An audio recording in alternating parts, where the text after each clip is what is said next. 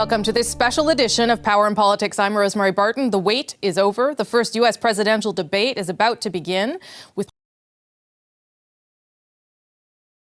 Well, most Americans in polls say that they expect. Good evening from Hofstra University. Thank you. We'll let Lester Holt New take York. over. We're going to stand by for analysis at the end of this debate. NBC Nightly News. Enjoy. I want to welcome you to the first presidential debate. The participants tonight are Donald Trump and Hillary Clinton. This debate is sponsored by the Commission on Presidential Debates, a nonpartisan, nonprofit organization. The commission drafted tonight's format, and the rules have been agreed to by the campaigns. The 90-minute debate is divided into 6 segments, each 50 minutes long. We'll explore 3 topic areas tonight: achieving prosperity, America's direction, and securing America. At the start of each segment, I will ask the same lead-off question to both candidates, and they will each have up to 2 minutes to respond. From that point until the end of the segment, we'll have an open discussion. The questions are mine and have not been shared with the commission or the campaigns. The audience here in the room has agreed to remain silent so that we can focus on what the candidates are saying. I will invite you to applaud, however, at this moment as we welcome the candidates. Democratic nominee for President of the United States, Hillary Clinton, and Republican nominee for President of the United States, Donald J. Trump.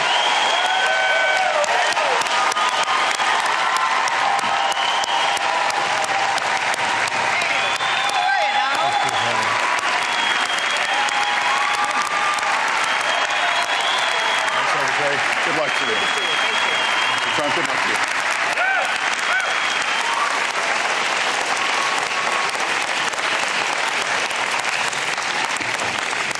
Well, I don't expect us to cover all the issues of this campaign tonight, but I remind everyone there are 2 more presidential debates scheduled. We are going to focus on many of the issues that voters tell us are most important, and we're going to press for specifics. I am honored to have this role, but this evening belongs to the candidates and just as important to the American people. Candidates, we look forward to hearing you articulate your policies and your positions, as well as your visions and your values. So, let's begin. We're calling this opening segment Achieving Prosperity, and central to that is jobs. There are 2 economic realities in America today. There's been a record 6 straight years of job growth, and new census numbers show incomes have increased at a record rate after years of stagnation. However, income inequality remains significant, and nearly half of Americans are living paycheck to paycheck.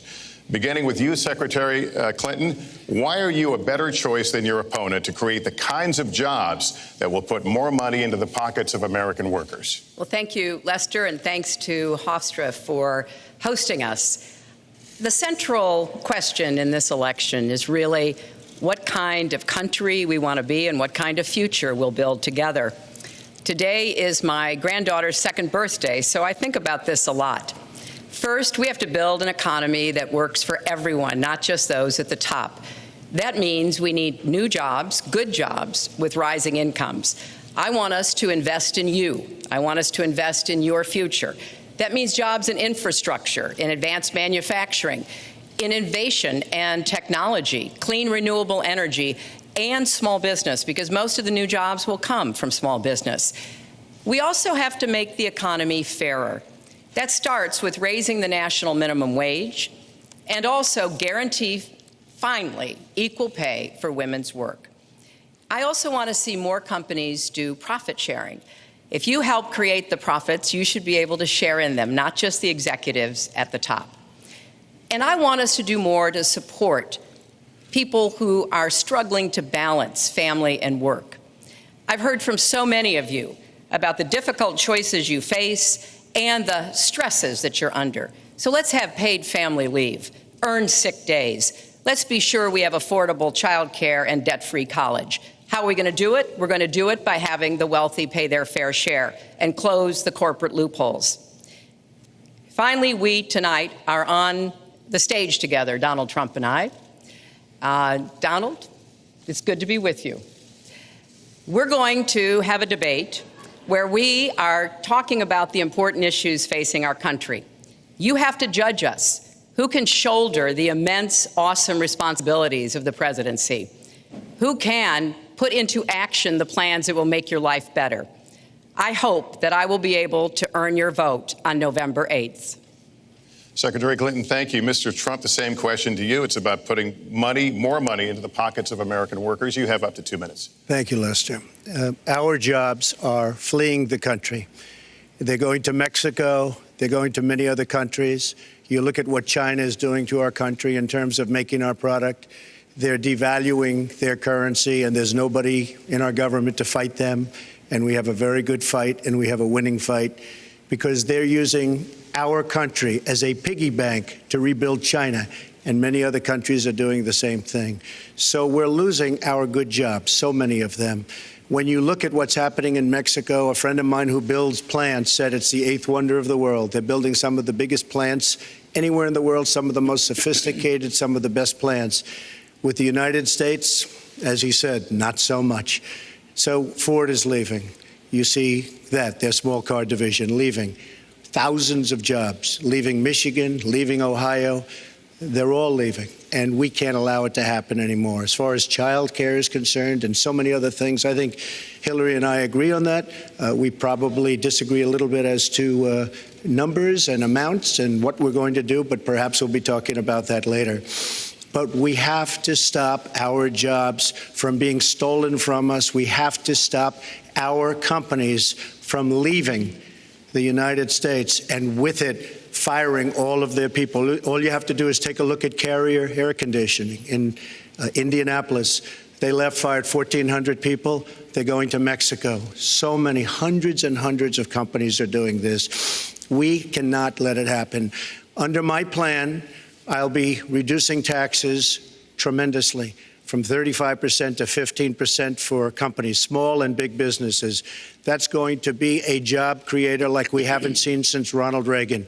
It's going to be a beautiful thing to watch. Companies will come, they will build, they will expand, new companies will start, and I look very, very much forward to doing it. We have to renegotiate our trade deals, and we have to stop these countries from stealing our companies and our jobs. Secretary Clinton, would you like to respond?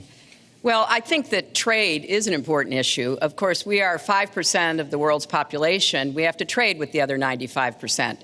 And we need to have smart, fair trade deals. We also, though, need to have a tax system that rewards work and not just financial transactions. And the kind of plan that Donald has put forth would be trickle-down economics all over again. In fact, it would be the most extreme version, the biggest tax cuts for the top percent of the people in this country than we've ever had. I call it trumped up trickle-down, because that's exactly what it would be. That is not how we grow the economy. We just have a different view about what's best for growing the economy, how we make investments that will actually produce jobs and rising incomes. I think we come at it from somewhat different perspectives. I understand that. You know, Donald was very fortunate in his life, and that's all to his benefit. He started his business with $14 million borrowed from his father, and he really believes that the more you help wealthy people, the better off we'll be, and that everything will work out from there. I don't buy that. I have a different experience. My father was a small businessman. He worked really hard. He printed drapery fabrics on long tables where he pulled out those fabrics and he went down with a silk screen and dumped the paint in and took the squeegee and kept going. And so what I believe is the more we can do for the middle class, the more we can invest in you, your education, your skills, your future, the better we will be off and the better we'll grow. That's the kind of economy I want us to see again. Let me follow up with Mr. Trump, if I can. You've talked about creating 25 million jobs, and you've promised to bring back millions of jobs for Americans. How are you going to bring back the industries that have left this country for cheaper labor overseas? How specifically are you going to tell American manufacturers that you have to come back? Well, for one thing, and before we start on that, my father gave me a very small loan in 1975, and I built it into a company that's worth many, many billions of dollars with some of the greatest assets in the world. And I say that only because that's the kind of thinking that our country needs. Our country's in deep trouble. We don't know what we're doing when it comes to devaluations, and all of these countries all over the world, especially China, they're the best ever at it. What they're doing to us is a very, very sad thing. So we have to do that. We have to renegotiate our trade deals. And Lester, they're taking our jobs, they're giving incentives, they're doing things that, frankly, we don't do. Let me give you the example of Mexico. They have a VAT tax. We're in a different system. When we sell into Mexico, there's a tax. When they sell in automatic, 16% approximately. When they sell into us, there's no tax. It's a defective agreement.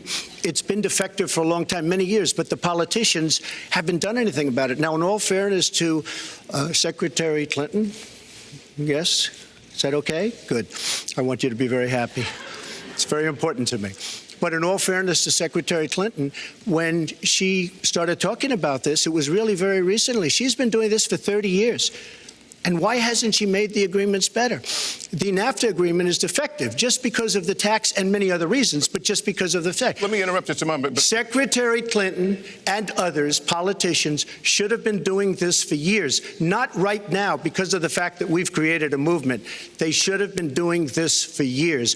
What's happened to our jobs and our country and our economy generally is, look, we owe $20 trillion. We cannot do it any longer, Lester. back to the question, though, how do you specifically bring back jobs? American manufacturers, how do you make them bring the jobs back? Well, the first thing you do is don't let the jobs leave. The companies are leaving. I could name, there are thousands of them. They're leaving, and they're leaving in bigger numbers than ever. And what you do is you say, fine, you want to go to Mexico or some other country, good luck. We wish you a lot of luck. But if you think you're going to make your air conditioners or your cars or your cookies or whatever you make and bring them into our country without a tax, you're wrong. And once you say you're going to have to tax them coming in, and our politicians never do this because they have special interests, and the special interests want those companies to leave because in many cases they own the companies.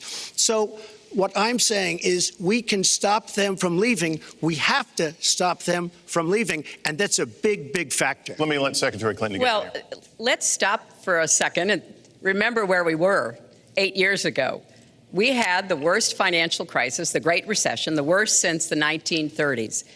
That was in large part because of tax policies that slashed taxes on the wealthy, failed to invest in the middle class, took their eyes off of Wall Street, and created a perfect storm. In fact, Donald was one of the people who rooted for the housing crisis.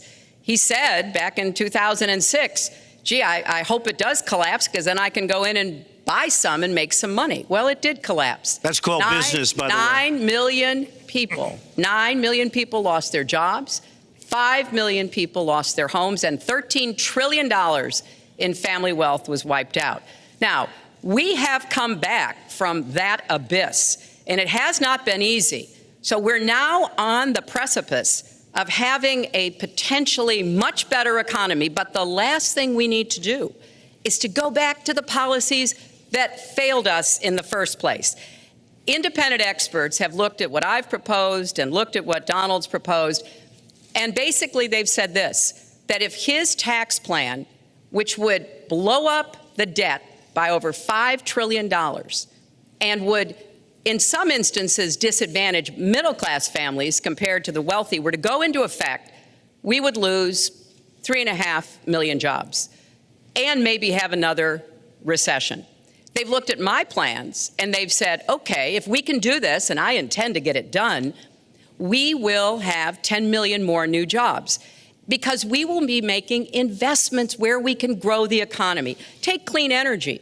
Some country is going to be the clean energy superpower of the 21st century. Donald thinks that climate change is a hoax perpetrated by the Chinese. I think it's real. I did not. Science is real. I do not say that. And I think it's important that we grip this and deal with it, both at home and abroad. And here's what we can do. We can deploy 500 million more solar panels. We can have enough clean energy to power every home. We can build a new modern electric grid. That's a lot of jobs. That's a lot of new economic activity. So I've tried to be very specific about what we can and should do, and I am determined that we're going to get the economy really moving again, building on the progress we've made over the last 8 years, but never going back to what got us in trouble in the first place. Mr. Trump. She talks about solar panels. We invested in a solar company, our country. That was a disaster. They lost plenty of money on that one. Now, look, I'm a great believer in all forms of energy, but we're putting a lot of people out of work. Our energy policies are a disaster. Our country is losing so much in terms of energy, in terms of paying off our debt. You can't do what you're looking to do with $20 trillion in debt. The Obama administration, from the time they've come in, is over 230 years worth of debt, and he's topped it. He's doubled it in a course of almost 8 years, 7.5 years to be semi-exact. So I will tell you this, we have to do a much better job at keeping our jobs, and we have to do a much better job at giving companies incentive to build new companies or to expand, because they're not doing it. And all you have to do is look at Michigan and look at Ohio and look at all of these places where so many of their jobs and their companies are just leaving. They're gone. And Hillary, I just ask you this. You've been doing this for 30 years. Why are you just thinking about these solutions right now? For 30 years you've been doing it, and now you're just starting to think of solutions. Well, actually, I will bring back jobs. You can't bring back jobs. Well, actually, I have thought about this quite a bit. Yeah, for 30 years. I have, well, not quite that long. I think my husband did a pretty good job in the 1990s. I think a lot about what worked and how we can make it work again. Well, he approved 3 million NAFTA. new jobs, He approved a balanced NAFTA, budget, which is the single worst trade deal ever approved in this country. Incomes went up for everybody. Manufacturing jobs went up also in the 1990s, if we're actually going to look at the facts. When I was in the Senate, I had a number of trade deals that came before me, and I held them all to the same test. Will they create jobs in America? Will they raise incomes in America? And are they good for our national security? Some of them I voted for. The biggest one, a multinational one known as CAFTA, I voted against. And because I hold the same standards as I look at all of these trade deals. But let's not assume that trade is the only challenge we have in the economy. I think it is a part of it, and I've said what I'm going to do. I'm going to have a special prosecutor. We're going to enforce the trade deals we have, and we're going to hold people accountable. When I was Secretary of State, we actually increased American exports globally 30%. We increased them to China 50%. So I know how to really work to get new jobs and to get exports that help to create more new jobs. Well, you haven't done it in 30 years or 26 years. Well, any number you I've want to been do. a senator, You Donald, haven't done it. And you haven't I done have it. been a And Secretary of State, and I have Your done husband signed a lot. NAFTA, which was one of the worst things that ever happened Well, to the that's your manufacturing opinion. industry. That is your You go to New England, you go to Ohio, Pennsylvania, you go anywhere you want, Secretary Clinton, and you will see devastation where manufacturing is down 30, 40, sometimes 50%. NAFTA is the worst trade deal maybe ever signed anywhere, but certainly ever signed in this country. And now you want to approve Trans-Pacific Partnership. You were totally in favor of it. Then you heard what I was saying, how bad it is, and you said, I can't win that debate. But you know that if you did win, you would approve that, and that will be almost as bad as NAFTA. Nothing will ever top NAFTA. That is just not accurate. I was against it once it was finally negotiated and the terms were laid out. I wrote about that in... You called it the gold standard. Well, I hope... You called it the gold standard of trade deals. You said it's the finest deal you've ever seen. No. And then you heard what I said about it, and all of a sudden you were against it. Well, Donald, I know you live in your own reality, but that is not the facts. The facts are, I did say I hoped it would be a good deal, but when it was negotiated, which I was not responsible for, I concluded it wasn't. I wrote about that. So is it President Obama's fault? Is it President Obama's fault? Even announced. Look, there are Secretary, is it President Obama's fault? There are because he's pushing it. There are different views about what's good for our country, our economy, and our leadership in the world. And I think it's important to look at what we need to do to get the economy going again. That's why I said new jobs with rising incomes, investments, not in more tax cuts that would add $5 trillion to the debt. But you have no plan. Oh, I do. Secretary, in fact, you have no plan. A book about it. It's called Stronger Together. You can pick it up tomorrow. That's about all you... Folks, at the bookstore or at an airport near you. We're going to move to... But it's because I see this. We need to have strong growth, fair growth, sustained growth. We also have to look at how we help families balance the responsibilities at home and the responsibilities at business. So we have a very robust set of plans, and people who have looked at both of our plans have concluded that mine would create 10 million jobs and yours would lose us 3.5 million jobs and explode You are the going debt, to approve one of which the biggest would tax have cuts a in recession. history. You are going to approve one of the biggest tax increases in history. You are going to drive business out. Your regulations are a disaster, and you're going to increase regulations all over the place. And by the way, my tax cut is the biggest since Ronald Reagan. I'm very proud of it. It will create tremendous numbers of new jobs. But regulations, you are going to regulate these businesses out of existence. When I go around, Lester, I tell you this, I've been all over. And when I go around, despite the tax cut, the things that business and people like the most is the fact that I'm cutting regulation. You have regulations on top of regulations, and new companies cannot form, and old companies are going out of business, and you want to increase the regulations and make them even worse. I'm going to cut regulations, but I'm going to cut taxes big league, and you're going to raise taxes big league. End of story. Let me get you to pause right there, because we're going to move into the next segment. We're going to talk taxes. That can't be left Please to stand. take 30 seconds, I then we're going to go kind on. of assumed that there would be a lot of these charges and claims. And so Facts. we have taken the homepage of my website, HillaryClinton.com, and we've turned it into a fact checker. So if you want to see in real time what the facts are, please go and take a look. Because And what take a I look have at mine proposed also, would and you'll not see. add a penny to the debt, and your plans would add $5 trillion to the debt. What I have proposed would cut regulations and streamline them for small businesses. What I have proposed would be paid for by raising taxes on the wealthy, because they have made all the gains in the economy. And I think it's time that the wealthy and corporations paid their fair share to support this Well, country. you just opened the next segment. Well, you just opened the next segment. Well, which is look, could I just finish? Actually, I think I should. I'm going to You give you go a to her chance right here. website With the and new you take a look at her 15-minute website. segment, She's it's going on to the- raise taxes $1.3 trillion. Mr. Trump, and look at her website. You know what? It's no different than this. She's telling us how to fight ISIS. Just go to her website. She tells you how to fight ISIS on her website. I don't think General Douglas MacArthur would like that All right, too much. The next segment, we're continuing Well, the at subject least of I have a plan to fight achieving ISIS. prosperity. No, you're telling the enemy everything you want to do. No, we're not. See, you're No, telling we're the not. enemy everything you We want to do. are- we No are wonder you've been outlining- fighting. No wonder you've been fighting ISIS your entire adult life. Folks, Go to the fact checkers. Get Folks, to work. you are unpacking a lot here, and we're still on the issue of achieving prosperity.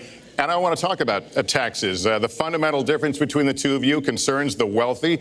Secretary Clinton, you're calling for a tax increase in the wealthiest Americans. I'd like you to further defend that. And Mr. Trump, you're calling for tax cuts for the wealthy. I'd like you to defend that. And this next 2-minute answer goes to you, Mr. Trump. Well, I'm really calling for major jobs, because the wealthy are going to create tremendous jobs. They're going to expand their companies. They're going to do a tremendous job. I'm getting rid of the carried interest provision. And if you really look, it's not a tax. It's really not a great thing for the wealthy. It's a great thing for the middle class.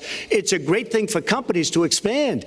And when these people are going to put billions and billions of dollars into companies, and when they're going to bring $2.5 trillion back from overseas, where they can't bring the money back because politicians like Secretary Clinton won't allow them to bring the money back because the taxes are so onerous and the bureaucratic red tape. So what is so bad? So what they're doing is they're leaving our country, and they're, believe it or not, leaving because taxes are too high and because some of them have lots of money outside of our country. And instead of bringing it back and putting the money to work because they can't work out a deal to, and everybody agrees it should be brought back. Instead of that, they're leaving our country to get their money because they can't bring their money back into our country because of bureaucratic red tape, because they can't get together, because we have a president that can't sit them around a table and get them to approve something. And here's the thing. Republicans and Democrats agree that this should be done. $2.5 trillion. I happen to think it's double that. It's probably $5 trillion that we can't bring into our country, Lester. And with a little leadership, you'd get it in here very quickly, and it could be put to use on the inner cities and lots of other things, and it would be beautiful. But we have no leadership. And honestly, that starts with Secretary Clinton. All right, you have 2 minutes on the same question to defend tax increases on the wealthiest Americans, Secretary Clinton. I have a feeling that by the end of this evening, I'm going to be blamed for everything that's ever happened. Why not? Why not? Yeah, why not? Just join the debate by saying more crazy things. Now, let me say there's nothing crazy about not letting our the companies case. bring their money back into their country. This is Secretary Clinton's 2 minutes, please. Yeah, well, let's start the clock again, Lester. We've looked at your tax proposals. I don't see changes in the corporate tax rates or the kinds of proposals you're referring to that would cause the repatriation, bringing back of money that's stranded overseas. I happen to Then you support didn't read that. it. I happen to support that in a way that will actually work to our benefit. But when I look at what you have proposed, you have what is called now the Trump loophole, because it would so advantage you and the business you do. You've proposed an approach that has a $4 billion tax benefit for your family. And when you look at what you are how much for my family? It is, Lester, how much? as I said, trumped up trickle down. Trickle down did not work. It got us into the mess we were in 2008 and 9. Slashing taxes on the wealthy hasn't worked. And a lot of really smart, wealthy people know that. And they are saying, hey, we need to do more to make the contributions we should be making to rebuild the middle class. I don't think top-down works in America. I think building the middle class, investing in the middle class, making college debt-free so more young people can get their education, helping people refinance their debt from college at a lower rate. Those are the kinds of things that will really boost the economy. Broad-based, inclusive growth is what we need in America, not more advantages for people at the very top. Mr. Trump, Typical politician, all talk, no action, sounds good, doesn't work, never going to happen. Our country is suffering because people like Secretary Clinton have made such bad decisions in terms of our jobs and in terms of what's going on. Now, look, we have the worst revival of an economy since the Great Depression. And believe me, we're in a bubble right now. And the only thing that looks good is the stock market. But if you raise interest rates even a little bit, that's going to come crashing down. We are in a big, fat, ugly bubble. And we better be awfully careful. And we have a Fed that's doing political things. This Janet Yellen of the Fed. The Fed is doing political by keeping the interest rates at this level. And believe me, the day Obama goes off and he leaves and he goes out to the golf course for the rest of his life to play golf, when they raise interest rates, you're going to see some very bad things happen because the Fed is not doing their job. The Fed is being more political than Secretary Clinton. Mr. Trump, we're talking about the burden that Americans have to pay, yet you have not released your tax returns. And the reason nominees have released their returns for decades is that voters will know if their potential president owes money to, who he owes it to, and any business conflicts. Don't Americans have a right to know if there are any conflicts of interest? I don't mind releasing. I'm under a routine audit, and it'll be released. And as soon as the audit's finished, it'll be released. But you will learn more about Donald Trump by going down to the federal elections, where I filed a 104-page, essentially financial statement of sorts, the forms that they have. It shows income. In fact, the income, I just looked today, the income is filed at $694 million for this past year. $694 million. If you would have told me I was going to make that 15 or 20 years ago, I would have been very surprised. But that's the kind of thinking that our country needs. When we have a country that's doing so badly, that's being ripped off by every single country in the world, it's the kind of thinking that our country needs because everybody, Lester, we have a trade deficit with all of the countries that we do business with of almost $800 billion a year. You know what that is? That means who's negotiating these trade deals? We have people that are political hacks negotiating our trade deals. The IRS says an audit of your taxes, you're perfectly free to release your taxes during an audit. And so the question, does the public's right to know outweigh your personal? Well, I told you, I will release them as soon as the audit. Look, I've been under audit almost for 15 years. I know a lot of wealthy people that have never been audited. I said, do you get audited? I get audited almost every year. And in a way, I should be complaining. I'm not even complaining. I don't mind it. It's almost become a way of life. I get audited by the IRS, but other people don't. I will say this. We have a situation in this country that has to be taken care of. I will release my tax returns against my lawyer's wishes. When she releases her 33,000 emails that have been deleted, as soon as she releases them, I will release my tax returns. And that's against my lawyers. They say, don't do it. I will tell you this. No, in fact, watching shows, reading the papers, almost every lawyer says, you don't release your returns until the audit's complete. When the audit's complete, I'll do it. But I would go against them if she releases her email. So it's negotiable? It's not negotiable. No, let her release the email. Why did she delete 33,000? Well, I'll let her ask that, but let me just admonish the audience one more time. There was an agreement. We did ask you to be silent, so it would be helpful for us. Secretary Clinton. Well, I think you've just seen another example of bait and switch here. For 40 years, everyone running for president has released their tax returns. You can go and see nearly, I think, 39, 40 years of our tax returns, but everyone has done it.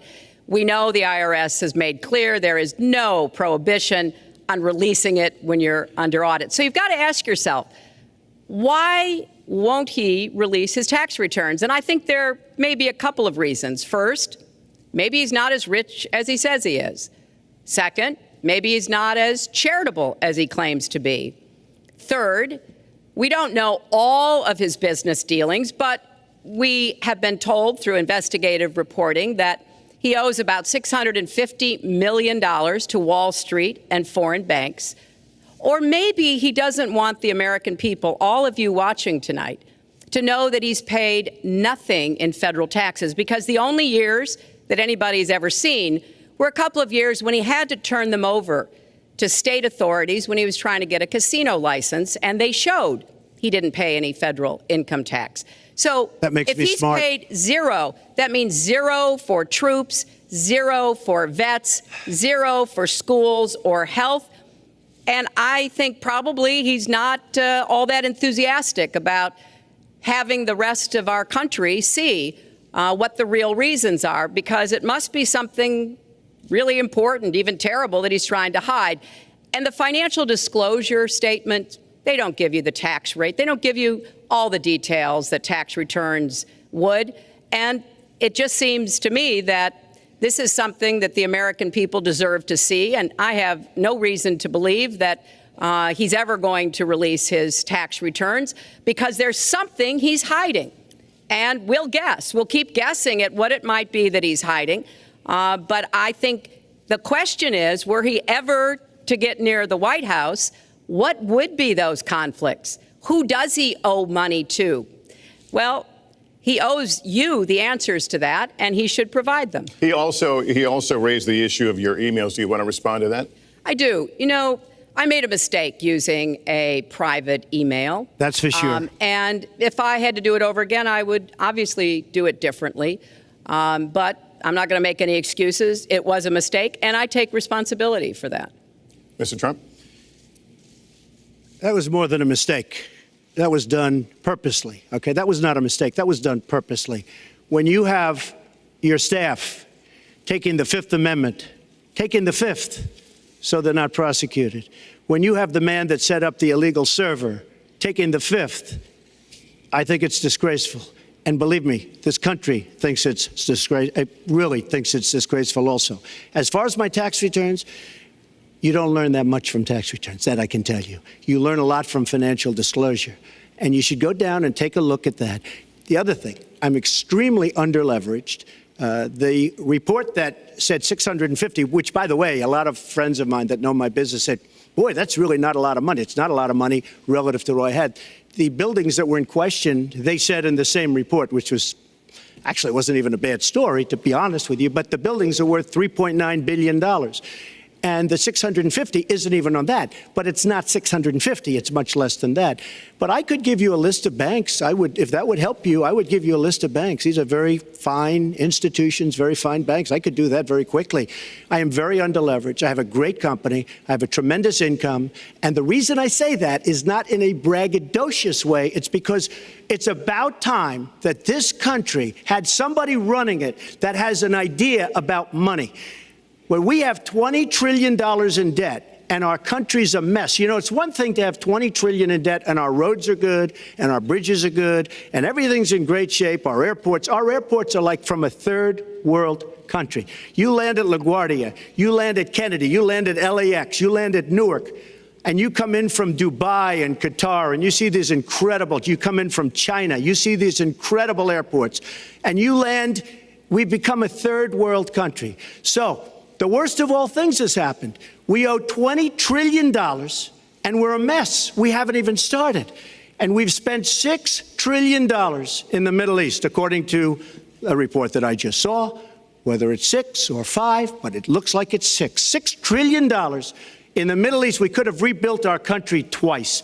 And it's really a shame. And it's politicians like Secretary Clinton that have caused this problem. Our country has tremendous problems. We're a debtor nation, we're a serious debtor nation, and we have a country that needs new roads, new tunnels, new bridges, new airports, new schools, new hospitals. And we don't have the money because it's been squandered on so many of your ideas. Let you And respond, maybe and we'll move to our because next. you haven't paid any federal income tax for a lot of years. And the other thing I think is important It to would be point out squandered too, is believe me. If your main claim to be president of the United States is your business, then I think we should talk about that. You know, your campaign manager said that you built a lot of businesses on the backs of little guys. And indeed, I have met a lot of the people who were stiffed by you and your businesses, Donald. I've met dishwashers, painters, architects, glass installers, marble installers, drapery installers, like my dad was, who you refused to pay when they finished the work that you asked them to do. We have an architect in the audience who designed one of your clubhouses at one of your golf courses. It's a beautiful facility. It immediately was put to use, and you wouldn't pay what the man needed to be paid, what he was charging you. Maybe he didn't do a good job, and I was Well, unsatisfied with his work, which our country should do too. The thousands of people that you have stiffed over the course of your business not deserve some kind of apology from someone who has taken their labor, taken the goods that they produced, and then refused to pay them? I can only say that I'm certainly relieved that my late father never did business with you. He provided a good middle-class life for us, but the people he worked for, he expected the bargain to be kept on both sides. And when we talk about your business, you've taken business bankruptcy 6 times. There are a lot of great business people that have never taken bankruptcy once. You call yourself the king of debt. You talk about leverage. You even at one time suggested that you would try to negotiate down the national debt of the United States. Well, sometimes there's not a direct transfer of skills from business to government, but sometimes what happened in business would be really bad for government. Let's let Mr. And Trump we need So, yeah, I to think be it's- very I do think clear it's time. about that. Look, it's all words. It's all sound bites. I built an unbelievable company, some of the greatest assets anywhere in the world, real estate assets anywhere in the world, beyond the United States, in Europe, lots of different places. It's an unbelievable company. But on occasion, 4 times, we used certain laws that are there. And when Secretary Clinton talks about people that didn't get paid, first of all, they did get paid a lot, but taking advantage of the laws of the nation. Now, if you want to change the laws, you've been there a long time, change the laws. But I take advantage of the laws of the nation because I'm running a company. My obligation right now is to do well for myself, my family, my employees, for my companies. And that's what I do. But what she doesn't say is the tens of thousands of people that are unbelievably happy and that love me. I'll give you an example. We're just opening up on Pennsylvania Avenue, right next to the White House. So if I don't get there one way, I'm going to get to Pennsylvania Avenue another. But we're opening the old post office. Under budget, ahead of schedule, saved tremendous money. I'm a year ahead of schedule. And that's what this country should be doing. We build roads and they cost 2 and 3 and 4 times what they're supposed to cost. We buy products for our military and they come at costs that are so far above what they were supposed to be because we don't have people that know what they're doing. When we look at the budget is bad to a large extent because we have people that have no idea as to what to do and how to buy. The Trump International is way under budget and way ahead of schedule, and we should be able to do that for our country. Well, we're well behind schedule, so I want to move to our next segment. We move into our next segment talking about America's direction, and let's start by talking about race. The share of Americans who say race relations are bad in this country is the highest it's been in decades, much of it amplified by shootings of African Americans by police, as we've seen recently in Charlotte and Tulsa.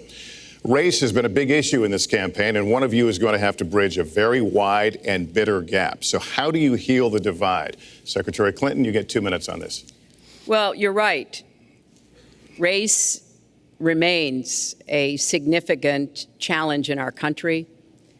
Unfortunately, race still determines too much, often determines where people live, determines what kind of education in their public schools they can get, and yes, it determines how they're treated in the criminal justice system.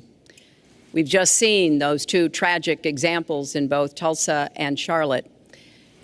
And we've got to do several things at the same time. We have to restore trust between communities and the police. We have to work to make sure that our police are using the best training, the best techniques, that they're well prepared to use force only when necessary. Everyone should be respected by the law, and everyone should respect the law. Right now, that's not the case in a lot of our neighborhoods. So I have, ever since the first day of my campaign, called for criminal justice reform. I've laid out a platform that I think would begin to remedy some of the problems we have in the criminal justice system. But we also have to recognize, in addition to the challenges that we face with policing, there are so many good, brave police officers who equally want reform. So we have to bring communities together in order to begin working on that as a mutual goal. And we've got to get guns out of the hands of people who should not have them. The gun epidemic is the leading cause of death of young African American men, more than the next 9 causes put together. So we have to do 2 things, as I said. We have to restore trust. We have to work with the police. We have to make sure they respect the communities and the communities respect them. And we have to tackle the plague of gun violence, which is a big contributor to a lot of the problems that we're seeing today. All right, Mr. Trump, you have 2 minutes. How do you heal the divide? Well, first of all, Secretary Clinton doesn't want to use a couple of words, and that's law and order. And we need law and order. If we don't have it, we're not going to have a country. And when I look at what's going on in Charlotte, a city I love, a city where I have investments, when I look at what's going on throughout various parts of our country, whether it's, I can just keep naming them all day long. We need law and order in our country. And I just got today, as you know, the endorsement of the Fraternal Order of Police. We just came in. We have endorsements from, I think, almost every police group, a large percentage of them in the United States. We have a situation where we have our inner cities, African Americans, Hispanics, are living in hell because it's so dangerous. You walk down the street, you get shot. In Chicago, they've had thousands of shootings, thousands, since January 1st, thousands of shootings. And I'm saying, where is this? Is this a war-torn country? What are we doing? And we have to stop the violence. We have to bring back law and order. In a place like Chicago, where thousands of people have been killed, thousands over the last number of years. In fact, almost 4,000 have been killed since Barack Obama became president. Almost 4,000 people in Chicago have been killed. We have to bring back law and order. Now, whether or not in a place like Chicago you do stop and frisk, which worked very well, Mayor Giuliani is here, it worked very well in New York. It brought the crime rate way down. But you take the gun away from criminals that shouldn't be having it. We have gangs roaming the street, and in many cases, they're illegally here, illegal immigrants, and they have guns, and they shoot people. And we have to be very strong, and we have to be very vigilant. We have to know what we're doing. Right now, our police, in many cases, are afraid to do anything. We have to protect our inner cities because African-American communities are being decimated by crime. Your 2 minutes has expired, but I do want to follow up. Stop and frisk was ruled unconstitutional in New York because it largely singled out black and Hispanic young men. No, you're wrong. It went before a judge who was a very against police judge. It was taken away from her, and our mayor, our new mayor, refused to go forward with the case. They would have won an appeal. If you look at it throughout the country, there are many places where the argument is that it's a form of racial profiling. No, the argument is that we have to take the guns away from these people that have them and that are bad people that shouldn't have them. These are felons. These are people that are bad people that shouldn't be. When you have 3,000 shootings in Chicago from January 1st, when you have 4,000 people killed in Chicago by guns from the beginning of the presidency of Barack Obama, his hometown, you have to have stop and frisk. You need more police. You need a better community relation. You don't have good community relations in Chicago. It's terrible. I have property there. It's terrible what's going on in Chicago. But when you look, and Chicago's not the only, you go to Ferguson, you go to so many different places. You need better relationships. I agree with Secretary Clinton on this. You need better relationships between the communities and the police, because in some cases it's not good. But you look at Dallas, where the relationships were really studied. The relationships were really a beautiful thing. And then 5 police officers were killed one night very violently. So there's some bad things going on, some really bad things. Secretary Clinton, but we need, Lester, we need law and order. And we need law and order in the inner cities, because the people that are most affected by what's happening are African American and Hispanic people. And it's very unfair to them what our politicians are allowing to happen. Secretary Clinton. Well, I've heard Donald say this at his rallies, and it's really unfortunate that he paints such a dire, negative picture of black communities in our country. Oh. You know, the vibrancy of the black church, the black businesses that employ so many people, the opportunities that so many families are working to provide for their kids. There's a lot that we should be proud of and we should be supporting and lifting up.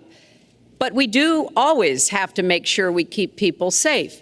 There are the right ways of doing it, and then there are ways that are ineffective.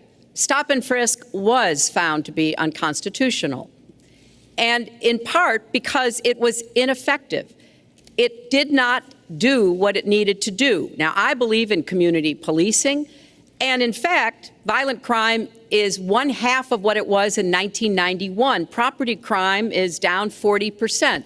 We just don't want to see it creep back up. We've had 25 years of very good cooperation, but there were some problems, some unintended consequences.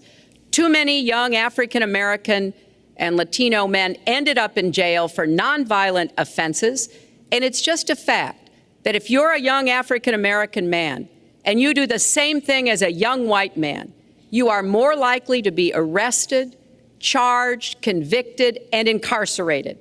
So we've got to address the systemic racism in our criminal justice system. We cannot just say law and order. We have to say we have to come forward with a plan that is going to divert people from the criminal justice system, deal with mandatory minimum sentences, which have put too many people away for too long for doing too little. We need to have more second chance programs. I'm glad that we're ending private prisons in the federal system. I want to see them ended in the state system. You shouldn't have a profit motivation to fill prison cells with young Americans. So there are some positive ways we can work on this. And I believe strongly that common sense gun safety measures would assist us right now. And this is something Donald has supported along with the gun lobby. Right now, we've got too many military-style weapons on the streets. In a lot of places, our police are outgunned. We need comprehensive background checks, and we need to keep guns out of the hands of those who will do harm. And we finally need to pass a prohibition on anyone who's on the terrorist watch list from being able to buy a gun in our country. If you're too dangerous to fly, you are too dangerous to buy a gun. So there are things we can do, and we ought to do it in a bipartisan way. Secretary Clinton, last week you said we've got to do everything possible to improve policing, to go right at implicit bias. Do you believe that police are implicitly biased against black people? Lester, I think implicit bias is a problem for everyone, not just police. I think, unfortunately, too many of us in our great country jump to conclusions about each other. And therefore, I think we need all of us to be asking hard questions about, why am I feeling this way? But when it comes to policing, since it can have literally fatal consequences, I have said in my first budget we would put money into that budget to help us deal with implicit bias by retraining a lot of our police officers. I met with a group of very distinguished, experienced police chiefs a few weeks ago. They admit it's an issue. They've got a lot of concerns. Mental health is one of the biggest concerns because now police are having to handle a lot of really difficult mental health problems on the street. They want support. They want more training. They want more assistance. And I think the federal government could be in a position where we would offer and provide that. I'd like to respond. Please. First of all, I agree, and a lot of people, even within my own party, want to give certain rights to people on watch lists and no-fly lists. I agree with you. When a person is on a watch list or a no-fly list, and I have the endorsement of the NRA, which I'm very proud of. These are very, very good people, and they're protecting the Second Amendment. But I think we have to look very strongly at no-fly lists and watch lists. And when people are on there, even if they shouldn't be on there, we'll help them. We'll help them legally. We'll help them get off. But I tend to agree with that quite strongly. I do want to bring up the fact that you were the one that brought up the word super predator about young black youth. And that's a term that I think was it's been horribly met, as you know. I think you've apologized for it. But I think it was a terrible thing to say. And when it comes to stop and frisk, you're talking about taking guns away. Well, I'm talking about taking guns away from gangs and people that use them. And I really don't think you disagree with me on this, if you want to know the truth. I think maybe there's a political reason why you can't say it, but I really don't believe. In New York City, stop and frisk, we had 2,200 murders, and stop and frisk brought it down to 500 murders. 500 murders is a lot of murders. Hard to believe. 500 is like supposed to be good. But we went from 2,200 to 500, and it was continued on by Mayor Bloomberg, and it was terminated by current mayor. But stop and frisk had a tremendous impact on the safety of New York City, tremendous beyond belief. So when you say it has no impact, it really did. It had a very, very big impact. Well, it's also fair to say, if we're going to talk about mayors, that under the current mayor, crime has continued to drop, including murders. So there is. You're wrong. No, I'm not. Murders are up. All right, you check. New York has done an excellent job, and I give credit. I give credit across the board, going back to mayors, to police chiefs, because it has worked, and other communities need to come together to do what will work as well. Look, one murder is too many, but it is important that we learn about what has been effective and not go to things that sound good that really did not have the kind of impact that we would want. Who disagrees with keeping neighborhoods safe? But let's also add, no one should disagree about respecting the rights of young men who live in those neighborhoods. And so we need to do a better job of working again with the communities, faith communities, business communities, as well as the police to try to deal with this problem. This conversation is about race, and so, Mr. Trump, I have to ask you. But I'd like to just respond, if I might. Please, 20 I'd just like to respond. Please respond, then I've got to follow up. Look, the African-American community has been let down by our politicians. They talk good around election time, like right now, and after the election, they said, see you later, I'll see you in 4 years. The African-American community, look, the community within the inner cities has been so badly treated. They've been abused and used in order to get votes by Democrat politicians, because that's what it is. They've controlled these communities for up to 100 years. Mr. Trump, let me... Well, unbroken. And I will tell you, you look at the inner cities, and I just left Detroit, and I just left Philadelphia, and I just, you know, you've seen me. I've been all over the place. You decided to stay home, and that's okay. But I will tell you, I've been all over, and I've met some of the greatest people I'll ever meet within these communities, and they are very, very upset with what their politicians have told them and what their politicians have done. Mr. Trump, I think Donald just criticized me for preparing for this debate. And yes, I did. And you know what else I prepared for? I prepared to be president. And I think that's a good thing. Mr. Trump, for 5 years, you perpetuated a false claim that the nation's first black president was not a natural-born citizen. You questioned his legitimacy. In the last couple of weeks, you acknowledged what most Americans have accepted for years. The president was born in the United States. Can you tell us what took you so long? I'll tell you just very simple to say. Sidney Blumenthal works for the campaign and very close friend of Secretary Clinton.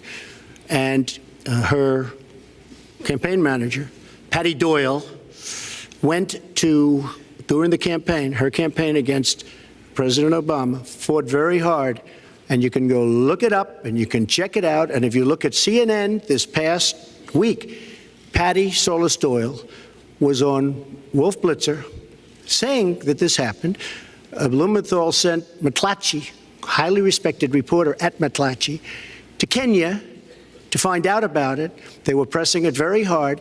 She failed to get the birth certificate. When I got involved, I didn't fail. I got him to give the birth certificate. So I'm satisfied with it, and I'll tell you why I'm satisfied with it. That was because I want to get on to defeating ISIS, because I want to get on to creating jobs, because I want to get on to having a strong border, because I want to get on to things that are very important to me and that are very important to the country. I'll let you respond. That's important, but I just want to get the answer here. The birth certificate was produced in 2011. You continued to tell the story and question the president's legitimacy in 2012, 13, 14, 15, as recently as January. So the question is, what changed your mind? Well, nobody was pressing it. Nobody was caring much about it. I figured you'd ask the question tonight, of course, but nobody was caring much about it. But I was the one that got him to produce the birth certificate, and I think I did a good job. Secretary Clinton also fought it. I mean, you know, now everybody in mainstream is going to say, oh, that's not true. Look, it's true. Sidney Blumenthal sent a reporter. You just have to take a look at CNN last week, the interview with your former campaign manager, and she was involved. But just like she can't bring back jobs, she can't produce. I'm sorry, I'm just going to follow up, and I will let you respond to that, because if there's a lot there. But we're talking about racial healing in this segment. What do you say to Americans? Well, it was very, I say nothing. I say nothing because I was able to get him to produce it. He should have produced it a long time before. I say nothing. But let me just tell you, when you talk about healing, I think that I've developed very, very good relationships over the last little while with the African-American community. I think you can see that. And I feel that they really wanted me to come to that conclusion, and I think I did a great job and a great service, not only for the country, but even for the president, in getting him to produce his birth certificate. Secretary Clinton. Well, just listen to what you heard. And clearly, as Donald just admitted, he knew he was going to stand on this debate stage, and Lester Holt was going to be asking us questions, so he tried to put the whole racist birther lie to bed. but it can't be dismissed that easily. He has really started his political activity based on this racist lie that our first black president was not an American citizen. There was absolutely no evidence for it, but he persisted. He persisted year after year because some of his supporters, people that he was trying to bring into his fold, apparently believed it or wanted to believe it. But remember, Donald started his career back in 1973 being sued by the Justice Department for racial discrimination because he would not rent apartments in one of his developments to African Americans, and he made sure that the people who worked for him understood that was the policy. He actually was sued twice by the Justice Department. So he has a long record of engaging in racist behavior. And the birther lie was a very hurtful one. You know, Barack Obama is a man of great dignity, and I could tell how much it bothered him and annoyed him that this was being touted and used against him. But I like to remember what Michelle Obama said in her amazing speech at our Democratic National Convention. When they go low, we go high. And Barack Obama went high, despite Donald Trump's best efforts to bring him down. Mr. Trump, you can respond, then we're going to move on to the next segment. I would love to respond. First of all, I got to watch, in preparing for this, some of your debates against Barack Obama. You treated him with terrible disrespect. And I watched the way you talk now about how lovely everything is and how wonderful you are. It doesn't work that way. You were after him. You were trying to. You even sent out, or your campaign sent out, pictures of him in a certain garb, very famous pictures. I don't think you can deny that. But just last week, your campaign manager said it was true. So when you try to act holier than thou, it really doesn't work. It really doesn't. Now, as far as the lawsuit, yes, when I was very young, I went into my father's company, had a real estate company in Brooklyn and Queens, and we, along with many, many other companies throughout the country, it was a federal lawsuit, were sued. We settled the suit with no admission of guilt. It was very easy to do, but they sued many people. I notice you bring that up a lot, and I also noticed the very nasty commercials that you do on me in so many different ways, which I don't do on you. Maybe I'm trying to save the money, but frankly, I look at that and I say, isn't that amazing? Because I settled that lawsuit with no admission of guilt, but that was a lawsuit brought against many real estate firms, and it's just one of those things. I'll go on one step further. In Palm Beach, Florida, tough community, a brilliant community, a wealthy community, probably the wealthiest community there is in the world. I opened a club and really got great credit for it. No discrimination against African Americans, against Muslims, against anybody. And it's a tremendously successful club, and I'm so glad I did it. And I have been given great credit for what I did, and I'm very, very proud of it. And that's the way I feel. That is the true way I feel. Our next segment is called Securing America. We want to start with a 21st century war happening every day in this country. Our institutions are under cyber attack, and our secrets are being stolen. So my question is, who's behind it, and how do we fight it? Secretary Clinton, this answer goes to you. Well, I think cybersecurity, cyber warfare will be one of the biggest challenges facing the next president, because clearly we're facing at this point two different kinds of adversaries. There are the independent hacking groups that do it mostly for commercial reasons, to try to steal information that they then can use to make money.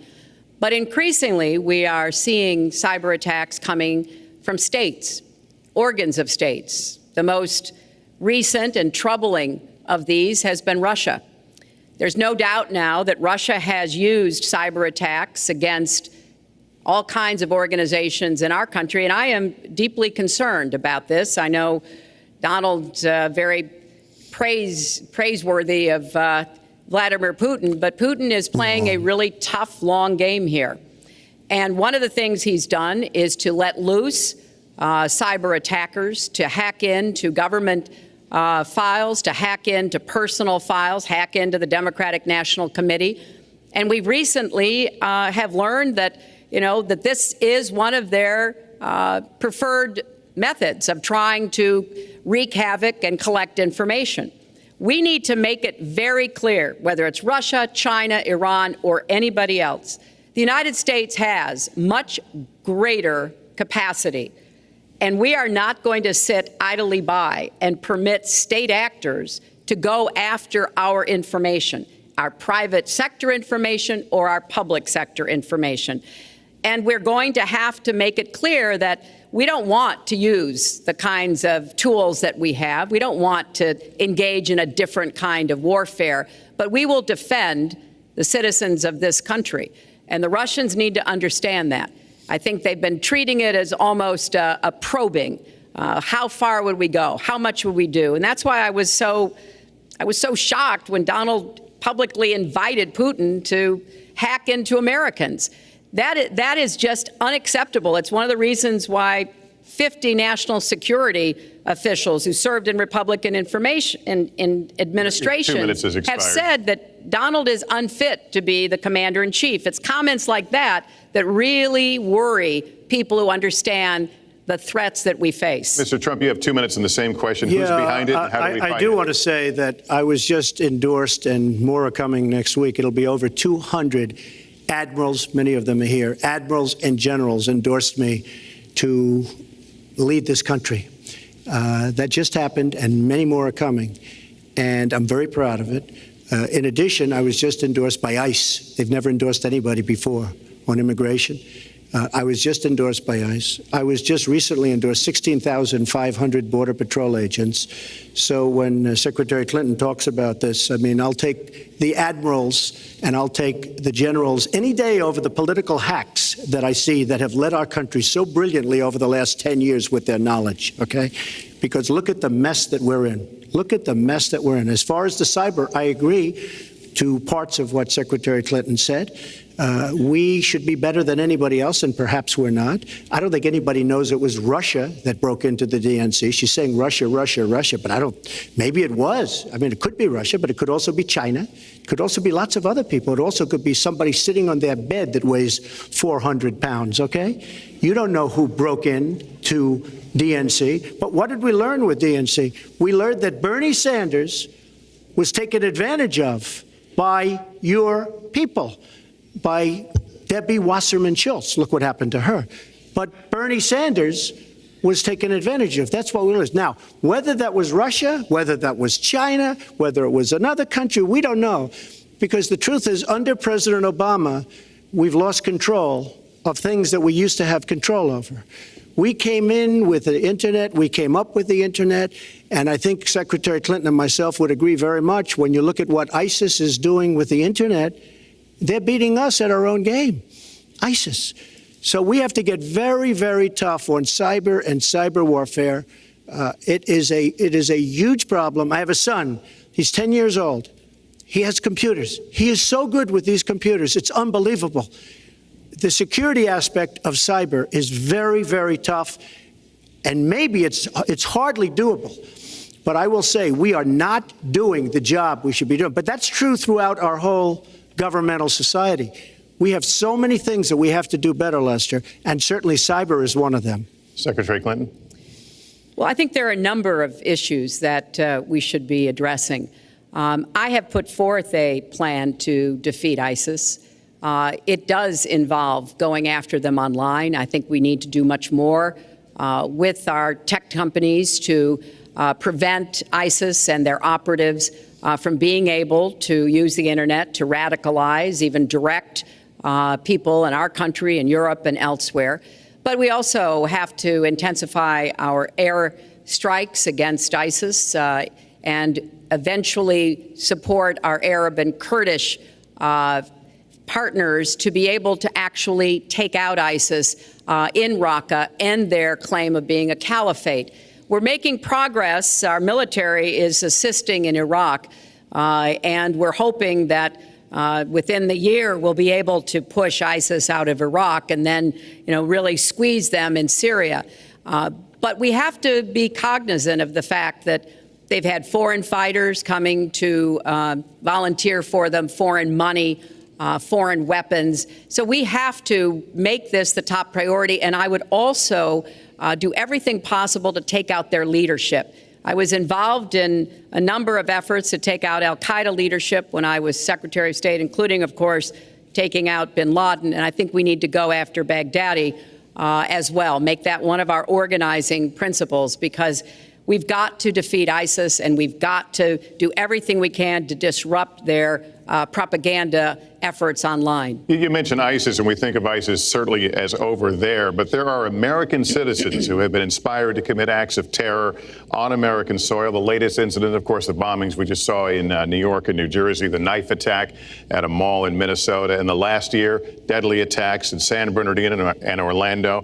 I'll ask this to both of you. Tell us specifically how you would prevent homegrown attacks by American citizens, Mr. Trump. Well, first I have to say one thing, very important. Secretary Clinton is talking about taking out ISIS. We will take out ISIS. Well, President Obama and Secretary Clinton created a vacuum the way they got out of Iraq, because they got out. They shouldn't have been in, but once they got in, the way they got out was a disaster, and ISIS was formed. So she talks about taking them out. She's been doing it a long time. She's been trying to take them out for a long time. But they wouldn't have even been formed if they left some troops behind, like 10,000 or maybe something more than that. And then you wouldn't have had them. Or, as I've been saying for a long time, and I think you'll agree because I said it to you once, had we taken the oil, and we should have taken the oil, ISIS would not have been able to form either, because the oil was their primary source of income. And now they have the oil all over the place, including the oil, a lot of the oil in Libya, which was another one of her disasters. Secretary Clinton. Well, I hope the fact checkers are turning up the volume and really working hard. Donald supported the invasion of Iraq. Wrong. That is absolutely wrong. Proved over and over again. Wrong. He actually advocated for the actions we took in Libya and urged that Gaddafi be taken out after actually doing some business with him one time. But the larger point, he says this constantly, is George W. Bush made the agreement about when American troops would leave Iraq, not Barack Obama. And the only way that American troops could have stayed in Iraq is to get an agreement from the then Iraqi government that would have protected our troops. And the Iraqi government would not give that. But let's talk about the question you asked, Lester. The question you asked is, what do we do here in the United States? That's the most important part of this. How do we prevent attacks? How do we protect our people? And I think we've got to have an intelligence surge where we are looking for every scrap of information. I was so proud of law enforcement in New York, in Minnesota, in New Jersey. You know, they responded so quickly, so professionally to the attacks that occurred by Rahami. And they brought him down. And we may find out more information because he is still alive, which may prove to be an intelligence benefit. So we've got to do everything we can to vacuum up intelligence from Europe, from the Middle East. That means we've got to work more closely with our allies. And that's something that Donald has been very dismissive of. We're working with NATO, the longest military alliance in the history of the world, to really turn our attention to terrorism. We're working with our friends in the Middle East, many of which, as you know, are Muslim majority nations. Donald has consistently insulted Muslims abroad, Muslims at home, when we need to be cooperating with Muslim nations and with the American Muslim community. They're on the front lines. They can provide information to us that we might not get anywhere else. They need to have close working cooperation with law enforcement in these communities, not be alienated and pushed away, as some of Donald's rhetoric, unfortunately, has led to. Mr. Well, I'd have to respond. Please respond. The secretary said very strongly about working with. We've been working with them for many years. And we have the greatest mess anyone's ever seen. You look at the Middle East, it's a total mess, under your direction to a large extent. But you look at the Middle East, you started the Iran deal. That's another beauty, where you have a country that was ready to fall. I mean, they were doing so badly. They were choking on the sanctions, and now they're going to be actually probably a major power at some point pretty soon, the way they're going.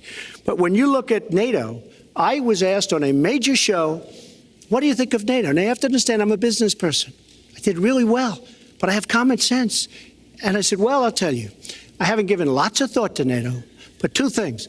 Number one, the 28 countries of NATO, many of them aren't paying their fair share. Number two, and that bothers me because we should be, as we're defending them, and they should at least be paying us what they're supposed to be paying by treaty and contract.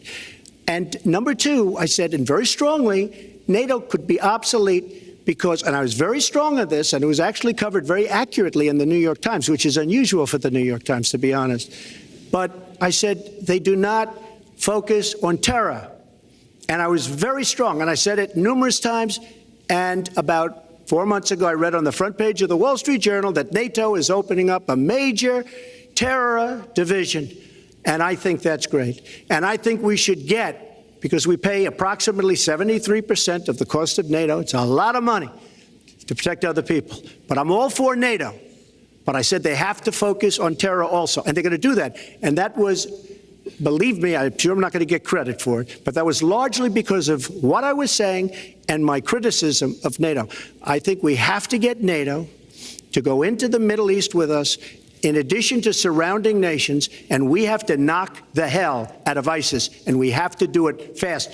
When ISIS formed in this vacuum created by Barack Obama and Secretary Clinton, and believe me, you were the ones that took out the troops. Not only that, you named the day. They couldn't believe it. They sat back probably and said, I can't believe it. They said, no, wait a minute. We've covered when they formed, this is something that never should have happened. It should have never happened. Now, you're talking about taking out ISIS, but you were there and you were Secretary of State when it was a little infant.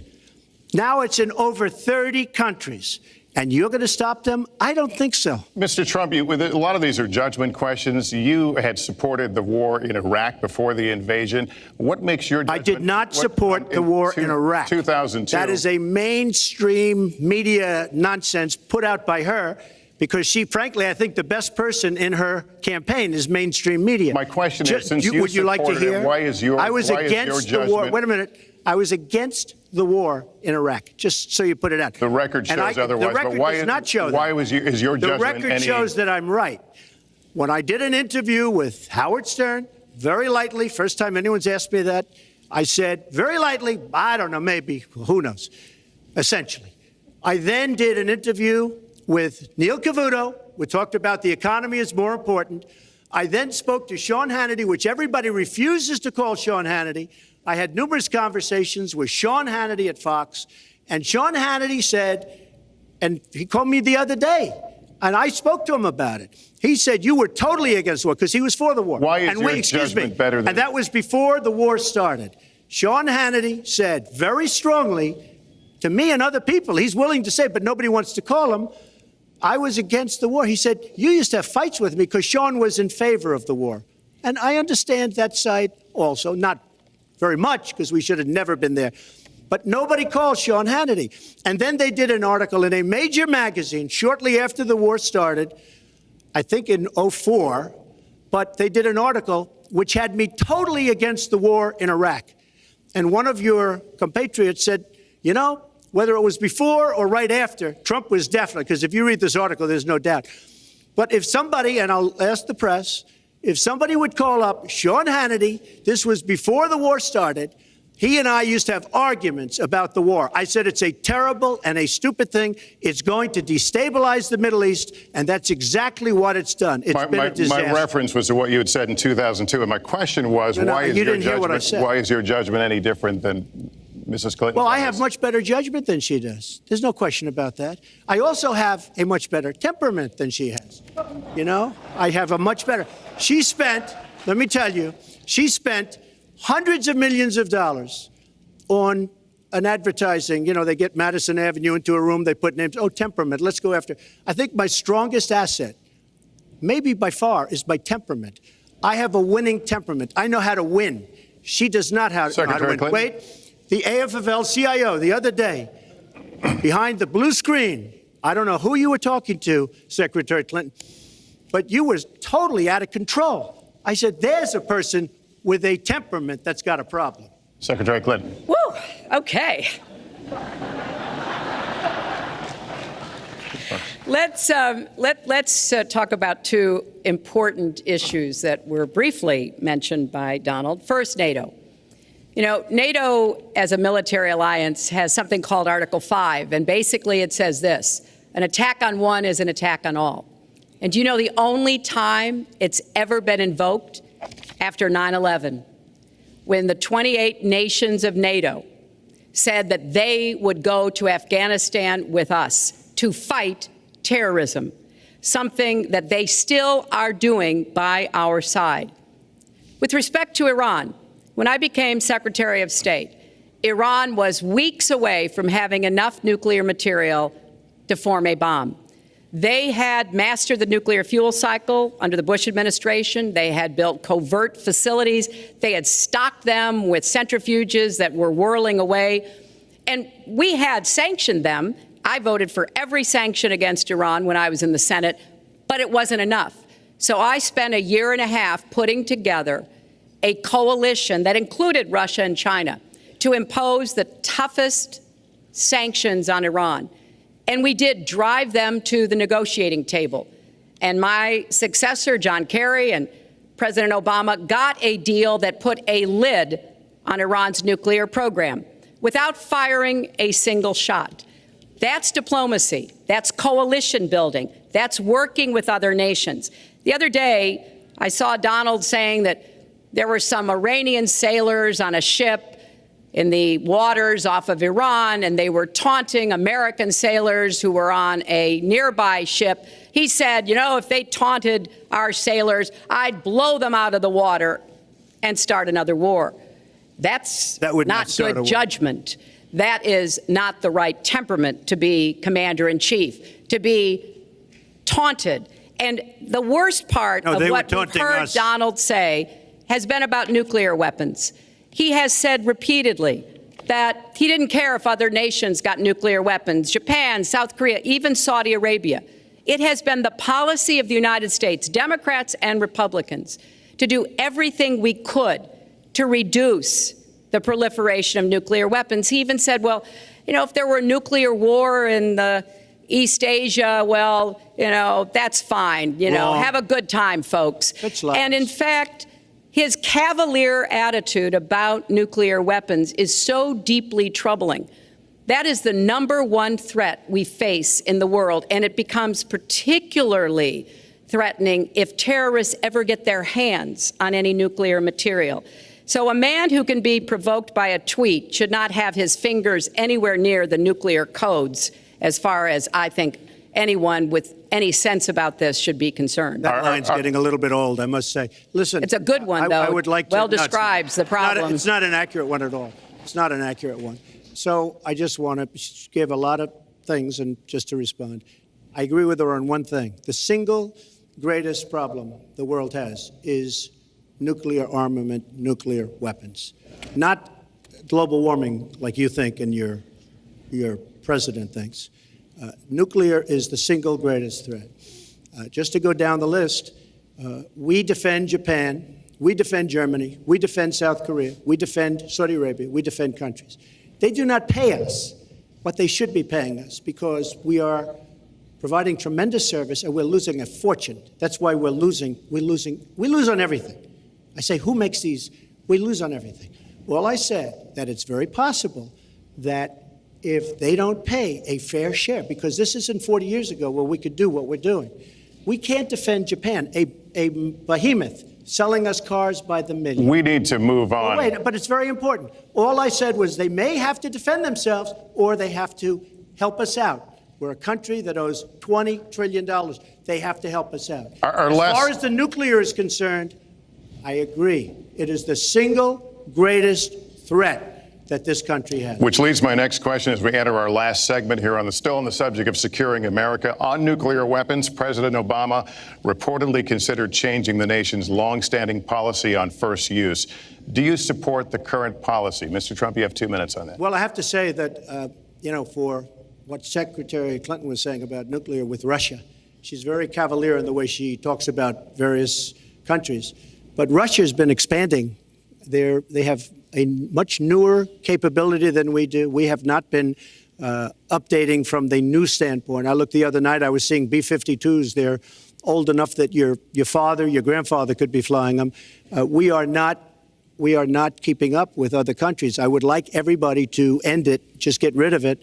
But I would certainly not do first strike. I think that once the nuclear alternative happens, it's over. At the same time, we have to be prepared. I can't take anything off the table because you look at some of these countries, you look at North Korea, we're doing nothing there. China should solve that problem for us. China should go into North Korea. China is totally powerful as it relates to North Korea. And by the way, another one powerful is the worst deal I think I've ever seen negotiated that you started is the Iran deal. Iran is one of their biggest trading partners. Iran has power over North Korea. And when they made that horrible deal with Iran, they should have included the fact that they do something with respect to North Korea. And they should have done something with respect to Yemen and all these other places. And when asked to Secretary Kerry, why didn't you do that? Why didn't you add other things into the deal? One of the great giveaways of all time, including $400 million in cash. Nobody's ever seen that before. That turned out to be wrong. It was actually $1.7 billion in cash. Obviously, I guess, for the hostages, it certainly looks that way. So you say to yourself, why didn't they make the right deal? This is one of the worst deals ever made by any country in history. The deal with Iran will lead to nuclear problems. All they have to do is sit back 10 years, and they don't have to do much, and they're going to end up getting nuclear. I met with Bibi Netanyahu the other day. Believe me, he is not a happy camper. All right. Mrs. Clinton, Secretary Clinton, you have 2 minutes. Let me start by saying words matter. Words matter when you run for president, and they really matter when you are president. And I want to reassure our allies in Japan and South Korea and elsewhere that we have mutual defense treaties and we will honor them. It is essential that America's word be good. And so I know that this campaign has caused some questioning and some worries on the part of many leaders across the globe. I've talked with a number of them. But I want to, on behalf of myself, and I think on behalf of a majority of the American people, say that, our word is good. It's also important that we look at the entire global situation. There's no doubt that we have other problems with Iran, but personally, I'd rather deal with the other problems having put that lid on their nuclear program than still to be facing that. And Donald never tells you what he would do. Would he have started a war? Would he have bombed Iran? If he's going to criticize a deal that has been very successful in giving us access to Iranian facilities that we never had before, then he should tell us what his alternative would be. But it's like his plan to defeat ISIS.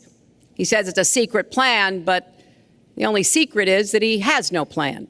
So we need to be more precise in how we talk about these issues. People around the world follow our presidential campaigns so closely, trying to get hints about what we will do. Can they rely on us? Are we going to lead the world with strength and in accordance with our values? That's what I intend to do. I intend to be a leader of our country that people can count on, both here at home and around the world, to make decisions that will further peace and prosperity, but also stand up to bullies, whether they're abroad or at home.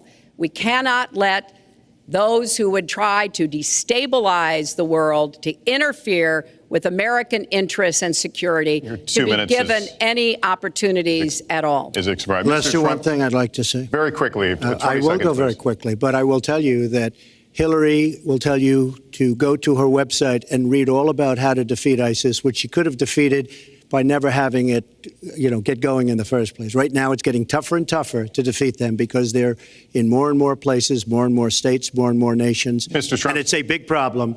And as far as Japan is concerned, I want to help all of our allies. But we are losing billions and billions of dollars. We cannot be the policeman of the world. We cannot protect countries all over the world where they're not paying us what we need. We have just a few final questions. She doesn't say that because she's got no business ability. We need heart. We need a lot of things. But you have to have some basic ability. And sadly, she doesn't have that. All of the things that she's talking about could have been taken care of during the last 10 years, let's say, while she had great power. But they weren't taken care of. And if she ever wins this race, they won't be taken care of. Mr. Trump, this year, Secretary Clinton became the first woman nominated for president by a major party. Earlier this month, you said she doesn't have, quote, a presidential look. She's standing here right now. What did you mean by that? She doesn't have the look. She doesn't have the stamina. I said she doesn't have the stamina. And I don't believe she does have the stamina. To be president of this country, you need tremendous stamina. The quote was, I just don't think she has a presidential look. Wait a minute, unless you asked me a question. Did you ask me a question? You have to be able to negotiate our trade deals. You have to be able to negotiate, that's right, with Japan, with Saudi Arabia. I mean, can you imagine we're defending Saudi Arabia, and with all of the money they have, we're defending them and they're not paying? All you have to do is speak to them. Wait, you have so many different things you have to be able to do, and I don't believe that Hillary has the stamina. Let's let her respond. Well, as soon as he travels to 112 countries and negotiates a peace deal, a ceasefire, a release of dissidents, an opening of new opportunities in nations around the world, or even spends 11 hours testifying in front of a congressional committee, he can talk to me about stamina. The world, let me tell you, Hillary has experience, but it's bad experience. We have made so many bad deals during the last, so she's got experience, that I agree, but it's bad experience. Whether it's the Iran deal that you're so in love with, where we gave them $150 billion back, whether it's the Iran deal, whether it's anything you can name, you almost can't name a good deal. I agree. She's got experience, but it's bad experience. And this country can't afford to have another 4 years of that kind of experience. We are at the final question. One thing, Lester, is, you know, he tried to switch from looks to stamina. But this is a man who has called women pigs, slobs, and dogs, and someone who has said pregnancy is an inconvenience to employers, who has said women don't deserve equal pay unless they do as good a job as men. And one of the worst things he said was about a woman in a beauty contest. He loves beauty contests, supporting them and hanging around them. And he called this woman Miss Piggy. Then he called her Miss Housekeeping because she was Latina. Donald, she has a name. Where did you find her this? name Where is did you find Alicia this? Machado. Where did you find and it? she has become a U.S. citizen, and you can bet she's going to vote this November. Okay, good. Let me just tell you. Mr. Trump, if you take 10 seconds, and then we're going to have the final question. Hillary is hitting me with tremendous commercials. Some of it said in entertainment. Some of it said somebody who's been very vicious to me, Rosie O'Donnell. I said very tough things to her, and I think everybody would agree that she deserves it, and nobody feels sorry for her. But you want to know the truth? I was going to say something extremely rough to Hillary, to her family, and I said to myself, I can't do it. I just can't do it. It's inappropriate. It's not nice. But she spent hundreds of millions of dollars on negative ads on me, many of which are absolutely untrue. They're untrue and they're misrepresentations. And I will tell you this, Lester, it's not nice, and I don't deserve that. But it's certainly not a nice thing that she's done. It's hundreds of millions of ads, and the only gratifying thing is I saw the polls come in today, and with all of that money, over $200 million is spent, and I'm either winning or tied, and I've spent practically nothing. One of you will not win this election. So my final question to you tonight, are you willing to accept the outcome as the will of the voters? Secretary Clinton? Well, I support our democracy. And sometimes you win, sometimes you lose. But I certainly will support the outcome of this election. And I know Donald's trying very hard to plant doubts about it, but I hope the people out there understand this election's really up to you.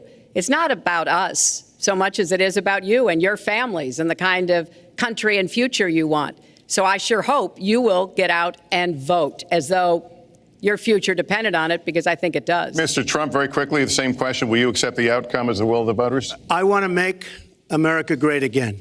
We are a nation that is seriously troubled. We're losing our jobs. People are pouring into our country. The other day, we were deporting 800 people, and perhaps they passed the wrong button, they pressed the wrong button, or perhaps, worse than that, it was corruption. But these people that we were going to deport for good reason ended up becoming citizens. And it was 800, and now it turns out it might be 1,800, and they don't even know. Will you accept Look, the outcome here's of the the story. election? I want to make America great again.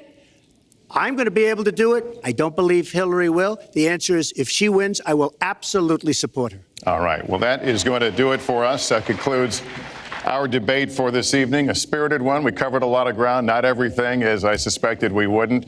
The next presidential debates are scheduled for October 9th at Washington University in St. Louis and October 19th at the University of Nevada, Las Vegas. The conversation will continue. A reminder, the vice presidential debate is scheduled for October 4th at Longwood University in Farmville, Virginia.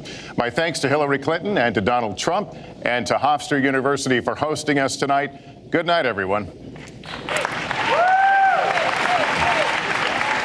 That concludes the first presidential debate, the first of 3 presidential debates in New York tonight. You can see the candidates shaking hands with the moderator, Lester Holt.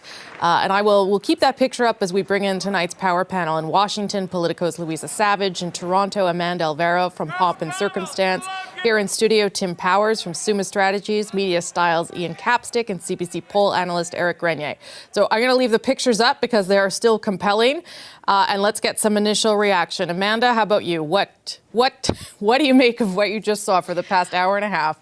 Well, I am so riled up. I'm sure everybody on the panel is too. And if you've been on social media, you know that it's been a frenzy, kind of like that debate. It was, for something that was quoted as being the most predictable debate that we've ever seen, it was utterly predictable. He was fly by the seat of his pants. He was, throw those gross, vague generalizations. She was much more polished, focused, but maybe a little too canned, maybe a little too scripted. I know there were moments for me where I just wanted her to jump in and hammer him back, and instead she went with a softer, I hope those fact checkers are doing their job. I did think that she had some really powerful moments, particularly near the end of the debate when she fought back on stamina and when she dealt with sexism straight on. I was really glad for those moments. But if I were to sum it up, I would say the debate for him was all about him. The debate for Trump was all about me. The debate for Clinton was all about you. Whether or not people took that away, it was certainly for me, it was about his resume versus her policies. Okay, and I'm still leaving those pictures up because you can see Hillary Clinton and Bill Clinton now shaking hands from some of the people there. Ian, you were raising your eyebrows, so your thoughts initially, and then we can dig into some of the issues, provided we have time. Yeah. I think Rosie Amanda hit the nail right on the head. This was an incredibly predictable debate tonight, and if you could find 2 more unlovable American candidates for the U.S. presidency, I would be shocked. These 2 particular individuals tonight played exactly to the type that we would have expected them to.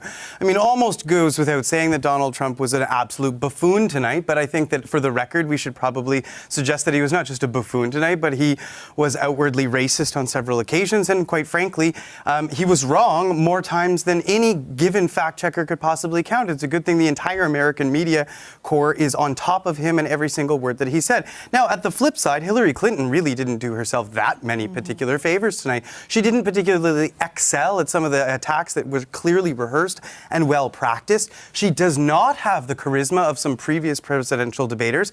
So all in all, my heavens, what a dreadfully horrific, boring, and disappointing comment on American democracy, to say the least. Tim, and then Louisa.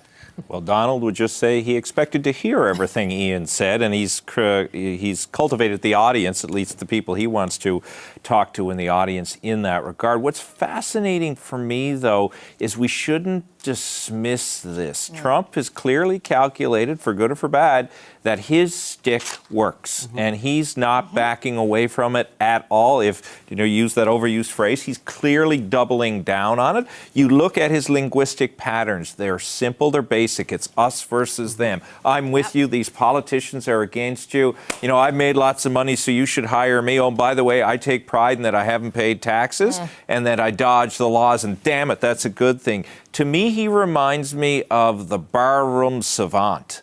And that's what he wants to be. Barroom and savant usually don't go together, but they do when you're talking about Donald Trump. And that's what he's calculating will work. On Clinton, I don't think she necessarily was as bad as Amanda was depicting. She could have been better. But coming out of this so far, I don't think anybody lost. And sometimes in a debate, that's the key thing. There will be a lot of traditionalists who looked at this tonight and will say, God, that Donald Trump is terrible. But they're not going to vote for Donald Trump anyway. What will be fascinating to see is what some of the, the focus groups and the polls that were done watching the body language and how that played out, because that was also sort of interesting. Trump was more reserved with his body language than he normally tends to be, and that might have been a little bit of coaching. Okay, Louisa, then Eric. Well, I think on balance, Hillary Clinton really had Donald Trump on the defensive repeatedly. And if you took one thing away as a viewer from that first half hour, it was that he didn't pay his taxes. So I think he really has had an opportunity here to learn a lot going into the next debates. However, I take a different view of this. I don't think that some of the misstatements that he makes or outrageous comments, I don't think they weigh against him as much as they do rile people up on Twitter. And the reason is he is not about debating, particular details. He is the candidate that's making a systemic critique. And he's saying she is part of a system that is failing people, that is failing in the Middle East, that's got all these problems. And I'm against the system. And so in the first opening bit of the debate, you really saw him going after trade deals and saying they're costing us jobs. The jobs are leaving. Now, you can fact check that and say, actually the unemployment rate in Ohio is, with the national average. But if you don't have a job or if you feel that your economic prospects aren't good, then you can relate to this sort of big systemic critique. And that's why I take him seriously. And that's why I think the polls have been so tight, is we've had 8 years of a Democratic administration. People are looking for change. And I don't think Hillary Clinton has quite articulated what change she represents or what vision she represents. She talks about a lot of specific policies, but he's good at giving that broad sweep. So I think he has enormous room for improvement, and he's going to be mocked for all kinds of things. And there were moments where she managed to laugh at him. But overall, I don't think it was maybe as disastrous as it felt at times when he really lost his cool and went over the top, because he was saying things that a lot of people can relate to. Okay, so let me just tell Jerry, I wouldn't mind you queuing up the ISIS clip if you can do that while I ask Eric. I think that is the question. Did anyone gain any more voters from what happened tonight? Certainly they probably didn't lose any, which I think is Louisa's point, right? Well, they probably didn't lose the people who are already voting for Donald Trump or Hillary Clinton. So it really comes down to that 5 to 10% who are undecided, that 10% who say they're going to vote for Gary Johnson, the Libertarian, Jill Stein, the Green. Those people, if they watch this debate, maybe they haven't seen too much of Trump beyond a few clips, the things they see on the news every night. If they've been watching this whole debate for an hour and a half, are they still going to make the calculation that, no, we don't like Hillary Clinton, so we can maybe live with Donald Trump? Am I going to vote for Gary Johnson because I don't like either of these two candidates? Will they make that calculation and still say that Donald Trump is just as bad or just as good as Hillary Clinton? I'm not so certain that'll be the case, but we'll have to wait and see. We probably won't have much of an indication of what impact this will have on the polls till later in the week, and at least until next week, until we really know what impact they'll be. There's lots of clips. There's lots of clips. Let me just play one, because I think it speaks to what you're all saying when Trump was talking about fighting ISIS. I mean, I think it speaks to he's saying something but not really saying anything, and maybe that's of concern. So let's play that clip. Go to her website. She tells you how to fight ISIS on her website. I don't think General Douglas MacArthur would like that too much. The next segment, we're continuing the subject of... Well, at least I have a plan to fight ISIS. No, you're telling the enemy everything you want to do. No, we're not. See, you're telling the enemy everything you want to do. No wonder you've been fighting. No wonder you've been fighting ISIS your entire adult life.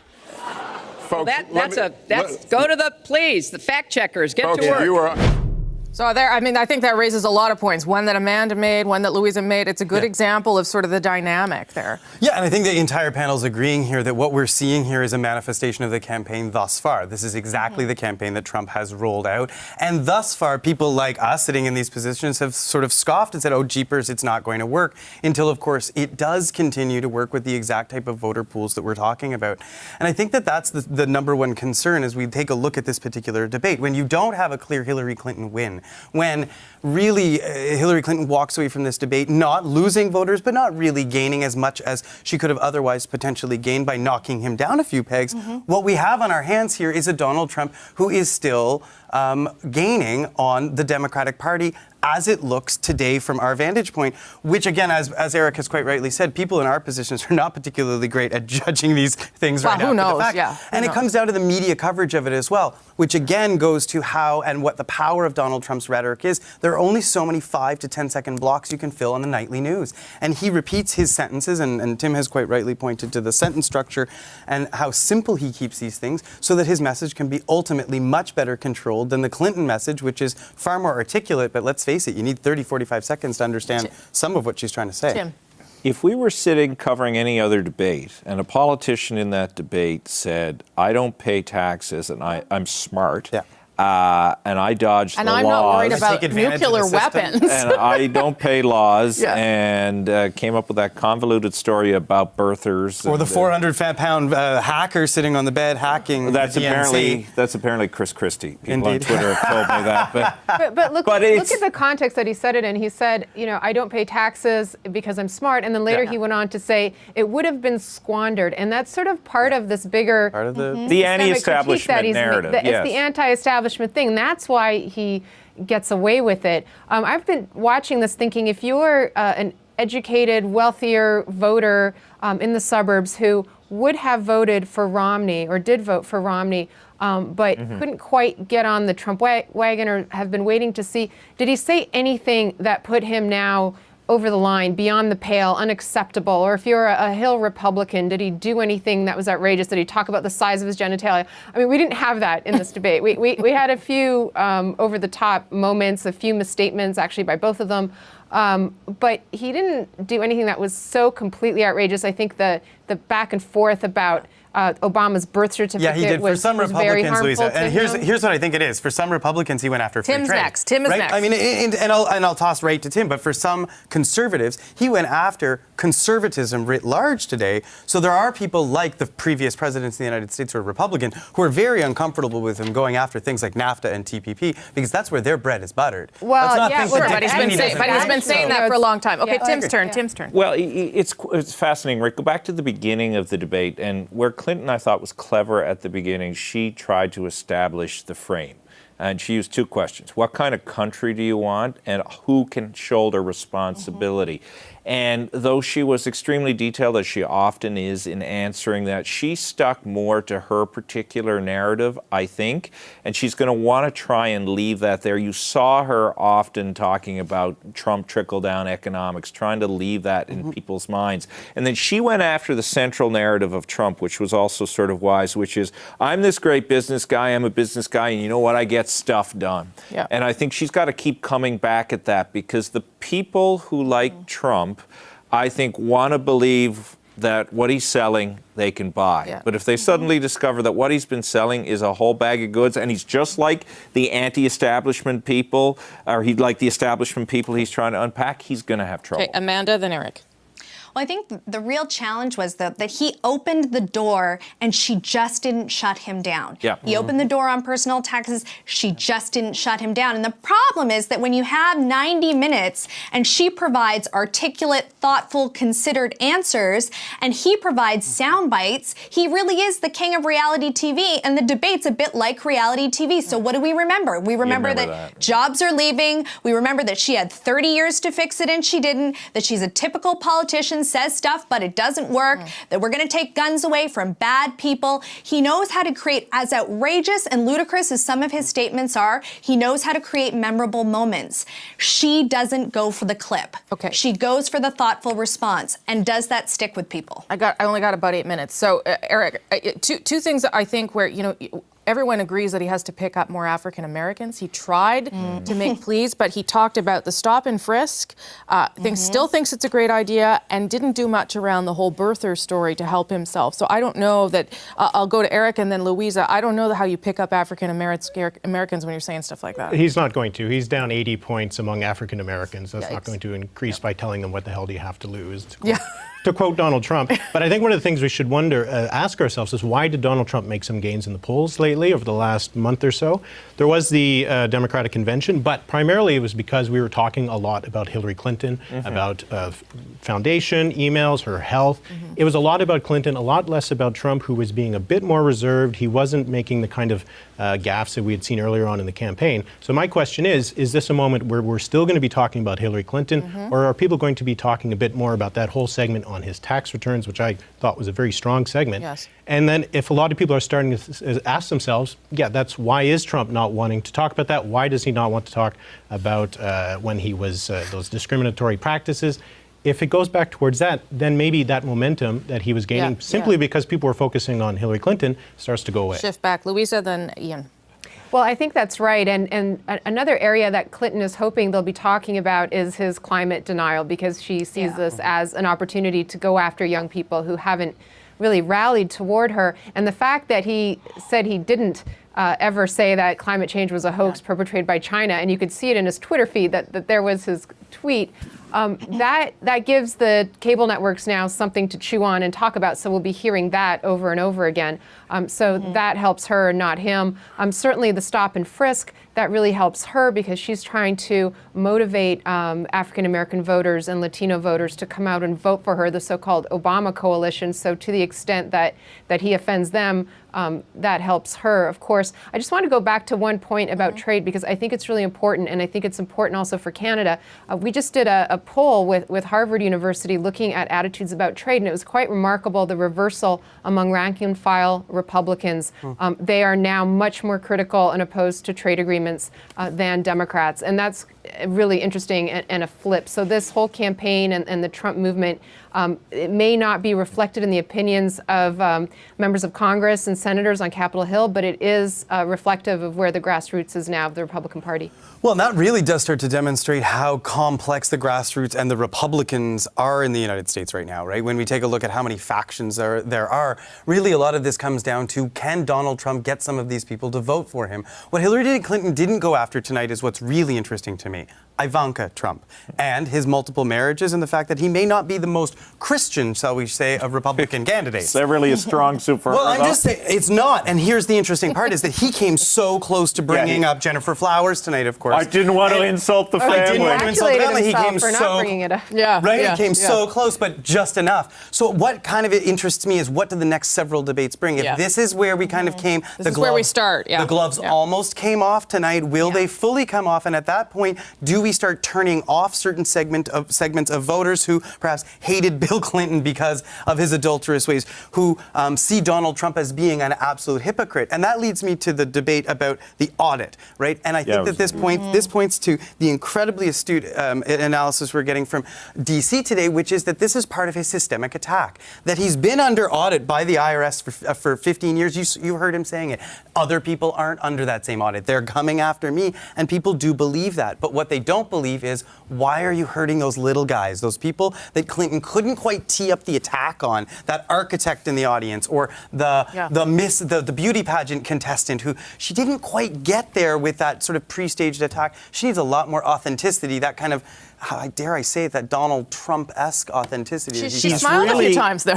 He's really good, even though he's wrong. Same with Amanda. Yeah. He's really good at the emotional pocketbook stuff. Just back on the audit, right? Yes. All of us know if you've been audited for 15 years, it's not generally because the government's after you, it's because you're cooking the books in some way or another. They don't just decide to audit you for giggles. It's not random. It's not random. But Trump has turned it into, as Ian says, they're out to get me. Yeah. but by the way, I don't pay any taxes. Well, Donald, why the hell do you think they're auditing you? But that's a virtue. The other thing he does is establish common enemies in simple terms. Oh, those damn Mexicans, they got all those great factories down there. You guys don't have them in Ohio and Pennsylvania. And guess what? I need you people in Pennsylvania to win. Look at those Taj Mahal factories. And then the Chinese. I mean, he does it in such a simple way, with such a simple prevailing logic, that those people who are angry and are wanting to have their anger directed somewhere can have it more easily directed there than a 3-minute deconstruction of Hillary Clinton's It makes version them of think trade that an deal. instant 20% corporate tax I got about cut is 3 reasonable. minutes. I got about 3 minutes. Amanda, then Eric. Well, I remember somebody saying today, is this going to be a cultural moment, the kind of thing where people will remember for years in the future where they were the moment that they watched this debate? Obviously, it was none of that. No. I would actually be surprised if in the next few days, if we saw the polls shift one way or another, and Eric would obviously have a better perspective on this than I would, I don't think that either of them loosened up votes in any way. Yeah. I do think this was kind of like the exhibition game before the big tournament, right? They learned some things about each other. They're more importantly, their handlers, the people who are going to help them with the next debate, learn some things about their opponents. Yeah. She needs a little more fire. He needs to hold back. Yeah, Eric. Well, there's the other factor that the media will play in this, because a lot of people will gauge how the debate went based on how the media will frame it. And I know it's going pretty far from a U.S. presidential election, but there was a Quebec election a couple of years ago where people who didn't see a debate thought that the person that the media said won the debate actually won the debate. There was polls showing that that person they hadn't seen, they thought he had won the debate, and that party started making some gains in the polls. So as much as all the audience is supposed to be very big, those people who didn't watch, who will just read the newspapers or watch the news tomorrow, their opinions might just be formed on how the media is going to frame it. I got like 1 minute. Just quickly, did anybody win? No. Well, I think on balance, Clinton did a better job. She had him on the defensive, and she gave a good, clean, short answer on the emails and moved on. She didn't get bogged down the way he did about whether it was the birth certificate or the tax returns or whatever. So as a debater, she was superior. Whether that really moves the polls, I don't know, but she'll come out of this feeling a new level of confidence, I think, going into the next one. And I think Trump's handlers will point out exactly where he needs to improve, and I would expect a much improved debater in the next round. 10 seconds. Anybody else? Anybody else? Anybody draw. win? No? A draw? Okay. You know what we proved, though? We got stamina. I don't know about Hillary, but we got it. You guys, I couldn't have had a better panel to guide us through this. Thank you all very much. Louisa Savage in Washington, Men Avero in Toronto, Tim Powers, Ian Capstick, and Eric Grenier, all here with me in studio.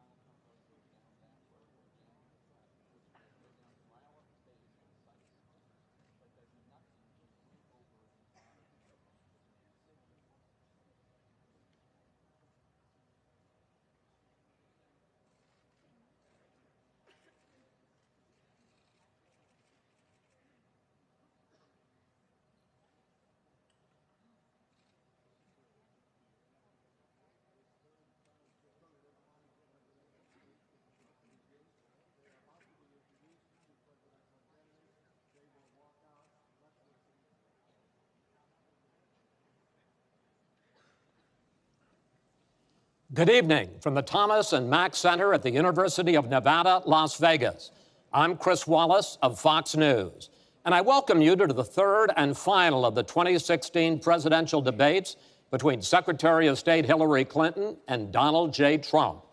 This debate is sponsored by the Commission on Presidential Debates.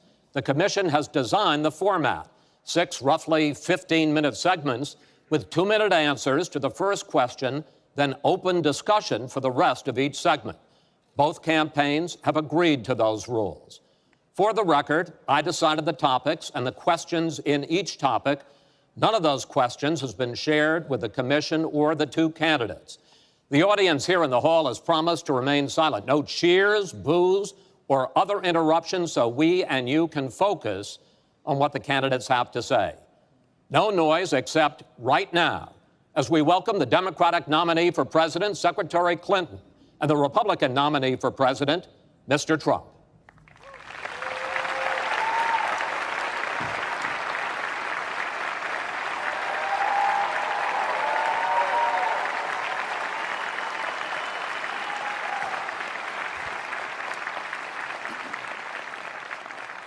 Secretary Clinton, Mr. Trump, welcome. Let's get right to it. The first topic is the Supreme Court.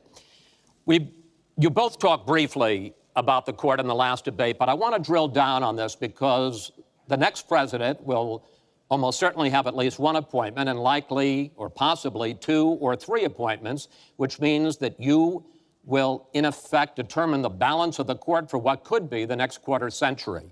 First of all, where do you want to see the court take the country? And secondly, what's your view on how the Constitution should be interpreted? Do the founders' words mean what they say, or is it a living document to be applied flexibly according to changing circumstances? In this segment, Secretary Clinton, you go first. You have 2 minutes. Thank you very much, Chris, and thanks to UNLV for hosting us. You know, I think when we talk about the Supreme Court, it really raises the central issue in this election. Namely, what kind of country are we going to be? What kind of opportunities will we provide for our citizens? What kind of rights will Americans have? And I feel strongly that the Supreme Court needs to stand on the side of the American people, not on the side of the powerful, corporations, and the wealthy. For me, that means that we need a Supreme Court that will stand up on behalf of women's rights, on behalf of the rights of the LGBT community, that will stand up and say no to Citizens United, a decision that has undermined the election system in our country because of the way it permits dark, unaccountable money to come into our electoral system. I have major disagreements with my opponent about these issues and others that will be before the Supreme Court. But I feel that at this point in our country's history, it is important that we not reverse marriage equality, that we not reverse Roe v. Wade, that we stand up against Citizens United, we stand up for the rights of people in the workplace, that we stand up and basically say the Supreme Court should represent all of us.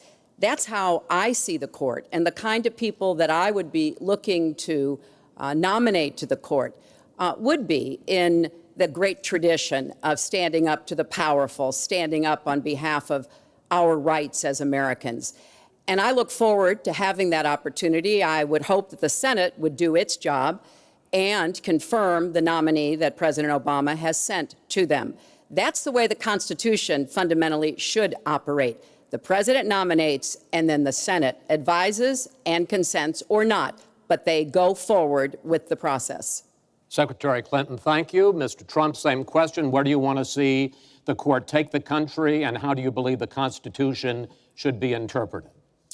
Well, first of all, it's great to be with you, and thank you, everybody. The Supreme Court, it's what it's all about. Our country is it's just so imperative that we have the right justices. Something happened recently where Justice Ginsburg made some very, very inappropriate statements toward me and toward a tremendous number of people, many, many millions of people that I represent. And she was forced to apologize, and apologize she did. But these were statements that should never, ever have been made. We need a Supreme Court that, in my opinion, is going to uphold the Second Amendment and all amendments, but the Second Amendment, which is under absolute siege. I believe if my opponent should win this race, which I truly don't think will happen, we will have a Second Amendment which will be a very, very small replica of what it is right now. But I feel that it's absolutely important that we uphold because of the fact that it is under such trauma. I feel that the justices that I am going to appoint, and I've named 20 of them, the justices that I'm going to appoint will be pro-life. They will have a conservative bent. They will be protecting the Second Amendment. They are great scholars in all cases, and they're people of tremendous respect. They will interpret the Constitution the way the founders wanted it interpreted, and I believe that's very, very important. I don't think we should have justices appointed that decide what they want to hear. It's all about the Constitution and so important, the Constitution the way it was meant to be. And those are the people that I will appoint. Mr. Trump, thank you. We now have about 10 minutes for an open discussion. I want to focus on two issues that, in fact, by the justices that you name, could end up changing the existing law of the land. First is one that you mentioned, Mr. Trump, and that is guns. Secretary Clinton, you said last year, and let me quote, "The Supreme Court is wrong on the Second Amendment." And now, in fact, in the 2008 Heller case, the court ruled that there is a constitutional right to bear arms, but a right that is reasonably limited. Those were the words of the judge, Antonin Scalia, who wrote the decision. What's wrong with that? Well, first of all, I support the Second Amendment. I lived in Arkansas for 18 wonderful years. I represented upstate New York. I understand and respect the tradition of gun ownership. It goes back to the founding of our country. But I also believe that there can be and must be reasonable regulation. Because I support the Second Amendment doesn't mean that I want people who shouldn't have guns to be able to threaten you, kill you or members of your family. And so when I think about what we need to do, we have 33,000 people a year who die from guns. I think we need comprehensive background checks, need to close the online loophole, close the gun show loophole. There's other matters that I think are sensible, that are the kind of reforms that would make a difference, that are not in any way conflicting with the Second Amendment. You mentioned the Heller decision, and what I was saying that you referenced, Chris, was that I disagreed with the way the court applied the Second Amendment in that case, because what the District of Columbia was trying to do was to protect toddlers from guns. And so they wanted people with guns to safely store them. And the court didn't accept that reasonable regulation, but they've accepted many others. So I see no conflict between saving people's lives and defending the Second Amendment. Let me bring Mr. Trump in here. The Bipartisan Open Debate Coalition got millions of votes on questions to ask here, and this was, in fact, one of the top questions that they got. How will you ensure the Second Amendment is protected? You just heard Secretary Clinton's answer. Does she persuade you that while you may disagree on regulation, that in fact she supports a Second Amendment right to bear arms? Well, the D.C. versus Heller decision was very strongly, and she was extremely angry about it. I watched. I mean, she was very, very angry when upheld. And Justice Scalia was so involved, and it was a well-crafted decision. But Hillary was extremely upset, extremely angry, and people that believe in the Second Amendment and believe in it very strongly were very upset with what she had to say. Well, let me bring in Secretary Clinton. Were you extremely upset? Well, I was upset because, unfortunately, dozens of toddlers injure themselves, even kill people with guns, because, unfortunately, not everyone who has loaded guns in their homes takes appropriate precautions. But there's no doubt that I respect the Second Amendment, that I also believe there's an individual right to bear arms. That is not in conflict with sensible, common sense regulation. And You know, look, I understand that Donald's been strongly supported by the NRA. The gun lobby's on his side. They're running millions of dollars of ads against me. And I regret that, because what I would like to see is for people to come together and say, of course, we're going to protect and defend the Second Amendment, but we're going to do it in a way that tries to save some of these 33,000 lives that we lose every year. Let me bring Mr. Trump back into that, because, in fact, you oppose any limits on assault weapons, any limits on high-capacity magazines. You support a national right-to-carry law. Why, sir? Well, let me just tell you, before we go any further, in Chicago, which has the toughest gun laws in the United States, probably you could say by far, they have more gun violence than any other city. So we have the toughest laws, and you have tremendous gun violence. I am a very strong supporter of the Second Amendment, and I don't know if Hillary was saying it in a sarcastic manner, but I'm very proud to have the endorsement of the NRA, and it's the earliest endorsement they've ever given to anybody who ran for president. So I'm very honored by all of that. We are going to appoint justices. This is the best way to help the Second Amendment. We are going to appoint justices that will feel very strongly about the Second Amendment, that will not do damage to the Second Amendment. Well, let's pick up on another issue which divides you and the justices that whoever ends up winning this election appoints could have a dramatic effect there, and that's the issue of abortion. Right. Mr. Trump, you're pro-life, but I want to ask you specifically, do you want the court, including the justices that you will name, to overturn Roe v. Wade, which includes, in fact, states a woman's right to abortion? Well, if that would happen, because I am pro-life and I will be appointing pro-life judges, I would think that that will go back to the individual states. But I'm asking you specifically, would you like to... If they overturned it, it'll go back to the states. But what I'm asking you, sir, is do you want to see the court overturn? You just said you want to see the court protect the Second Amendment. Do you want to see the court overturn Roe v. Wade? Well, if we put another 2 or perhaps 3 justices on, that's really what's going to be, that will happen. And that'll happen automatically, in my opinion, because I am putting pro-life justices on the court. I will say this, it will go back to the states, and the states will then make a determination. Secretary Clinton. Well, I strongly support Roe v. Wade, which guarantees a constitutional right to a woman to make the most intimate, most difficult in many cases, decisions about her health care that one can imagine. And in this case, it's not only about Roe v. Wade. It is about what's happening right now in America. So many states are putting very stringent regulations on women that block them from exercising that choice, to the extent that they are defunding Planned Parenthood, which, of course, provides all kinds of cancer screenings and other benefits for women in our country. Donald has said he's in favor of defunding Planned Parenthood. He even supported shutting the government down to defund Planned Parenthood. I will defend Planned Parenthood. I will defend Roe v. Wade, and I will defend women's rights to make their own health care decisions. And we have come too far to have that turned back now. And indeed, he said women should be punished, that there should be some form of punishment for women who obtain abortions. And I could just not be more opposed to that kind of thinking. I'm going to give you a chance to respond, but I want to ask you, Secretary Clinton, I want to explore how far you believe the right to abortion goes. You have been quoted as saying that the fetus has no constitutional rights. You also voted against a ban on late-term partial birth abortions. Why?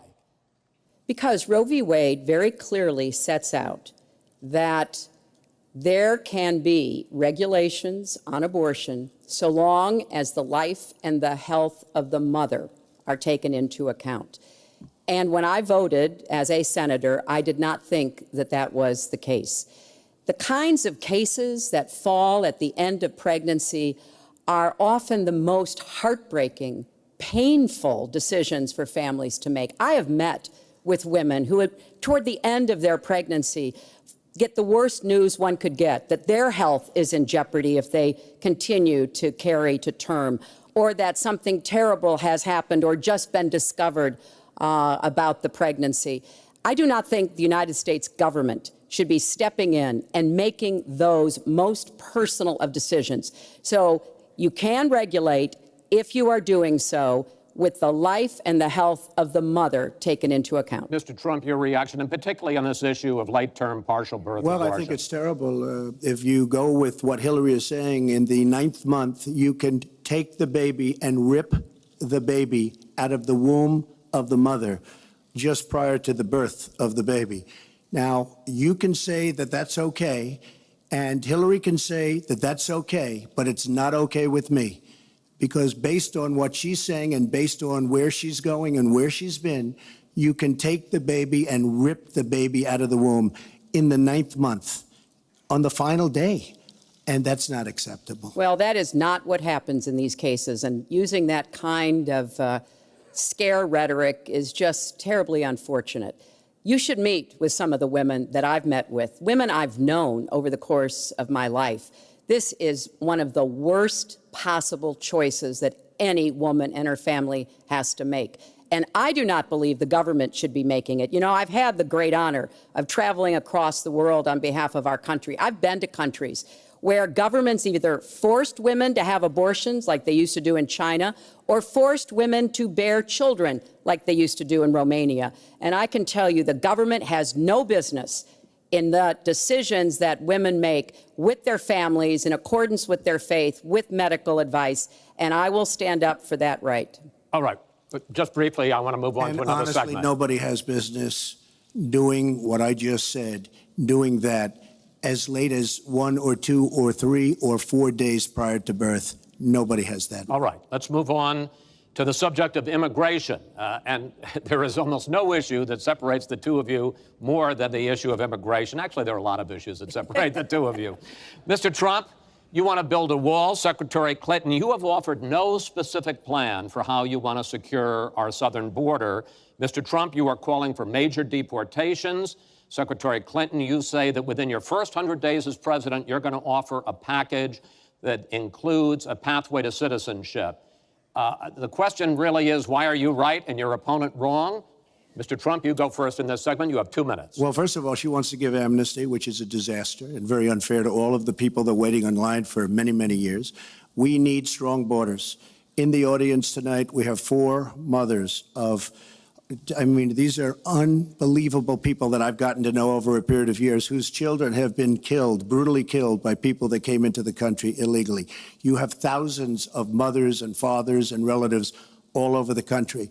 They're coming in illegally. Drugs are pouring in through the border. We have no country if we have no border. Hillary wants to give amnesty. She wants to have open borders. The border secure, as you know, the Border Patrol agents, 16,500 plus ICE last week endorsed me. First time they've ever endorsed a candidate.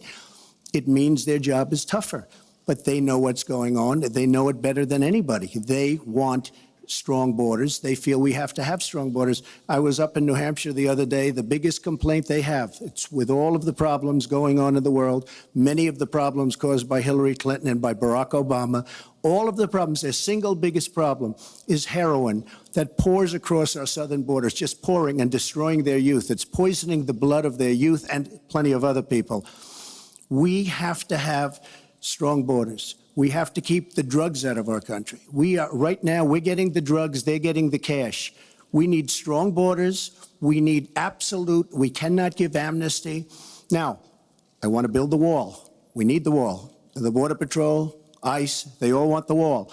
We stop the drugs. We shore up the border. One of my first acts will be to get all of the drug lords, all of the bad ones. We have some bad, bad people in this country that have to go out. We're going to get them out. We're going to secure the border. And once the border is secured, at a later date, we'll make a determination as to the rest. But we have some bad hombres here, and we're going to get them out. Mr. Trump, thank you. Same question to you, Secretary Clinton. Basically, why are you right and Mr. Trump is wrong? Well, as he was talking, I was thinking about a young girl I met here in Las Vegas, Carla, who was very worried that her parents might be deported because she was born in this country, but they were not. They work hard. They do everything they can to give her a good life. And you're right. I don't want to rip families apart. I don't want to be sending parents away from children. I don't want to see the deportation force that Donald has talked about in action in our country. We have 11 million undocumented people. They have 4 million American citizen children, 15 million people. He said as recently as a few weeks ago in Phoenix that every undocumented person would be subject to deportation. Now, here's what that means. It means you would have to have a massive law enforcement presence, where law enforcement officers would be going school to school, home to home, business to business, rounding up people who are undocumented. And we would then have to put them on trains, on buses to get them out of our country. I think that is an idea that is not in keeping with who we are as a nation. I think it's an idea that would rip our country apart. I have been for border security for years. I voted for border security in the United States Senate. And my comprehensive immigration reform plan, of course, includes border security. But I want to put our resources where I think they're most needed, getting rid of any violent person, anybody who should be deported, we should deport them. When it comes to the wall that Donald talks about building, he went to Mexico, he had a meeting with the Mexican president, didn't even raise it, he choked, and then got into a Twitter war because the Mexican president said, we're not paying for that wall. So I think we are both a nation of immigrants and we are a nation of laws, and that we can act accordingly. And that's why I'm introducing comprehensive immigration reform within the first 100 days with a path to citizenship. Thank you, Secretary Clinton. I want to follow Chris, up. I think I should respond to that. First of all, I had a very good meeting with the president of Mexico, very nice man. We will be doing very much better with Mexico on trade deals, believe me. The NAFTA deal signed by her husband is one of the worst deals ever made of any kind, signed by anybody. It's a disaster. Hillary Clinton wanted the wall. Hillary Clinton fought for the wall in 2006 or thereabouts. Now, she never gets anything done, so naturally the wall wasn't built. But Hillary Clinton wanted the wall. Well, let me. We are wait, a country sir, of laws. We either have. And by the way, no, wait. I'd like to hear from. but I'd like to hear from Secretary Clinton. I voted for border security, and there are some limited places where that was appropriate. There also is necessarily going to be new technology and how best to deploy that.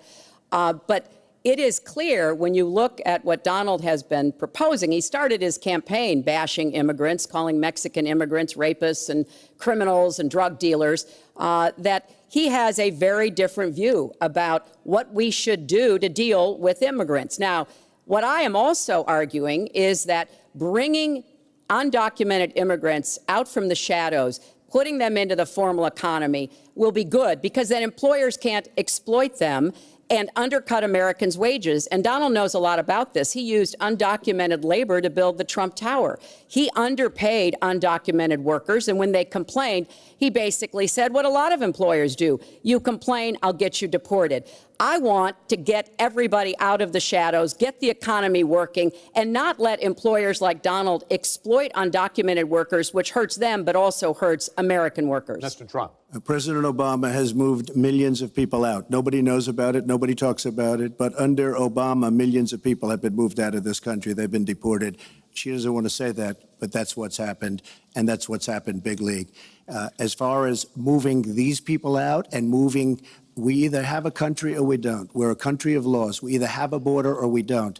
Now, you can come back in and you can become a citizen, but it's very unfair. We have millions of people that did it the right way. They're online, they're waiting. We're going to speed up the process, big league, because it's very inefficient.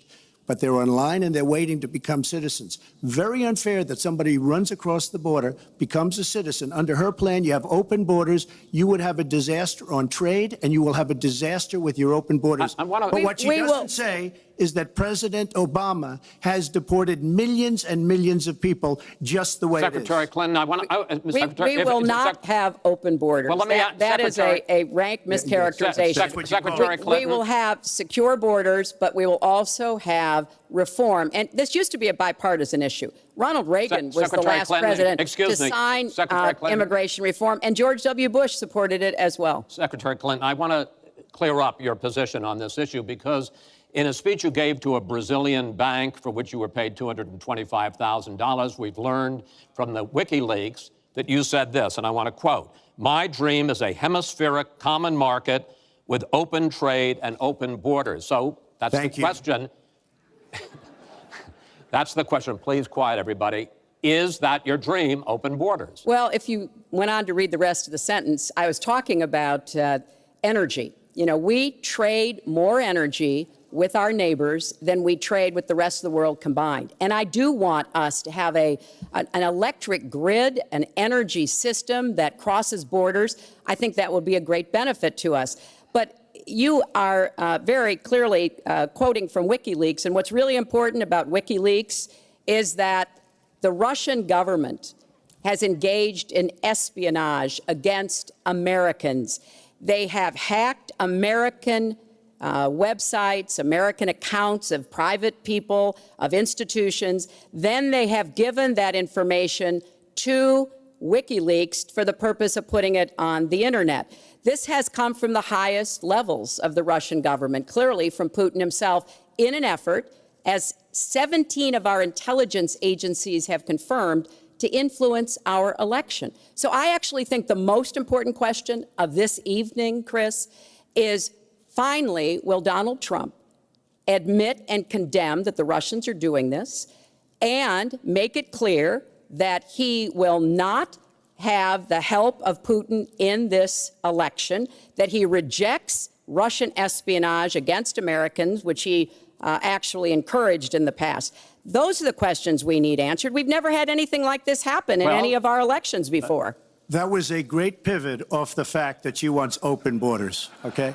How did we get onto Putin? Hold on. No. Hold on, folks, because this is going to end up getting out of control. Let's try to keep it quiet for the candidates and for the American people. So just to finish on the borders. Yes. She wants open borders. People are going to pour into our country. People are going to come in from Syria. She wants 550% more people than Barack Obama. And he has thousands and thousands of people. They have no idea where they come from. And you see, we are going to stop radical Islamic terrorism in this country. She won't even mention the words, and neither will President Obama. So I just want to tell you, she wants open borders. Now we can talk about Putin. I don't know Putin. He said nice things about me. If we got along well, that would be good. If Russia and the United States got along well and went after ISIS, that would be good. He has no respect for her. He has no respect for our president. And I'll tell you what, we're in very serious trouble because we have a country with tremendous numbers of nuclear warheads, 1,800, by the way, where they expanded and we didn't. 1,800 nuclear warheads. And she's playing chicken. Look, Putin, from everything I see, has no respect for this person. Well, that's because he'd rather have a puppet as president of the United States. No puppet. And it's pretty clear. You're the puppet. It's pretty clear you won't admit that the Russians have engaged in cyber attacks against the United States of America, that you encouraged espionage against our people, that you are willing to spout the Putin line, sign up for his wish list, break up NATO, do whatever he wants to do, and that you continue to get help from him because he has a very clear favorite in this race. So I think that this is such an unprecedented situation. We've never had a foreign government trying to interfere in our election. We have 17 intelligence agencies, civilian and military, who have all concluded that these espionage attacks, these cyber attacks, come from the highest levels of the Kremlin, and they are designed to influence our election. I find that deeply disturbing, Secretary and Clinton, I think it's She time has no that you idea take a whether it's stand, Russia, because China, or anybody else. I am not quoting she has myself. No idea. I am quoting Hillary, you 17. have no idea. 17 intelligence. Do you doubt 17 Our military country has and no idea. civilian agencies? Well, Yeah, I he'd doubt rather it. I doubt believe it. Vladimir Putin than the military and civilian intelligence professionals who are sworn to protect us. I find that just absolutely. She doesn't like Putin because Putin has outsmarted her at every step Trump, of the way. Excuse me. Putin has outsmarted her in Syria. He's outsmarted her every step of the way. I do get to ask some questions. Yes, that's And I would fine. like to ask you this direct question. The top national security officials of this country do believe that Russia has been behind these hacks. Even if you don't know for sure whether they are, do you condemn any interference by Russia in the American election? By Russia or anybody else. You condemn their interference? Of course I condemn. Of course I can. I don't know Putin. I have no idea. I'm asking I you, never do you met condemn? Putin. This is not my best friend. But if the United States got along with Russia, wouldn't be so bad. Let me tell you, Putin has outsmarted her and Obama at every single step of the way, whether it's Syria, no, you name it, missiles. Take a look at the startup that they signed. The Russians have said, according to many, many reports, I can't believe they allowed us to do this. They create warheads and we can't. The Russians can't believe it. She has been outsmarted by Putin, and all you have to do is look at the Middle East. They've taken over. We've spent $6 trillion. They've taken over the Middle East. She has been outsmarted and outplayed worse than anybody I've ever seen in any government whatsoever. We're a long way away from immigration, but I'm going to let you finish this topic. Well, You got about 45 seconds. Yeah, And she always will be. I find it ironic that he's raising nuclear weapons. This is a person who has been very cavalier, even casual, about the use of nuclear weapons. He's advocated more countries getting them, Japan, Korea, even Saudi Arabia. He's said, well, if we have them, why don't we use them, which I think is terrifying. But here's the deal. The bottom line on nuclear weapons is that when the president gives the order, it must be followed. There's about 4 minutes between the order being given and the people responsible for launching nuclear weapons to do so. And that's why 10 people who have had that awesome responsibility have come out and in an unprecedented way said they would not trust Donald Trump with the nuclear codes or to have his finger on the nuclear button. I have 200 generals and admirals, 21 endorsing me, 21 Congressional Medal of Honor recipients. As far as Japan and other countries, we are being ripped off by everybody in the world. We're defending other countries. We are spending a fortune doing it. They have the bargain of the century. All I said is we have to renegotiate these agreements because our country cannot afford to defend Saudi Arabia, Japan, Germany, South Korea, and many other places.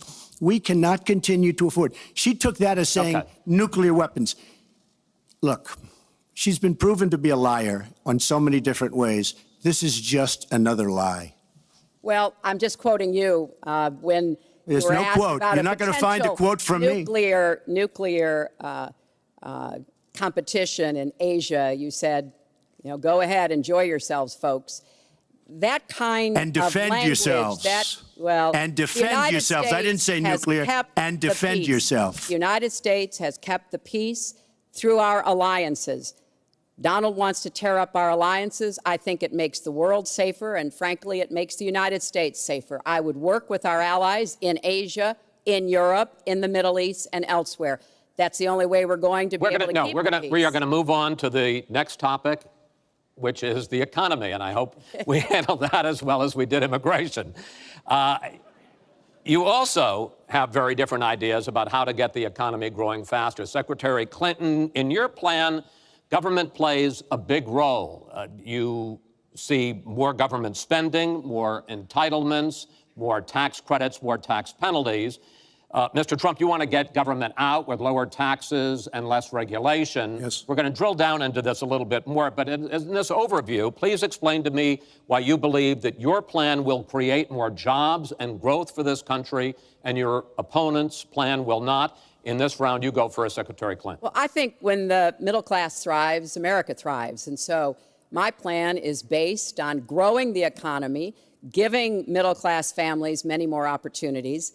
I want us to have the biggest jobs program since World War II, jobs in infrastructure and advanced manufacturing. I think we can compete with high-wage countries, and I believe we should.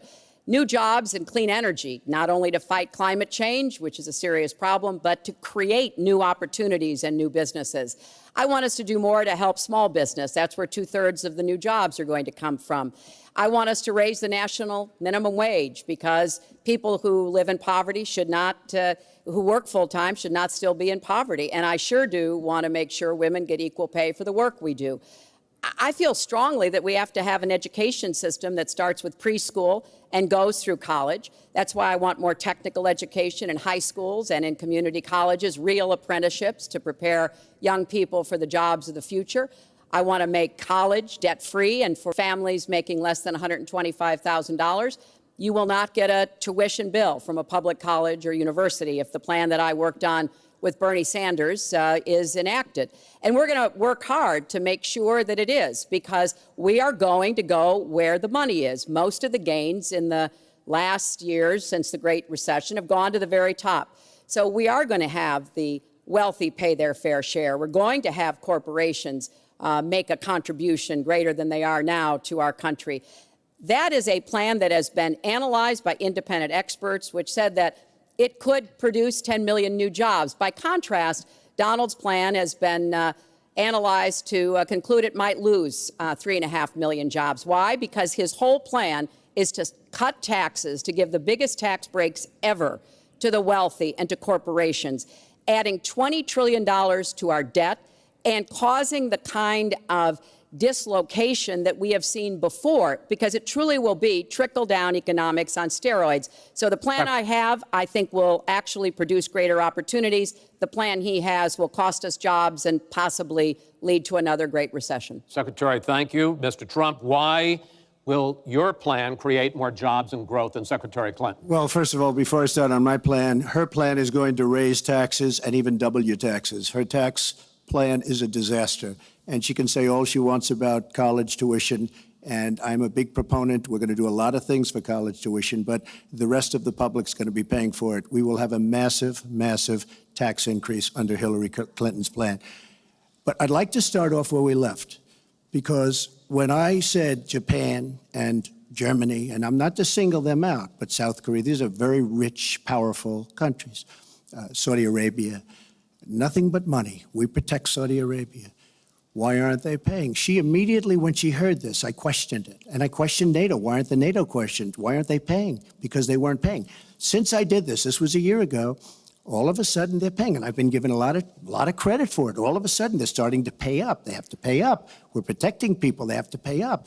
And I'm a big fan of NATO, but they have to pay up. She comes out and said, we love our allies. We think our allies are great. Well, it's awfully hard to get them to pay up when you have somebody saying, we think how great they are.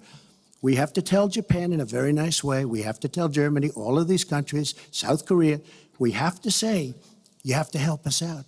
We have, during his regime, during President Obama's regime, we've doubled our national debt. We're up to $20 trillion. So my plan, we're going to renegotiate trade deals. We're going to have a lot of free trade. We're going to have free trade, more free trade than we have right now. But we have horrible deals.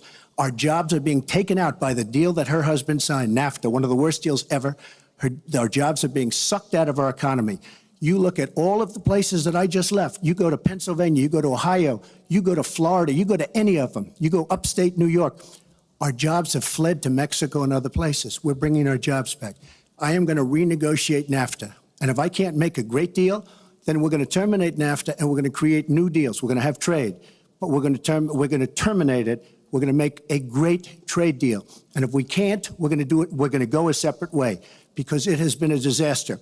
We are going to cut taxes massively. We're going to cut business taxes massively. They're going to start hiring people. We're going to bring the $2.5 trillion that's offshore back into the country. We are going to start the engine rolling again, because right now our country is dying at 1% GDP. Well, let me translate that if I can, Chris, because you can't. The fact is he's going to advocate for the largest tax cuts we've ever seen, 3 times more than the tax cuts under the Bush administration. I have said repeatedly throughout this campaign, I will not raise taxes on anyone making $250,000 or less. I also will not add a penny to the debt. I have costed out what I'm going to do. He will, through his massive tax cuts, add $20 trillion to the debt. Well, he mentioned the debt. We know how to get control of the debt. When my husband was president, we went from a $300 billion deficit to a $200 billion surplus, and we were actually on the path to eliminating the national debt. When President Obama came into office, he inherited the worst economic disaster since the Great Depression. He has cut the deficit by 2/3. So, yes, one of the ways you go after the debt, one of the ways you create jobs is by investing in people. So I do have investments in new jobs investments in education, skill training, and the opportunities for people to get ahead and stay ahead. That's the kind of approach that will work. Cutting taxes on the wealthy, we've tried that. It has not worked the way that it has been Secretary promised. Clinton, I want to pursue your plan because in many ways it is similar to the Obama stimulus plan in 2009, which has led to the slowest GDP growth since 1949. Correct. Thank you, sir. You told me in July when we spoke that the problem is that President Obama didn't get to do enough in what he was trying to do with this stimulus. So is your plan basically even more of the Obama stimulus? Well, it's a combination, Chris. And let me say that when you inherit the level of economic catastrophe that President Obama inherited, it was a real touch-and-go situation. I was in the Senate before I became Secretary of State. I've never seen people as physically distraught as the Bush administration team was because of what was happening to the economy. I personally believe that the steps that President Obama took saved the economy. He doesn't get the credit he deserves for taking some very hard positions. But it was a terrible recession. So now we've dug ourselves out of it. We're standing, but we're not yet running. So what I am proposing is that we invest from the middle out and the ground up, not the top down. That is not going to work. That's why what I have put forward doesn't add a penny to the debt, but it is the kind of approach that will enable more people to take those new jobs, higher paying jobs. We're beginning to see some increase in incomes, and we certainly have had a long string of increasing jobs. We've got to do more to get the whole economy moving, and that's what I believe I will be able to do. Mr. Trump, even conservative economists who have looked at your plan say that the numbers don't add up, that your idea, and you've talked about 25 million jobs created, 4% over a 10-year period growth, is unrealistic. And they say, you talk a lot about growing the energy industry, they say with oil prices as low as they are right now, that's unrealistic as well. Your response? So I just left some high representatives of India. They're growing at 8%. China is growing at 7%, and that for them is a catastrophically low number. We are growing. Our last report came out, and it's right around the 1% level, and I think it's going down. Last week, as you know, at the end of last week, they came out with an anemic jobs report, a terrible jobs report. In fact, I said, is that the last jobs report before the election? Because if it is, I should win easily. It was so bad. The report was so bad. Look, our country is stagnant. We've lost our jobs. We've lost our businesses. We're not making things anymore, relatively speaking. Our product is pouring in from China, pouring in from Vietnam, pouring in from all over the world. I've visited so many communities. This has been such an incredible education for me, Chris. I've gotten to know so many. I've developed so many friends over the last year, and they cry when they see what's happened. I passed factories that were thriving 20, 25 years ago, and because of the bill that her husband signed and she blessed 100%, it is just horrible what's happened to these people in these communities. Now, she can say that her husband did well, but boy, did they suffer as NAFTA kicked in, because it didn't really kick in very much, but it kicked in after they left. Boy, did they suffer. That was one of the worst things that's ever been signed by our country. Now she wants to sign Trans-Pacific Partnership, and she wants it. She lied when she said she didn't call it the gold standard in one of the debates. She totally lied. She did call it the gold standard, and they actually fact-checked, and they said I was right. I was so honored. I want to give you a chance to briefly speak to that, and then I want to pivot to 1/6 and that of the will be economy, as bad as NAFTA. which is Obamacare. But go ahead, briefly. First, let me say, number one, when I saw the final agreement for TPP, I said I was against it. It didn't meet my tests. I've had the same tests. Does it create jobs, raise incomes, and further our national security? I'm against it now. I'll be against it after the election. I'll be against it when I'm president. There's only one of us on this stage who's actually shipped jobs to Mexico, because that's Donald. He's shipped jobs to 12 countries, including Mexico. But he mentioned China. And, you know, one of the biggest problems we have with China is the illegal dumping of steel and aluminum into our markets. I have fought against that as a senator. I've stood up against it as Secretary of State. Donald has bought Chinese steel and aluminum. In fact, the Trump hotel right here in Las Vegas was made with Chinese steel. So he goes around with crocodile tears about how terrible it is, but he has given jobs to Chinese steel workers, not American steel workers. Mr. Trump? That's the kind of approach that is just not going to work. We're going to pull the country together. We're going to have trade agreements that we enforce. That's why I'm going to have a trade prosecutor for the first time in history. And we're going to enforce those agreements. And we're going to look for businesses to help us by buying American products. Go ahead, I Mr. ask Trump. a simple question. She's been doing this for 30 years. Why the hell didn't you do it over the last 15, 20 years? You were very much involved. Excuse me, my turn. You were very much involved in every aspect of this country, very much. And you do have experience. I'd say the one thing you have over me is experience, but it's bad experience because what you've done has turned out badly. For 30 years, you've been in a position to help. And if you say that I use steel or I use something else, I make it impossible for me to do that. I wouldn't mind. The problem is you talk, but you don't get anything done, Hillary. You don't. Just like when you ran the State Department, $6 billion was missing. How do you miss $6 billion? You ran the State Department. $6 billion was either stolen, they don't know. It's gone. $6 billion. If you become president, this country is going to be in some mess, believe me. Well, first of all, what he just said about the State Department is not only untrue, it's been debunked numerous times. But I think it's really an important issue. He raised the 30 years of experience. So let me just talk briefly about that. You know, back in the 1970s, I worked for the Children's Defense Fund, and I was taking on discrimination against African-American kids in schools. He was getting sued by the Justice Department for racial discrimination in his apartment buildings. In the 1980s, I was working to reform the schools in Arkansas. He was borrowing $14 million from his father to start his businesses. In the 1990s, I went to Beijing, and I said women's rights are human rights. He insulted a former Miss Universe, Alicia Machado, called her an eating machine. And on the day when I was in the Situation Room, monitoring the raid that brought Osama bin Laden to justice, he was hosting the Celebrity Apprentice. So I'm happy to compare my 30 years of experience, what I've done for this country, trying to help in every way I could, especially kids and families, get ahead and stay ahead, with your 30 years, and I'll let the American people make that decision. Well, I think I did a much better job. I built a massive company, a great company, some of the greatest assets anywhere in the world. Worth many, many billions of dollars. I started with a $1 million loan. I agree with that. It's a $1 million loan, but I built a phenomenal company. And if we could run our country the way I've run my company, we would have a country that you would be so proud of. You would even be proud of it.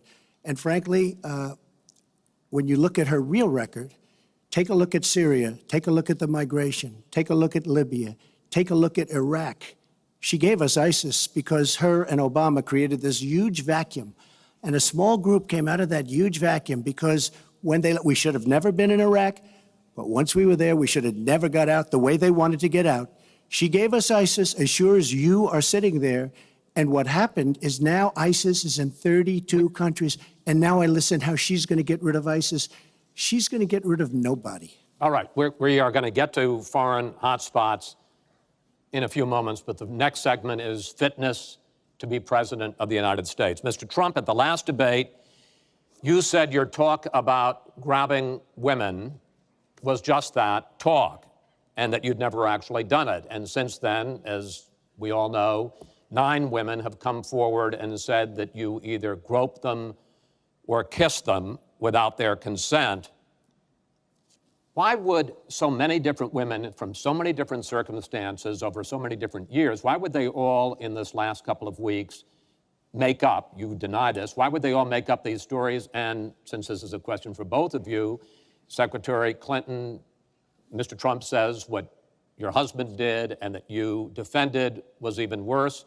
Mr. Trump, you go first here. Well, first of all, those stories have been largely debunked. Those people, I don't know those people. I have a feeling how they came. I believe it was her campaign that did it. Just like if you look at what came out today on the clips, where I was wondering what happened with my rally in Chicago and other rallies where we had such violence. She's the one in Obama that caused the violence. They hired people, they paid them $1,500, and they're on tape saying, be violent, cause fights, do bad things. I would say the only way, because those stories are all totally false, I have to say that. And I didn't even apologize to my wife, who's sitting right here, because I didn't do anything. I didn't know any of these women. I didn't see these women. These women, the woman on the plane, the woman, I think they want either fame or her campaign did it. And I think it's her campaign, because when I saw what they did, which is a criminal act, by the way, where they're telling people to go out and start fistfights and start violence. And I'll tell you what, in particular in Chicago, people were hurt and people could have been killed in that riot. And that was now all on tape, started by her. I believe, Chris, that she got these people to step forward.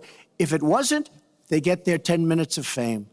But they were all totally, it was all fiction. It was lies and it was fiction. Well, Secretary Clinton. At the last debate, we heard Donald talking about what he did to women. And after that, a number of women have come forward saying that's exactly what he did to them. Now, what was his response? Well, he held a number of big rallies where he said that he could not possibly have done those things to those women because they were not attractive enough for I did not them say to be that. assaulted. I did not say that. In fact, he went on to say... Her 2 minutes, sir, her 2 minutes. But did not say that. It's her 2 minutes. He went on to say, look at her. I don't think so. About another woman, he said, that wouldn't be my first choice. He attacked the woman reporter writing the story, called her disgusting, as he has called a number of women during this campaign. You know, Donald thinks belittling women makes him bigger. He goes after their dignity, their self-worth, and I don't think there is a woman anywhere who doesn't know what that feels like. So we now know what Donald thinks and what he says and how he acts toward women. That's who Donald is.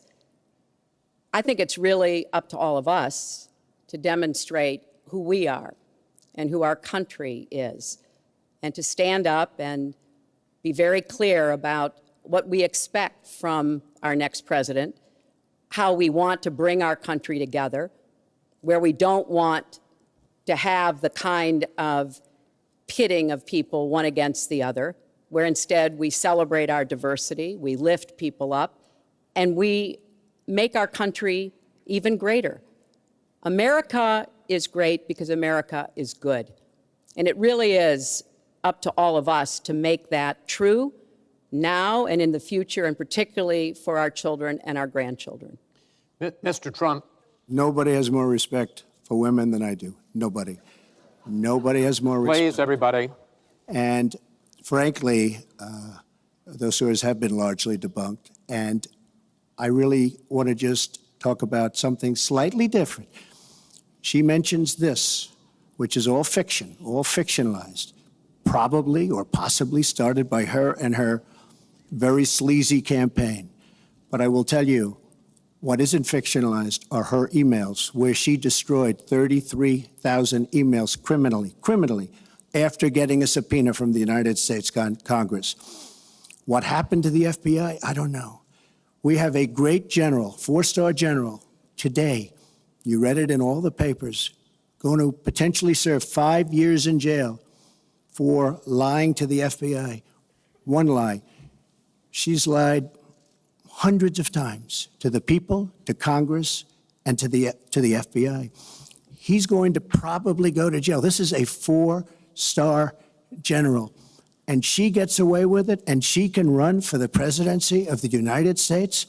That's really what you should be talking about, not fiction, where somebody wants fame or where they come out of her crooked campaign. Secretary Clinton. Well, every time Donald is pushed on something which is obviously uncomfortable, like what these women are saying, he immediately goes to denying responsibility. And it's not just about women. He never apologizes or says he's sorry for anything. So we know what he has said and what he's done to women. But he also went after a disabled reporter, mocked and mimicked him on national television. He went after Mr. and Mrs. Khan, the parents of a young man who died serving our country, a Gold Star family because of their religion. He went after John McCain, a prisoner of war, said he prefers people who aren't captured. He went after a federal judge, born in Indiana, but who Donald said couldn't be trusted to try the fraud and racketeering case against Trump University because his parents were Mexican. So it's not one thing. This is a pattern of divisiveness, of a very dark and in many ways dangerous vision of our country, where he incites violence, where he applauds people who are pushing and pulling and punching at his rallies. That is not who America is. And I hope that as we move in the last weeks of this campaign, more and more people will understand what's at stake in this election. It really does come down to what kind of country we are going to have. So sad when she talks about violence at my rallies, and she caused the violence. It's on tape. During the last... The other things are false, but honestly, I'd love to talk about getting rid of ISIS, and I'd love to talk about other things. Okay. But those other charges, as she knows, are false. In this bucket about fitness to be president, there's been a lot of developments over the last 10 days since the last debate. I'd like to ask you about them. These are questions that the American people have. Secretary Clinton, during your 2009 Senate confirmation hearing, you promised to avoid even the appearance of a conflict of interest with your dealing with the Clinton Foundation while you were Secretary of State. But emails show that donors got special access to you. Those seeking grants for Haiti relief were considered separately from non-donors, and some of those donors got government contracts, taxpayer money. Can you really say that you kept your pledge to that Senate committee? And why isn't what happened and what went on between you and the Clinton Foundation, why isn't it what Mr. Trump calls pay to play? Well, everything I did as Secretary of State was in furtherance of our country's interests and our values. The State Department has said that. I think that's been proven. But I am happy. In fact, I'm thrilled to talk about the Clinton Foundation because it is a world-renowned charity. And I am so proud of the work that it does. You know, I could talk for the rest of the debate. I know I don't have the time to do that. But just briefly, the Clinton Foundation made it possible for 11 million people around the world with HIV/AIDS to afford treatment. And that's about half of all the people in the world who are getting treatment. In partnership with the American Health Association, we have made environments in schools healthier for kids, including healthier lunches. Respectfully, this is an open discussion. Well, it is an open discussion. I understand, and the specific question went to pay for play. Do you want to talk about that? But there is no evidence, but there is a lot of evidence about the very good work and it's a criminal enterprise, and so many people know it. It's a criminal enterprise. Saudi Arabia giving $25 million, Qatar, all of these countries. You talk about women and women's rights. So these are people that push gays off buildings. These are people that kill women and treat women horribly, and yet you take their money. So I'd like to ask you right now, why don't you give back the money that you've taken from certain countries that treat certain groups of people so horribly? Why don't you give back the money? I think it would be a great gesture, because she takes a tremendous amount of money, and you take a look at the people of Haiti. I was at a little Haiti the other day in Florida, and I want to tell you, they hate the Clintons, because what's happened in Haiti with the Clinton Foundation is a disgrace. And you know it, and they know it, and everybody knows Secretary it. Clinton. Well, very quickly, we at the Clinton Foundation spend 90% of all the money that is donated on behalf of programs of people around the world and in our own country. I'm very proud of that. We have the highest rating from the watchdogs that follow foundations. And I'd be happy to compare what we do with the Trump Foundation, which took money from other people and bought a 6-foot portrait of Donald. I mean, who does that? It just was astonishing. But when it comes to Haiti, Haiti is the poorest country in our hemisphere. The earthquake and the hurricanes, it has devastated Haiti. Bill and I have been involved in trying to help Haiti for many years. The Clinton Foundation raised $30 million to help Haiti after the catastrophic earthquake and all of the terrible problems the people there had. We've done things to help small businesses, agriculture, and so much else. And we're going to keep working to help Haiti because it's an important part of the American They don't want you to help them anymore. I'd like to mention one thing. Trump Foundation, small foundation. People contribute. I contribute. The money goes 100% goes to different charities, including a lot of military. I don't get anything. I don't buy boats. I don't buy planes. What happens is the money goes out. Wasn't some of the money used to settle your lawsuit, sir? No, it was, we put up the American flag, and that's it. They put up the American flag. We fought for the right in Palm Beach to put up the American flag. There was a penalty that was imposed by Palm Beach County, and the money came from your foundation. And by the way, the money, instead of Mar-a-Lago yourself, went to Fisher House, where they build houses. The money that you're talking about went to Fisher House, where they build houses for veterans and disabled. I want to get into one last... But last... of course, there's no way we can know whether any of that is true because he hasn't released his tax returns. He is the first candidate ever to run for president in the last 40-plus years who has not released his tax returns. So everything he says about charity or anything else, we can't prove it. You can look at our tax returns. We've got them all out there. But what is really troubling is that we learned in the last debate he has not paid a penny in federal income tax. And we were talking about immigrants a few minutes ago, Chris. You know, half of all immigrants, undocumented immigrants in our country, actually pay federal income tax. So we have undocumented immigrants in America who are paying more federal income tax than a billionaire. I find that let me just tell you very astonishing. Simply, we're entitled, because of the laws that people like her pass, to take massive amounts of depreciation and other charges, and we do it. And all of her donors, just about all of them, I know Buffett took hundreds of millions of dollars, Soros, George Soros, took hundreds of millions of dollars. Let me just explain. All of her donors, most of her donors have done the same thing as I did. Okay. And you know what she should have done? Folks, we heard and this. You know, Hillary, what you should have done? You should have changed the law when you were a United States Senator. If you don't like it. Because your donors and your special interests are doing the same thing as I do, except even more so. Well, you should have changed the law, but you won't change the law because you take in so much money. I mean, I sat in my apartment today on a very beautiful hotel down the street, known as Trump. Made with Chinese steel. But I will tell you, I sat there watching ad after ad after ad, false ad, all paid for by your friends on Wall Street that gave so much money because they know you're going to protect them. And frankly, you should have changed the laws. Trump, if you don't like what I did, you should have changed the laws. Mr. Trump, I want to ask you about one last question in this topic. You have been warning at rallies recently that this election is rigged and that Hillary Clinton is in the process of trying to steal it from you. Your running mate, Governor Pence, pledged on Sunday that he and you, his words, will absolutely accept the result of this election. Today, your daughter Ivanka said the same thing. I want to ask you here on the stage tonight, do you make the same commitment that you will absolutely, sir, that you will absolutely accept the result of this election? I will look at it at the time. I'm not looking at anything now. I'll look at it at the time. What I've seen is so bad. First of all, the media is so dishonest and so corrupt, and the pile-on is so amazing. The New York Times actually wrote an article about it that they don't even care.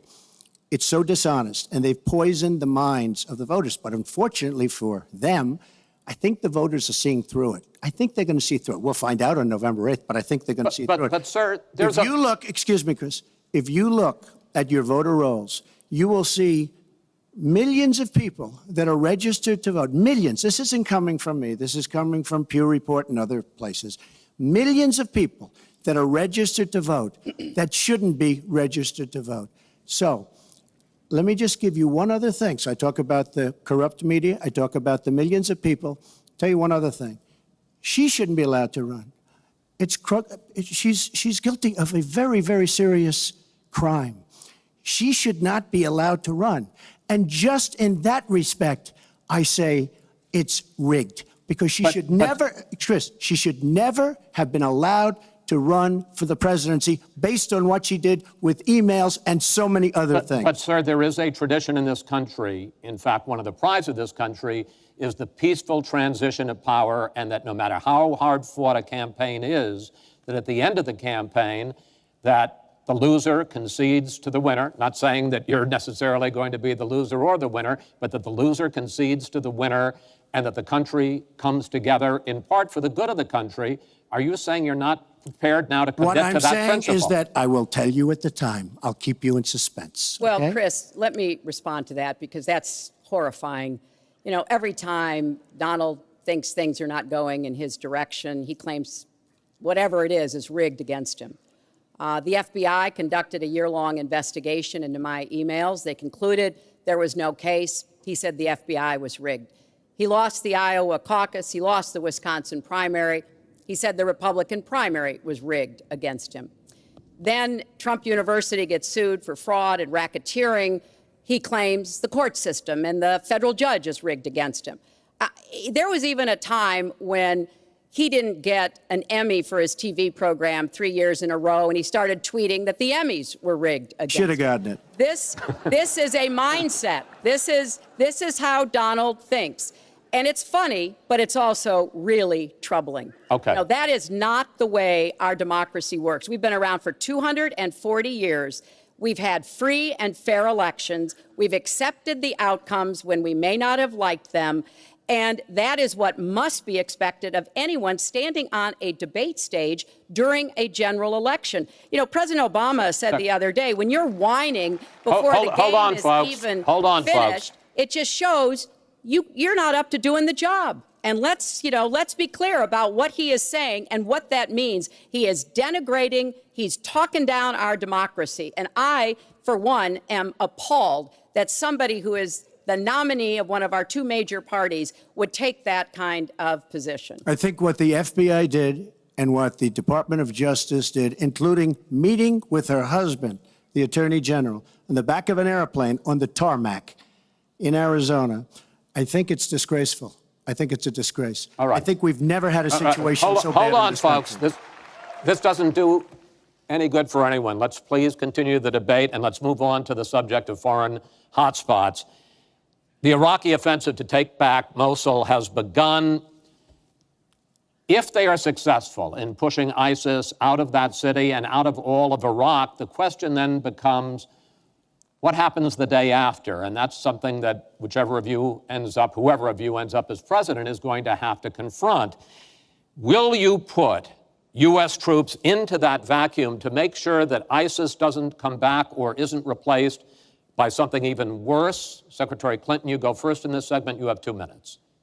Well, I am encouraged that there is an effort led by the Iraqi army, supported by Kurdish forces, and also given the help and advice from the number of special forces and other Americans on the ground. But I will not support putting American soldiers into Iraq as an occupying force.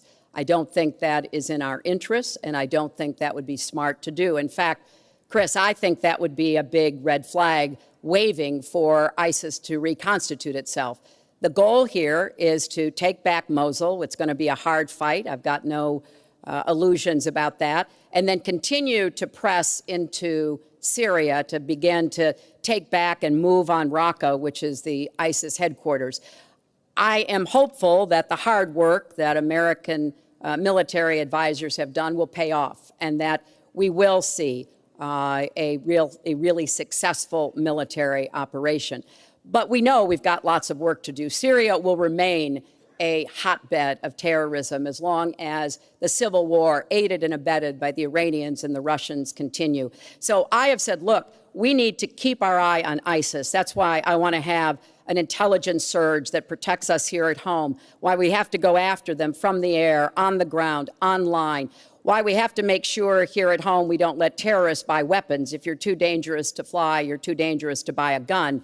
And I'm going to continue to push for a no-fly zone and safe havens within Syria, not only to help protect the Syrians and prevent the constant outflow of refugees, but to frankly gain some leverage on both the Syrian government and the Russians so that perhaps we can have the kind of serious negotiation necessary to bring the conflict to an end and go forward on a political track. Mr. Trump, same question. If we are able to push ISIS out of Mosul and out of Iraq, would you be willing to put U.S. troops in there to prevent their return or something else? Let me tell you, Mosul's so sad. We had Mosul. But when she left, when she took everybody out, we lost Mosul. Now we're fighting again to get Mosul. The problem with Mosul and what they wanted to do is they wanted to get the leaders of ISIS who they felt were in Mosul. About 3 months ago, I started reading that they want to get the leaders and they're going to attack Mosul. Whatever happened to the element of surprise? Okay? We announced we're going after Mosul. I've been reading about going after Mosul now for about, how long is it, Hillary? 3 months? These people have all left. They've all left. The element of surprise.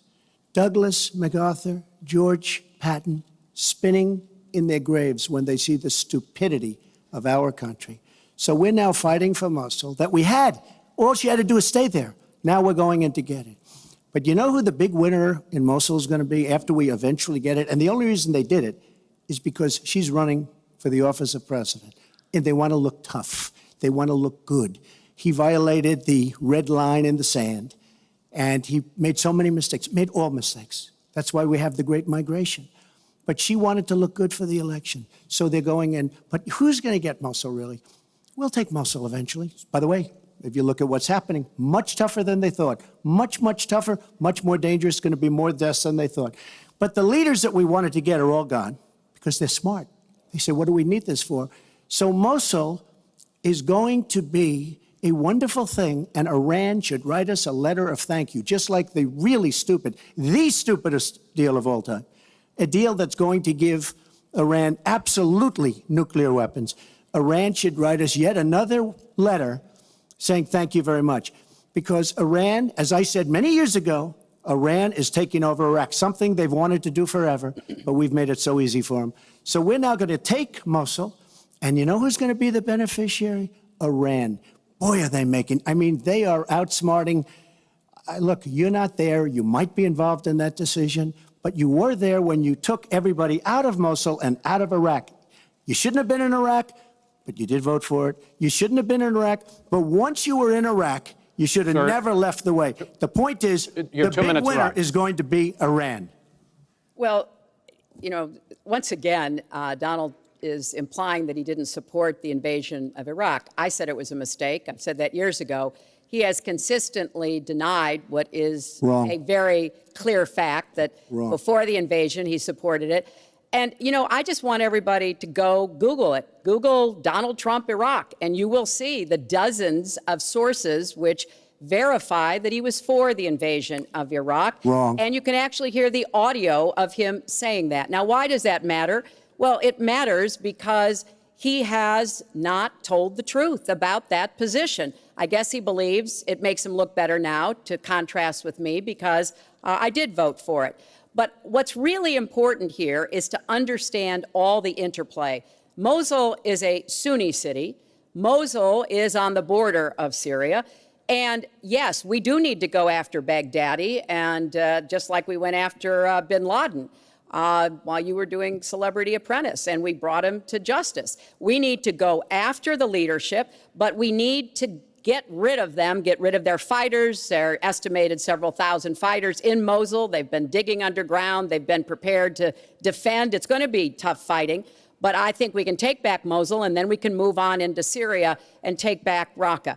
This is what we have to do. I'm just amazed that he seems to think that the Iraqi government and our allies and everybody else launched the attack on Mosul to help me in this election. But that's how Donald thinks, you know. He always is looking for some Chris, we don't gain anything. He has all these Iran is taking over Iraq. Secretary Clinton. Iran is taking over Iraq. We don't gain Secretary Clinton. He's been we would have gained if they did it by surprise. Wait. Secretary Clinton, it's an open discussion. Secretary, we would have gained if they did it by surprise. Secretary, please let Mr. Trump speak. He's unfit, and he proves it every time you he are talks. the one that's unfit. You know, WikiLeaks just actually came out. John Podesta said some horrible things about you, and boy, was he right. He said some beauties. And, you know, Bernie Sanders, he said you have bad judgment. You do. And if you think that going into Mosul, after we let the world know we're going in, and all of the people that we really wanted, the leaders, they're all gone. If you think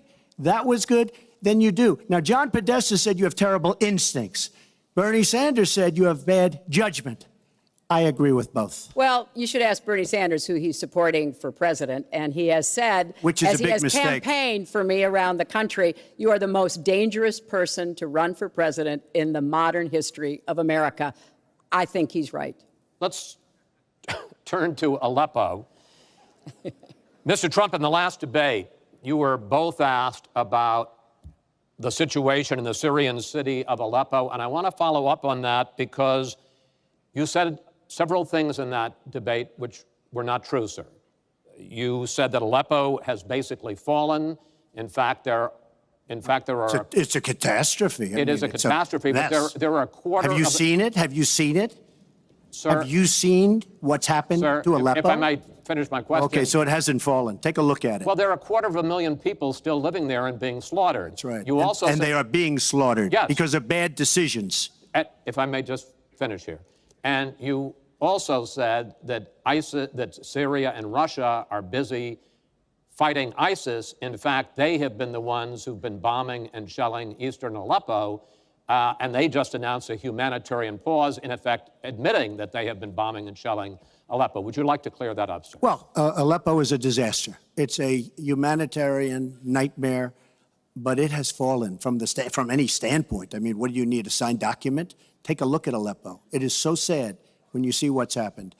And a lot of this is because of Hillary Clinton, because what's happened is by fighting Assad, who turned out to be a lot tougher than she thought, and now she's going to say, oh, he loves Assad.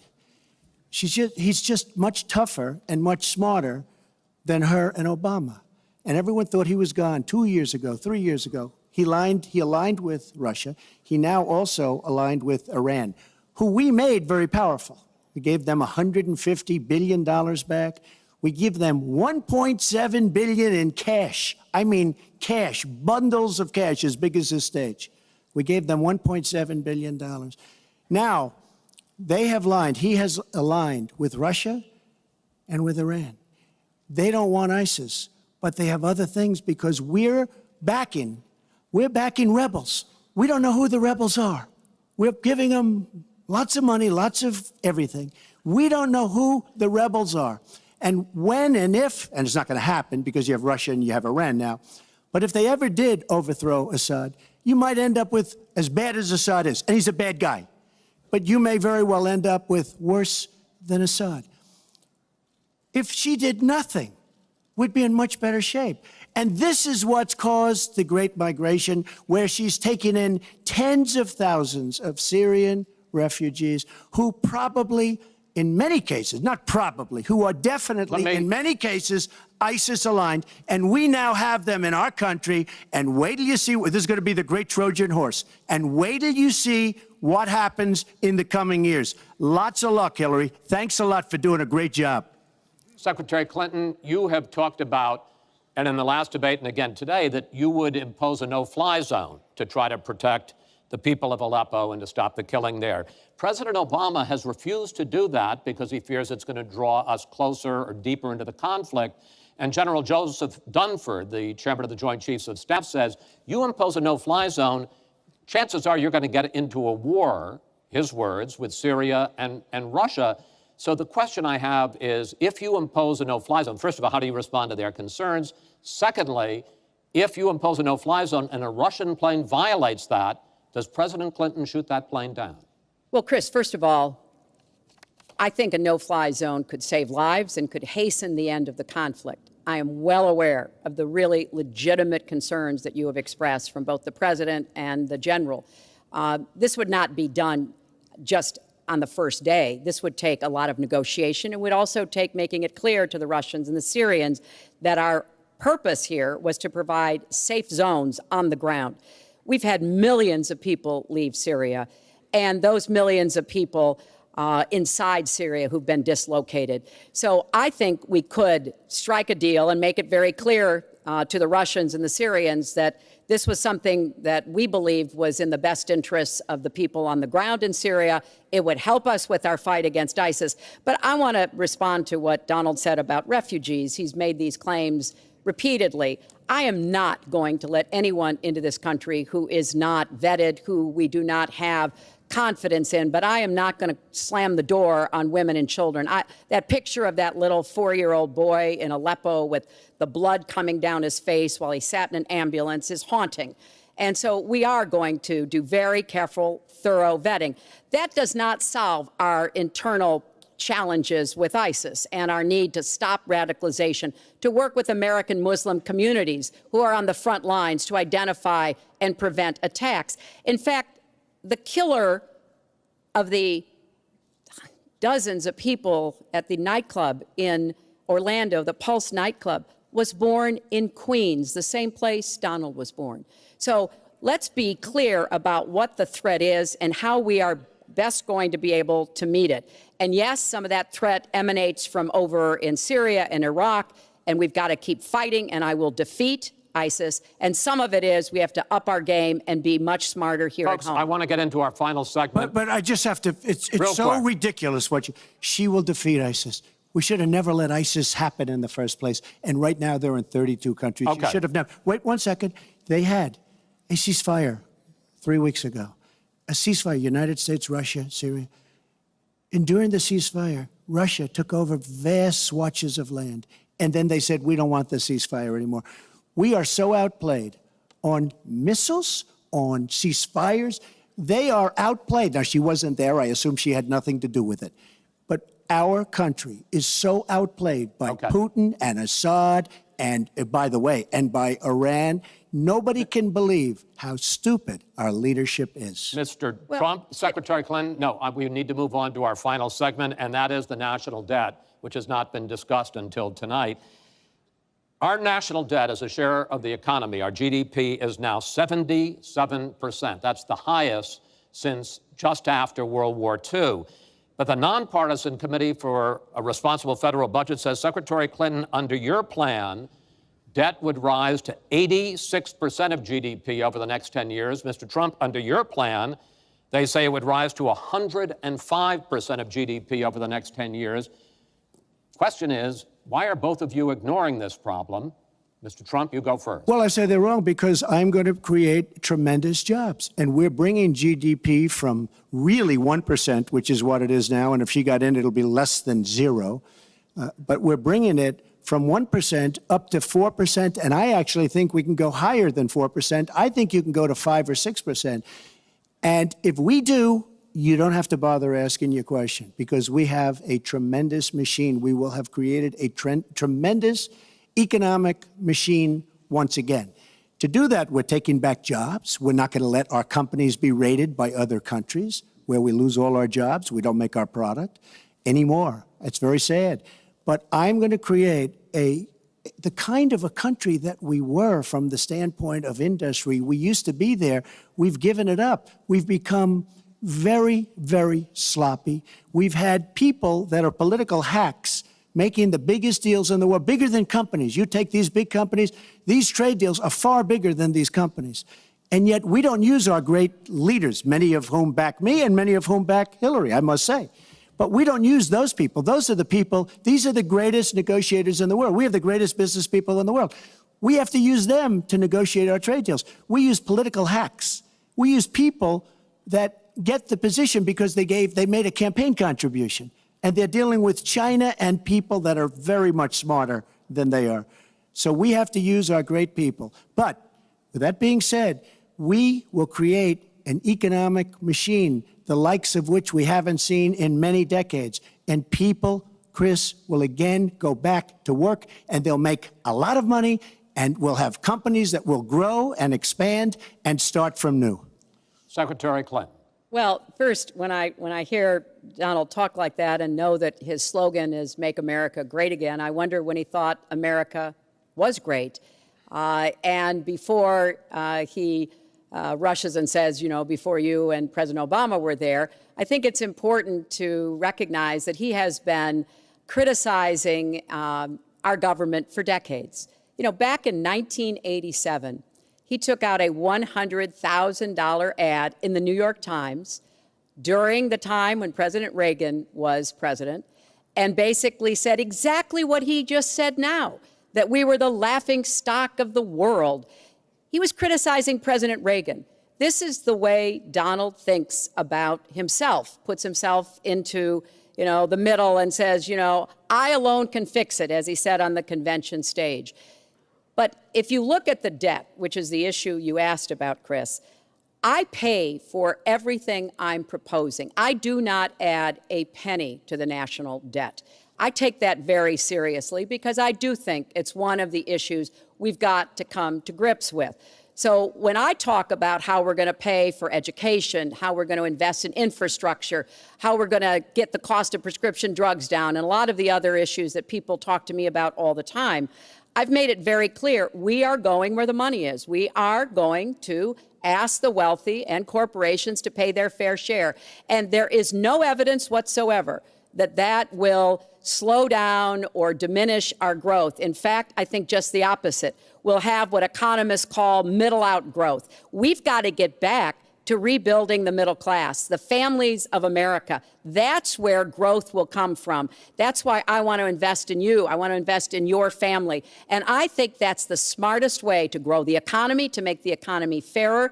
And we just have a big disagreement about this. It may be because of our experiences. He started off with his dad as a millionaire. I started off with my dad as a small businessman. We've heard this before. I think it's, it's a difference that affects how we see the world and what we want to do with the economy. Time. Thank you, Hillary. Could I just respond? Well, no. Because sir, I did we're running out of disagree with time. Ronald Reagan very strongly on trade. I disagreed with him. We should have been much tougher on trade even then. I've been waiting for years. Nobody does it right. And frankly, now we're going to do it right. All right.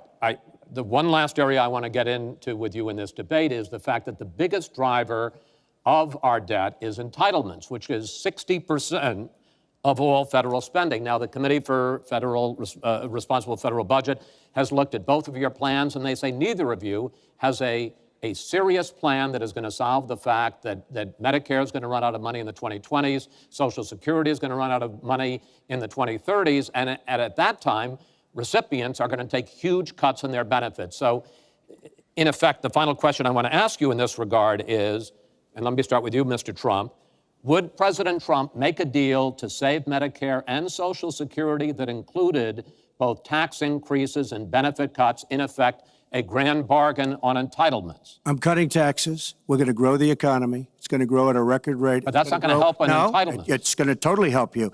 And one thing we have to do, repeal and replace the disaster known as Obamacare. It's destroying our country. It's destroying our businesses, our small business, and our big businesses. We have to repeal and replace Obamacare. You take a look at the kind of numbers that will cost us in the year 17.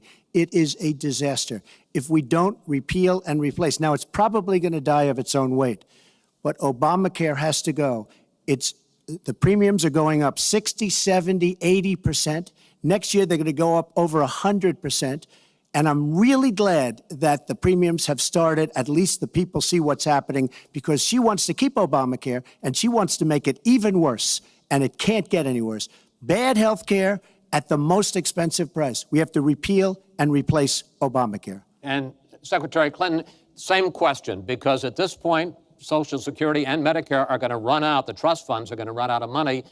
Will you, as president, will you consider a grand bargain, a deal that includes both tax increases and benefit cuts to try to save both programs? Well, Chris, I am on record as saying that we need to put more money into the Social Security Trust Fund.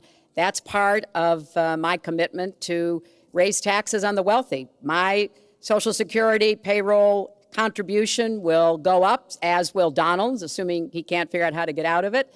But what we want to do is to replenish the Social Security Trust Fund by making sure that we have sufficient resources. And that will come from either raising the cap and or finding other ways to get more money into it. I will not cut benefits. I want to enhance benefits for low-income workers and for women who have been disadvantaged by the current Social Security system. But what Donald is proposing with these massive tax cuts will result in a $20 trillion additional national debt. That will have dire consequences for Social Security and Medicare. And I'll say something about the Affordable Care Act, which he wants to repeal. The Affordable Care Act extended the solvency of the Medicare Trust Fund. So if he repeals it, our Medicare problem gets worse. What we need to do is go after the long-term health care drivers. We've got to get costs down, increase value, emphasize wellness. I have a plan for doing that, and I think that we will be able to get entitlement spending under control with more resources and smarter decisions. This is the final time, probably to both of your delight, that you're going to be on the stage together in this campaign.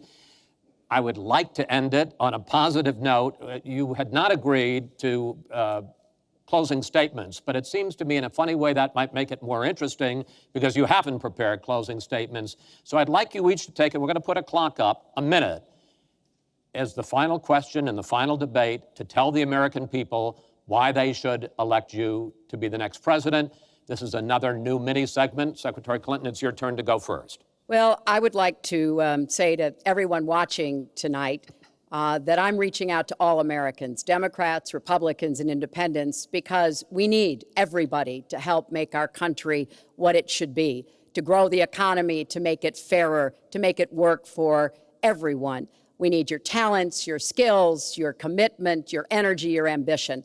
You know, I've been privileged to see the presidency up close, and I know the awesome responsibility of protecting our country and the incredible opportunity of working to try to make life better for all of you. I have made the cause of children and families really my life's work. That's what my mission will be in the presidency. I will stand up for families against powerful interests, against corporations. I will do everything that I can to make sure that you have good jobs with rising incomes, that your kids have good educations from preschool through college. I hope you will give me a chance to serve as your president. Secretary Clinton, thank you. Mr. Trump? She's raising the money from the people she wants to control. It doesn't work that way. But when I started this campaign, I started it very strongly. It's called Make America Great Again. We're going to make America great. We have a depleted military. It has to be helped, has to be fixed. We have the greatest people on earth in our military. We don't take care of our veterans. We take care of illegal immigrants, people that come into the country illegally, better than we take care of our vets. That can't happen. Our policemen and women are disrespected. We need law and order, but we need justice too. Our inner cities are a disaster. You get shot walking to the store. They have no education. They have no jobs. I will do more for African Americans and Latinos than she can ever do in 10 lifetimes. All she's done is talk to the African Americans and to the Latinos. But they get the vote, and then they come back. They say, we'll see you in 4 years. We are going to make America strong again, and we are going to make America great again, and it has to start now. We cannot take 4 more years of Barack Obama, and that's what you get when you get her. Thank you both. Secretary Clinton, hold on just a moment, folks. Secretary Clinton, Mr. Trump, I want to thank you both for participating in all 3 of these debates. That brings to an end this year's debate sponsored by the Commission on Presidential Debates. We want to thank the University of Nevada, Las Vegas, and its students for having us. Now the decision is up to you. While millions have already voted, Election Day, November 8th, is just 20 days away. One thing everyone here can agree on, we hope you will go vote. It is one of the honors and obligations of living in this great country. Thank you, and good night.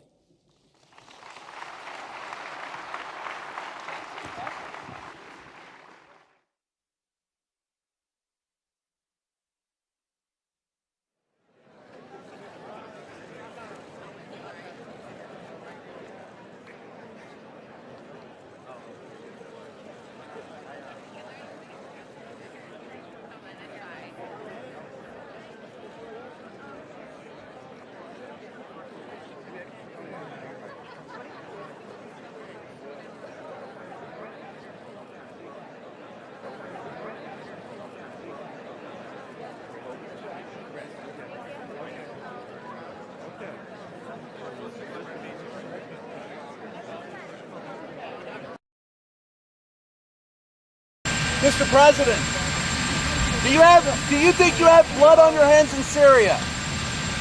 We just completed a negotiation with China. We're doing very well. We're having another one tomorrow. I'm meeting with the Vice Premier over at the White House. And I think it's going really well. I will say, I think it's going really well. So we had a very, very good negotiation with China. They'll be speaking a little bit later, but they're basically wrapping it up, and we're going to see them tomorrow right here. And it's going very well. Do you think you have blood on your hands in Syria, sir? Do you think that you have blood on your hands in Syria? Former Vice President Joe Biden in Ukraine, that he received $900,000 to himself from Burisma Holdings. Do you think that's true? What happened? Who took $900,000? There's a story out there that your personal lawyer, Rudy Giuliani, said on Sean Hannity last night that there is a possibility that Joe Biden took $900,000. I hope it's not true that Joe Biden took $900,000. I haven't heard that. I hope it's not true. Have you talked to the DOJ? For the sake of the country, I hope that's not true. But I don't know anything about it. Have you spoken to Rudy Giuliani today? What? Do you know the whistleblower's name?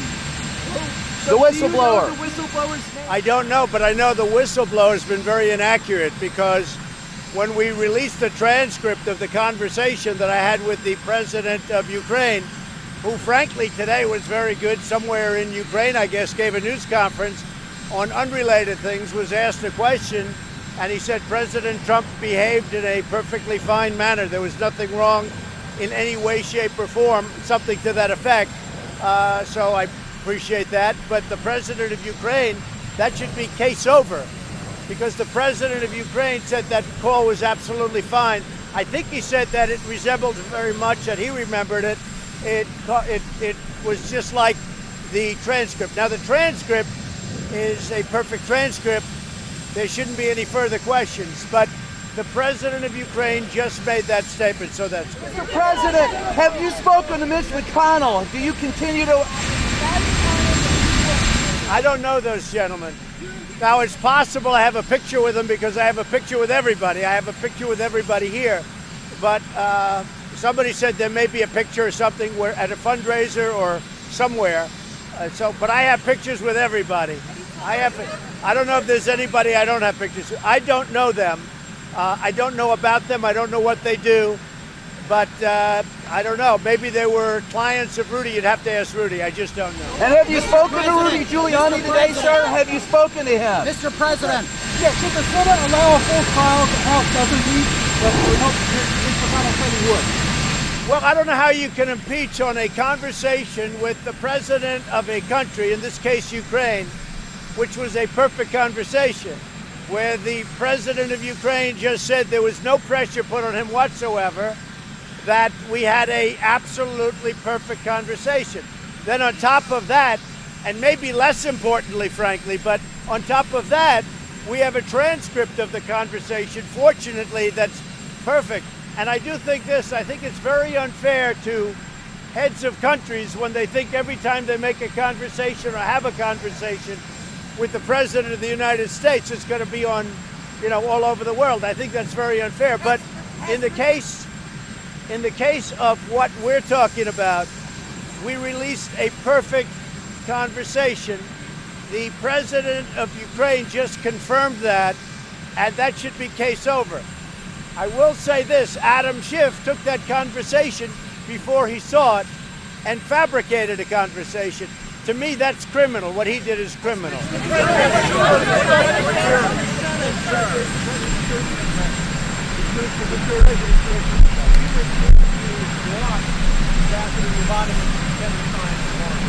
I just don't think you're running a country. I just don't think that you can have all of these people testifying about every conversation you've had. In this case, we have a transcript, and I've given it almost immediately. It's called transparency. Nobody's been more transparent than me. So you have a transcript. And in this case, you also have the president of Ukraine confirming that absolutely it was a perfect conversation. But the Democrats have committed crimes because they made up the conversation. The whistleblower was wrong. No, I don't think people should be allowed. You have to run a country. I don't think you should be allowed to do that. Mr. President, what do you Say it. I can't hear. have you spoken to the U.S. diplomats, white and secluded? Have you spoken to the U.S. diplomats? You're talking about in UK? They're in the process of being spoken to. We're working on that. I did have a conversation yesterday with Boris Johnson, a good one.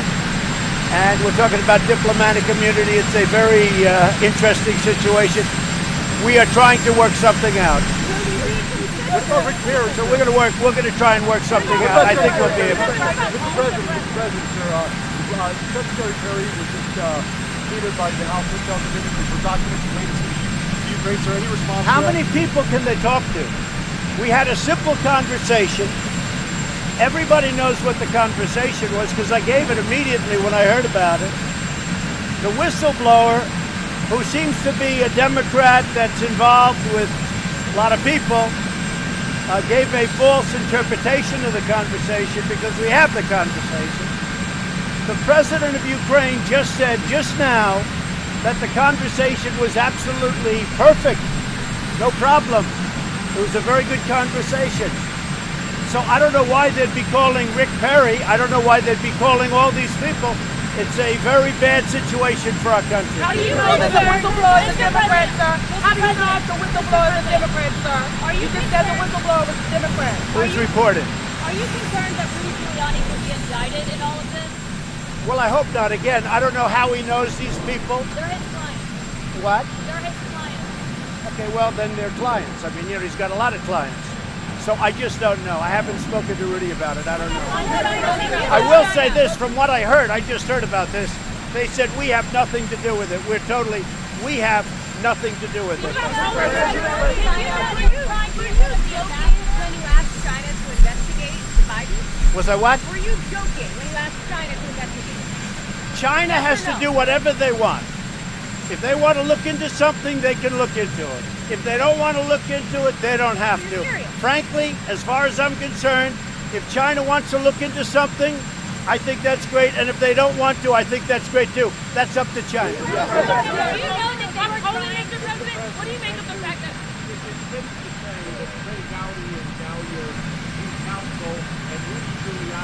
Well, Trey Gowdy is a terrific guy.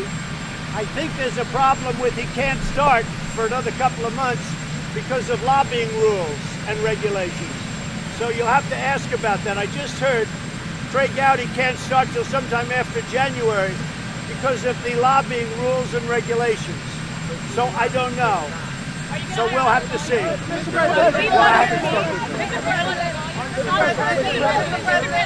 President, the majority. Go ahead. Which of the three choices on Syria are things to make a tweet you think will follow? Perhaps the last one, I hope. I hope the last one. Of the three, I hope it's going to be the last one.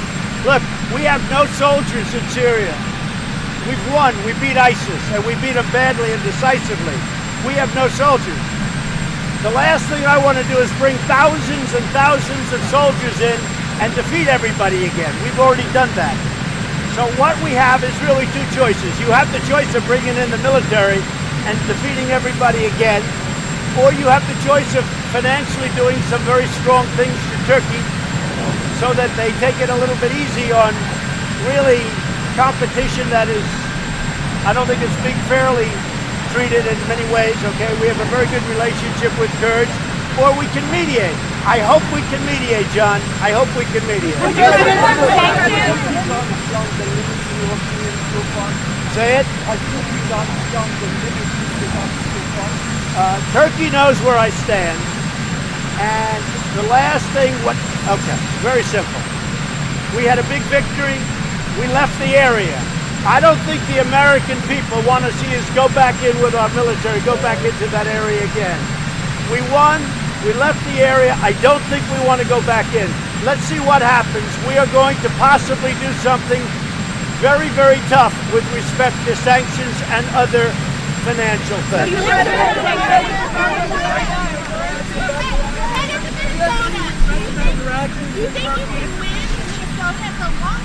I think we can win. It's been a long time since the Republican won. We have a 20,000-seat auditorium. You know, we have it's essentially Madison Square Garden, and it's sold out. Over 80,000 people requested tickets. It'll be totally sold out. I don't know who's going, but it'll be totally sold out. If you're not going to be there, I'm going to miss you. But they have a line now that's many blocks long. It's amazing. We have a line right now in Minnesota that's many blocks long. I think I can win Minnesota. Yes. I think Omar is helping us win in Minnesota and other places. Yes. I'll see you all. I'll see you in Minnesota. I'll see you in Minnesota.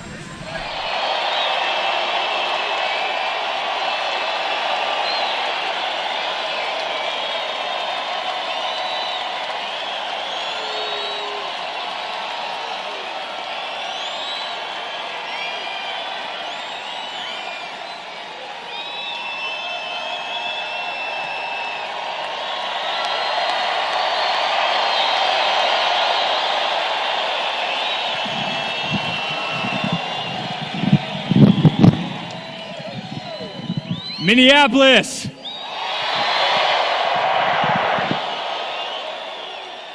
Are you guys tired of winning yet? Never, ever, ever get tired of winning. And where's law enforcement tonight?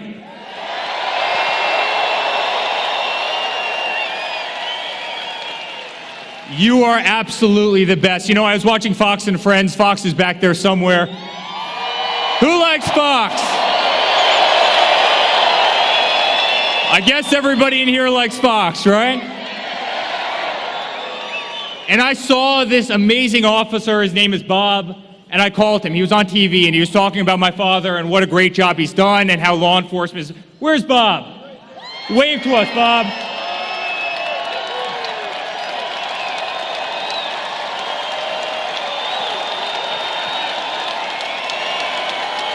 And I got his number, and I called Bob, 2 days ago, and I said, thank you. On behalf of the entire family, thank you. Law enforcement, you are the absolute greatest. We owe everything to you. You are not forgotten about.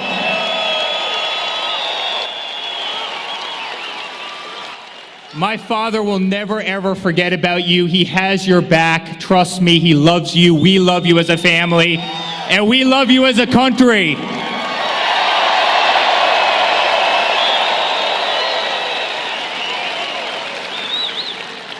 You know, guys, I was on the campaign trail in 2016 with my father. We went all over the place, and we campaigned as a family, and we fought like hell. And I am telling you guys, we are stronger today than we were in 2016.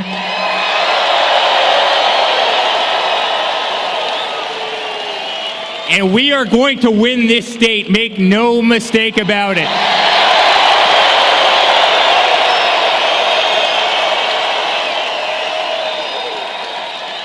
How do you think Elizabeth Warren is feeling right now as she sees this crowd? I don't think she's feeling too good. No, yeah, boo. Yeah, that's right. How do you think Joe Biden and his, how do you think his son's feeling right now, right after embezzling a lot of money, taking a lot of money, the crookedness, right? He's not looking too good either.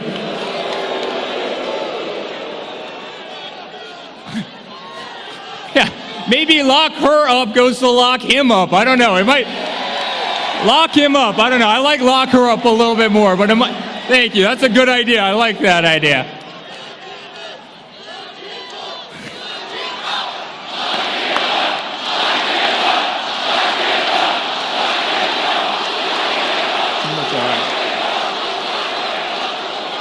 Hey guys, we don't need to lock him up. We're just going to beat the hell out of all of them. We're going to win. You know why? Because America is winning again. Because of my father, America is winning again.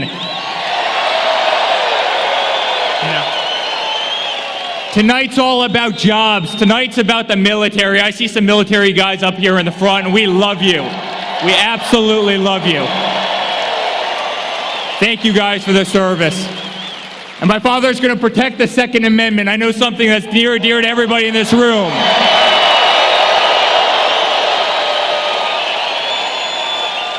Don't worry about the Second Amendment. Something I love, something my father loves. And you know what? I see a hat right there that says God wins. He's also going to protect religious liberty.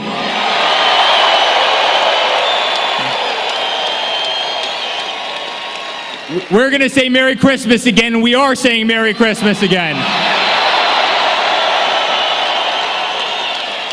So guys, we love you, my family loves you, I love you, and certainly my father loves you, and we have a great vice president here tonight. He loves you, and we're going to win this state, and thank you for honoring us, and let's keep America great. Thank you very much, guys.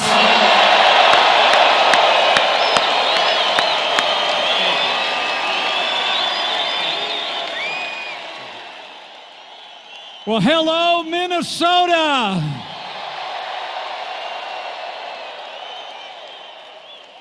It is great to be back in the North Star State. Thank you for that warm welcome. But I'm here for one reason and one reason only. That Minnesota and America need 4 more years of President Donald Trump in the White House.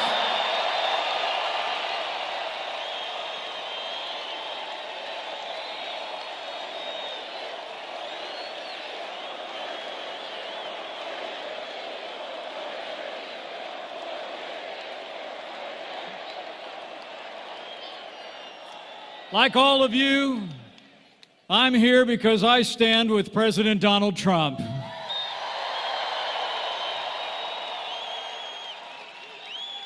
When this president stands up for American workers from the cities to the Iron Range, I stand with President Donald Trump. When this president stands up for faith and freedom and the American flag, I stand with President Donald Trump.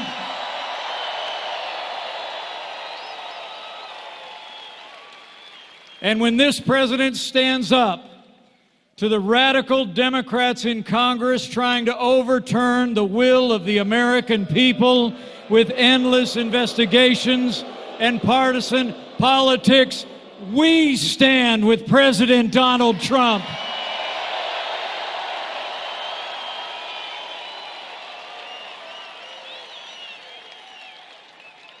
You know, what began 4 years ago has grown into a movement of everyday Americans from every walk of life.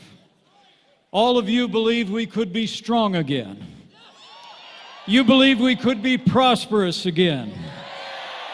America said yes to President Donald Trump in 2016. In Minnesota, I know you're going to say yes to 4 more years of President Donald Trump in 2020.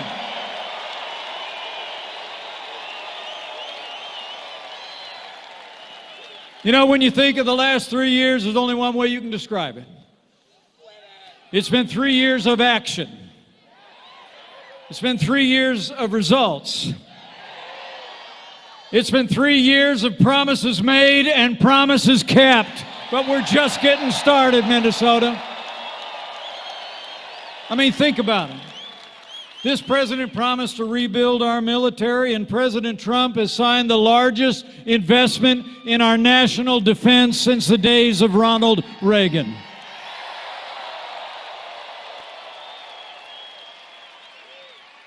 He promised to stand with our veterans and give our veterans access to the real-time, world-class health care that you earned. We reformed the VA, and Veterans Choice is now available for every veteran.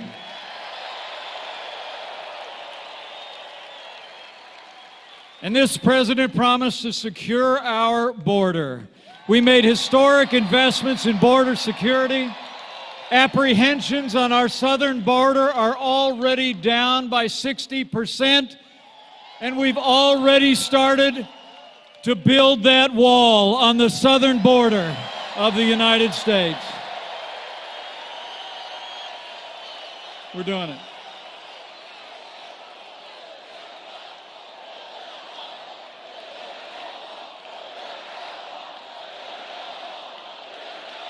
Oh, we're building it. And President Trump promised to appoint principled conservatives to our federal courts at every level. And at last count, he's appointed 180 men and women who will uphold the God-given liberties in our Constitution, like the freedom of religion and the Second Amendment right to keep and bear arms.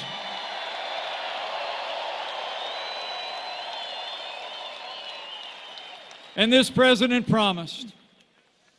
He promised to stand with the men and women of law enforcement at every level. And we've done just that.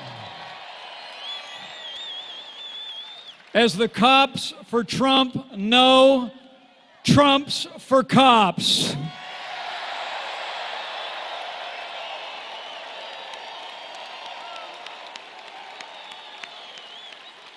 And finally, President Trump promised to revive the American economy. He cut taxes across the board. We rolled back red tape at a record level, unleashed American energy, and Minnesota's economy is booming. It's true. Since Election Day 2016, 6.4 million new jobs have been created by businesses large and small.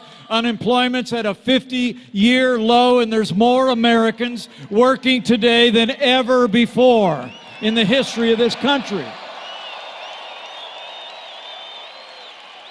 On one promise after another, President Donald Trump delivered. And thanks to the president's leadership and our strong conservative allies in Congress like Congressman Tom Emmer, Congressman Jim Hagedorn, Congressman Pete Stauber,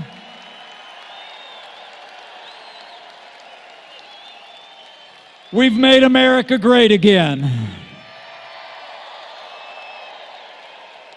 True.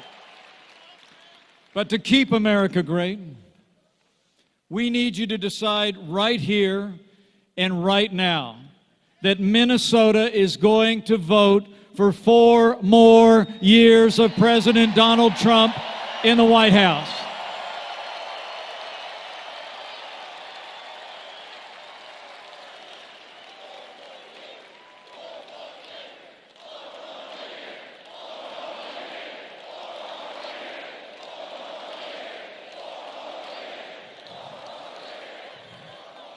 Because 4 more years means more jobs. 4 more years means more judges. 4 more years means more support for our troops. And it's going to take at least 4 more years to drain that swamp.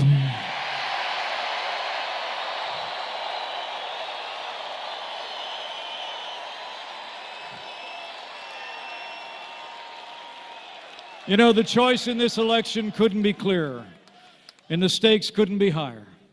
Today we have a president who loves this country, who stands by our military, our law enforcement, our workers, and our freedoms. He never quits. He never backs down. He believes in you, and he fights for you every single day.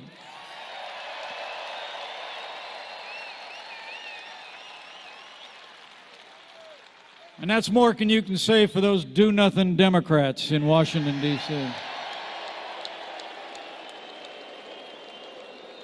I mean, the truth is the Democratic Party has been taken over by radical leftists who want higher taxes, open borders, late-term abortion, and socialist policies that would crush our economy. And worst of all, today's Democrats have spent the last 3 years trying to overturn the will of the American people in the last election. And they're back at it again. But despite 3 years of nonstop resistance and investigations and obstruction by the Democrats and the media, I'm here to tell you President Donald Trump has never stopped fighting to keep the promises that he made to the people of Minnesota, and he never will.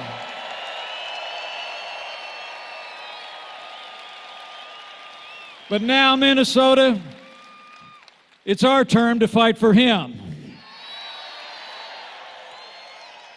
I mean, it's on. And we got work to do. And it's going to take all of us to do it. So we need you to bring your enthusiasm. Be ready to volunteer your time, voice your support, and get ready to get out the vote for 4 more years of President Donald Trump in November of 2020.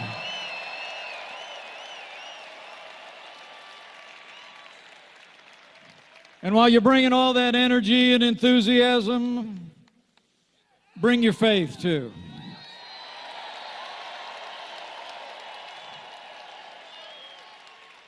Bring faith in this president whose drive and vision has made America great again.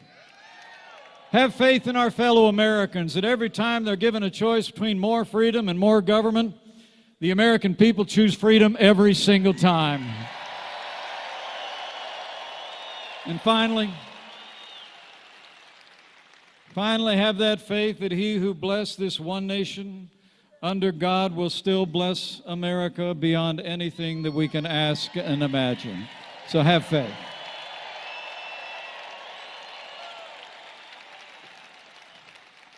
Ladies and gentlemen, I can tell you firsthand, President Donald Trump is the real deal.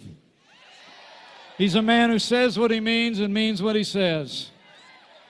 And I see every day he gets up and fights to keep the promises that he made to the people of Minnesota and the people of all this country. He's made America great again. And with your support and your prayers, I know he will keep America great. So now it is my high honor and distinct privilege to introduce to you my friend and the 45th President of the United States, President Donald Trump.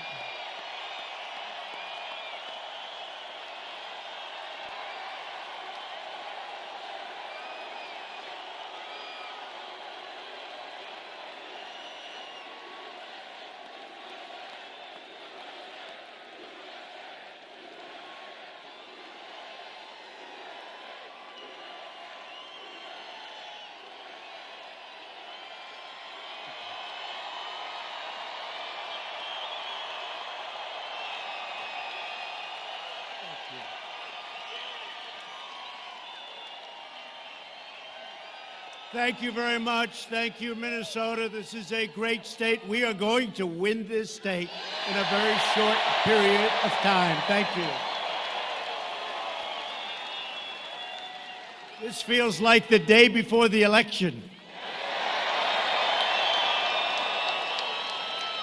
So we have 20,000 plus people inside. We just set a new record.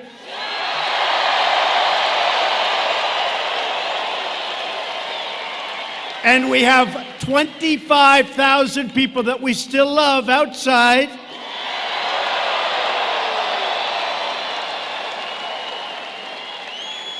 And close to 100,000 people wanted to come tonight. Thank you all. This is great. This is great. Thank you. I want to thank our great Vice President, Mike Pence, and Karen Pence for being here tonight.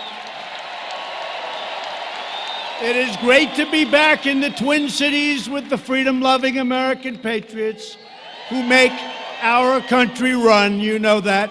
You know it. For the next 13 months, think of that. It seems like yesterday. For the next 13 months, we are going to fight with all of our heart and soul, and we are going to win the great state of Minnesota in 2020.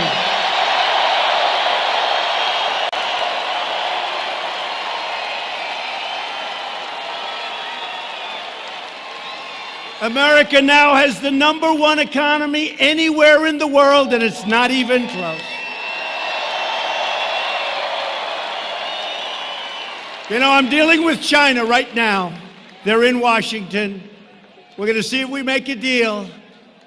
But they want to make it. We're going to determine whether or not we want to make it. But they've been very nice. And today I got a call from one of the top representatives. He said, "Congratulations, Mr. President, on having a truly great, great economy." That's pretty nice.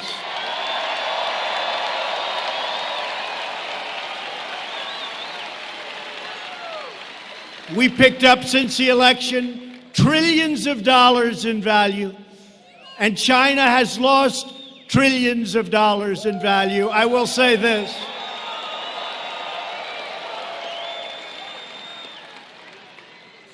If our opponent had won that election, you know what would have happened? Right now, China would become the number one economy anywhere in the world, and right now I can tell you they're not even close.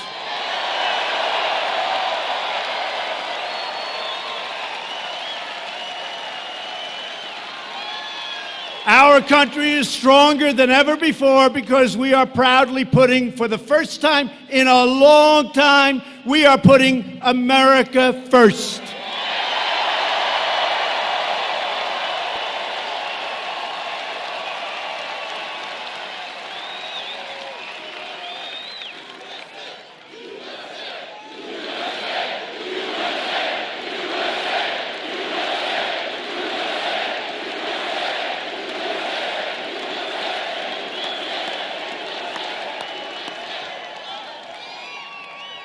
And I have to say, there are a lot of very beautiful red T-shirts in the audience.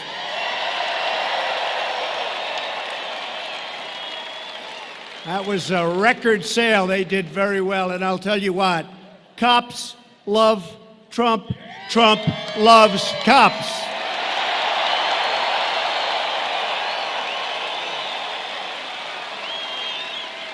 Our bold pursuit of this pro-American agenda has enraged, and you know what's happened? It's enraged the failed ruling class in Washington. Not easy to get them out, but we're doing it slowly but surely. These corrupt politicians and the radical leftists got rich bleeding America dry, and they knew that my election would finally end their pillaging and looting of our country. And that's what they were doing. And that's what they continue to try and do. That is why from day one, the wretched Washington swamp has been trying to nullify the results of a truly great and democratic election, the election of 2016. They're trying. They're not getting very far. They want to erase your vote like it never existed. They want to erase your voice, and they want to erase your future. But they will fail because in America, the people rule again.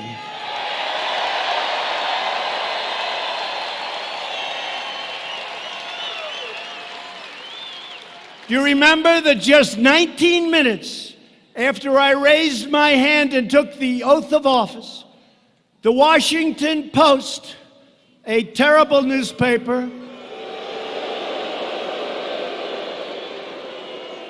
that doesn't know how to write the truth, published a story, and in this case, they might have gotten it pretty correct. They said, the campaign to impeach President Trump has begun. That was the headline. Little did we know they weren't playing games. Think of that. That was 19 minutes after the oath of office. Months earlier, Peter Strzok. Remember, he and his lover, Lisa Page. What a group.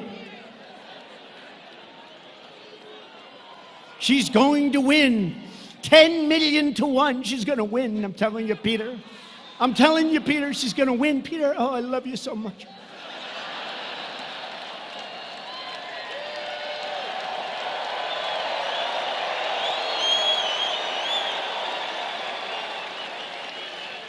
I love you, Peter. I love you too, Lisa. Lisa, I love you. Lisa. Lisa. Oh, God, I love you, Lisa. And if she doesn't win, Lisa, we've got an insurance policy, Lisa. We'll get that son of a bitch out. We got an insurance policy. And we're living through the insurance policy. That's what it is. The phony Russia hoax. Lisa, I love you. Now, the do-nothing Democrat con artists and scammers are getting desperate. 13 months, they got to move fast because they're not beating us at the polls and they know it, despite the phony polls that you see all the time. They're phony polls. You know, polls are no different. Remember, I always used to talk about polls? I know polls very well. Polls are no different than crooked writers. They're crooked polls. They're crooked polls. No different. Well, that's a lot of media. Look back there. That's a lot of media.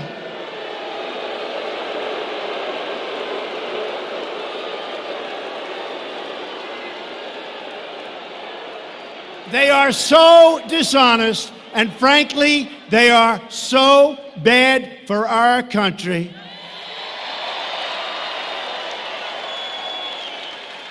They are so bad. And they could be so good for our country. They could be so good. And maybe they'll change and maybe they won't. I've been waiting for a long time. You know, after I won the last election, I said, you know, finally, it's okay. Finally, I'll get some great press. They got worse. They got worse. I said, finally, I said to the First Lady, darling, we're going to finally get respect. We're going to finally get media and press coverage that's going to be great. Look at what we've done. And I'm telling you, they did. They got worse. And they know they cannot win. You understand. Well, if you didn't understand, honestly, there's no way anybody could win. Because you'd believe them. If you believe them, there's no way anybody could win, because it's like 94%. I can do the greatest things in history, and they'll make them bad to very bad. And if I do something neutral, it worked out okay, not great, not bad. It's like, give them the electric chair. That was terrible. Right? No, this is the worst. These people and the Democrats, they're partners. It's a partnership. How about on the newscast, like the word manufactured? It's manufactured. And every newscast, tonight in a manufactured deal along the border.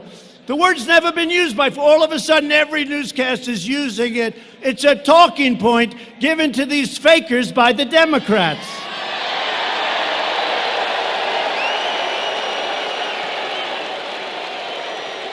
So they know they can't win the 2020 election. So they're pursuing the insane impeachment witch hunt. I've been going through it now.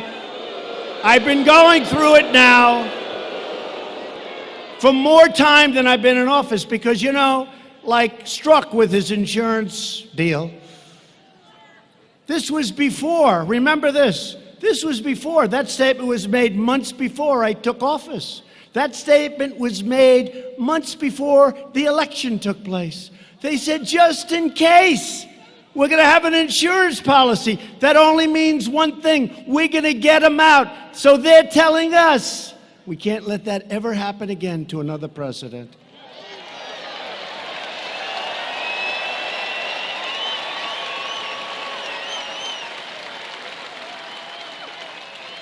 And Rush Limbaugh, Sean Hannity, a lot of people.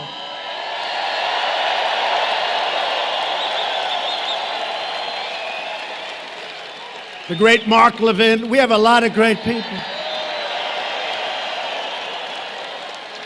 Lou Dobbs. Great people. You know what they said? Every one of them, plus many others. There's no other man that we've ever met that could have taken it. It's true. Maybe I'm a little different up here, I don't know. But I enjoy it. To me, I'm energized because we're draining the swamp.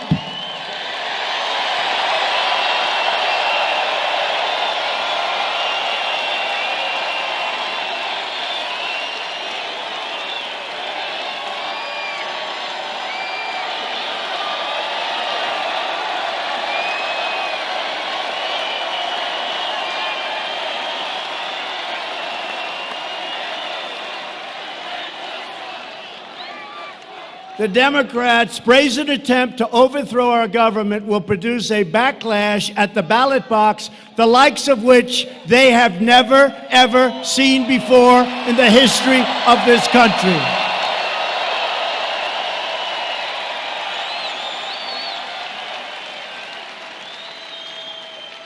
These are bad people. My phone call, as an example, with the president of Ukraine was perfect. Everybody that looked at it. And the only reason I released it was that the Democrats put out a phony narrative. So I had no choice. And I don't want to do that as president. Every time a president from a country calls me or I call them, we have to release the text. How can you do business that way? Who's going to want to speak to your president?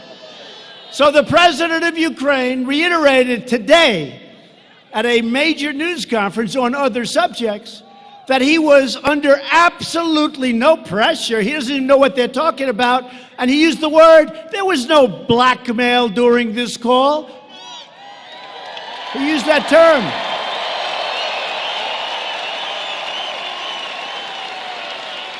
So in theory, that should be the end of it. Think of it.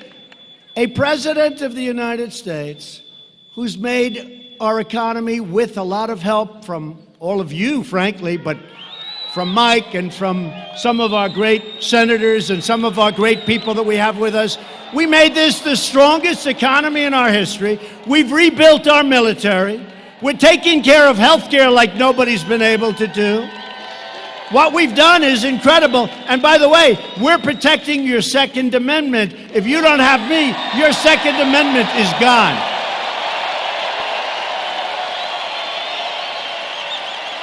So, we have the greatest economy, the greatest military. We've rebuilt our military, $2.5 trillion, because when I took it over, it was a mess. And what do they want to do? Let's impeach our president, right? I don't think so. I don't think so. I think we're going to have a turnout the likes of which we've never seen in the history of our country.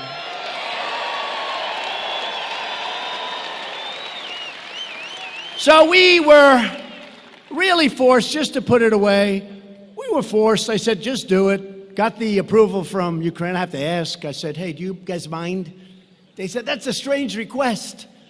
I said, don't worry about it. Do you mind? And they said, please, go ahead. Nothing was said wrong on that call. So we released the transcript of the call, which was so good that that crooked Adam Schiff, this guy is crooked.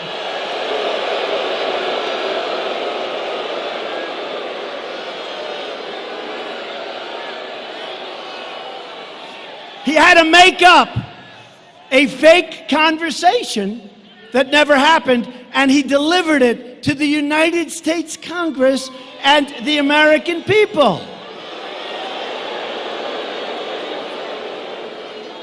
It was a total fraud. And then Nancy Pelosi said, oh, I think the president said that.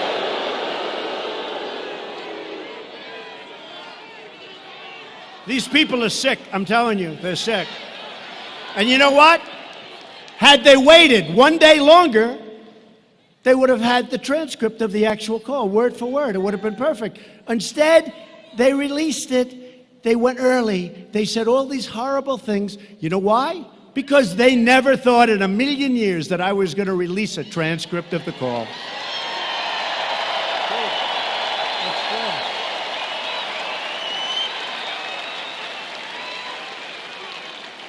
So Nancy Pelosi, upon hearing a false story from a whistleblower that had no clue what was going on in that call, or somebody gave her very bad advice, but also hearing it from Shifty Schiff. Nancy Pelosi said a day before seeing the transcript of the call with the Ukrainian president, we've got to impeach him. We've got to impeach him. Right? And then she saw the call and she said to her people, what the hell? Nobody ever told me this was the call. But she keeps going anyway because the press is fake and they play right into their hands.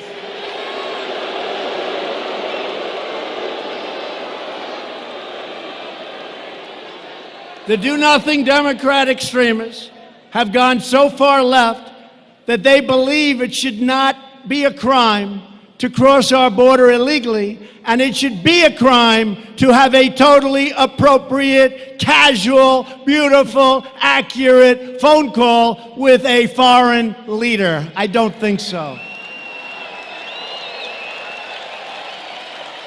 As our brilliant White House counsel wrote to the Democrats yesterday, he said their highly partisan and unconstitutional effort threatens grave and lasting damage to our democratic institutions, to our system of free elections, and to the American people. That's what it is, to the American people.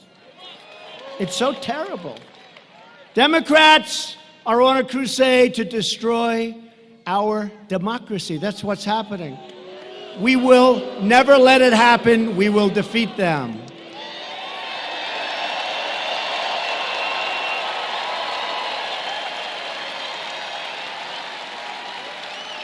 I mean, look at their debates. These people are crazy. They want to spend $99 trillion to redo buildings all over the United States. I said, what about China? What about Russia? What about India? What about all these other countries where that stuff is just flowing out? It's all right. Let him give you the answer. Man, did the cops act fast. He's already gone.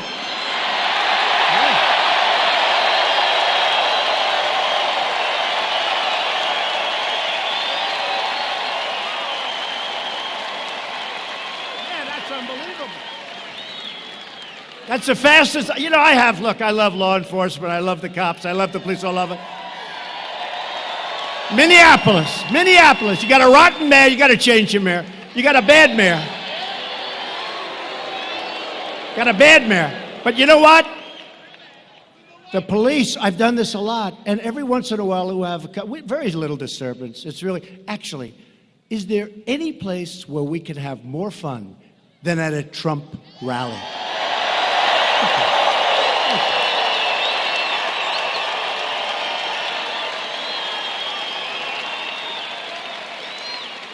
And we've set every record at every place virtually that we've gone. And one of the big musicians said, and Trump does it without a guitar. Can you believe it? Without a guitar. But this guy, so I've had it a lot where, you know, but sometimes it'll take the police like 30 seconds, 50 seconds.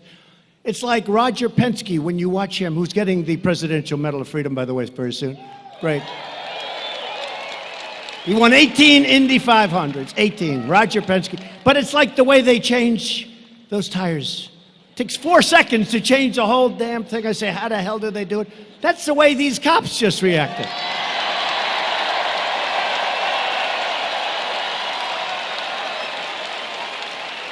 That was a record. I think it was a record. I've had good service, but I've never had anything like that. I look up, the guy is already gone. We love you with the red shirts. So now the Democrats are making a pathetic bid to save Sleepy Joe Biden. And you know what? I'd love to run against him, to be honest. Anybody like that, if you can't beat him in a debate, you got a big problem, folks. Big. You can't beat him in a debate, you can't be president. Because what are you going to do against President Xi and Kim Jong-un? You can't beat Sleepy Joe. And now we're going to meet with Kim Jong-un. I don't think so. But he's totally owned and totally controlled by the Washington swamp for many years. 2 months after President Obama put Joe in charge of Ukraine policy, they put Joe Biden in charge of Ukraine policy. Listen to this. And the press will not write it. They say, in totally unsubstantiated charges, every time they talk about him, President Trump has said that his son walked away with a fortune. Now, you know that's a totally unsubstantiated charge. Really? It's not unsubstantiated, it's fact. Joe's son, Hunter, got thrown out of the Navy, and then he became a genius on Wall Street in about 2 days.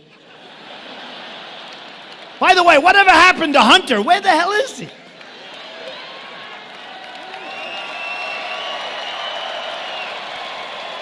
Where's Hunter? Hey, fellas, I have an idea for a new T-shirt. I love the cops, but let's do another T-shirt. Where's Hunter? Where is he?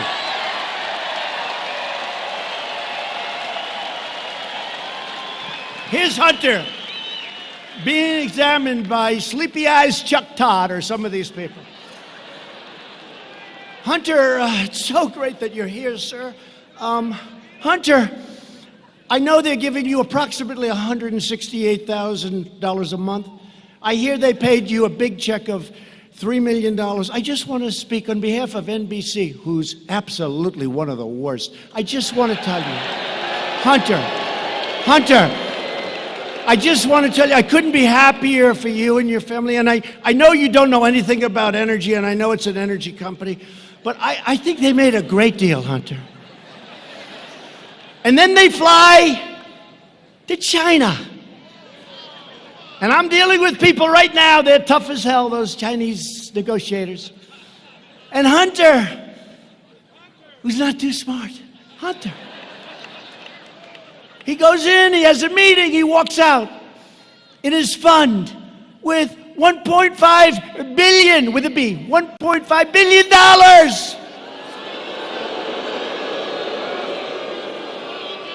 These aren't the same Chinese negotiators that I'm dealing with, I can tell you. These are not the same ones, but we are doing very well in that negotiation. Now think of it. Where's Hunter? Okay, get it. So where is Hunter? I want to see Hunter ask these questions. Hunter, you know nothing about energy. You know nothing about China. You know nothing about anything, frankly. Hunter, you're a loser. Why did you get $1.5 billion, Hunter?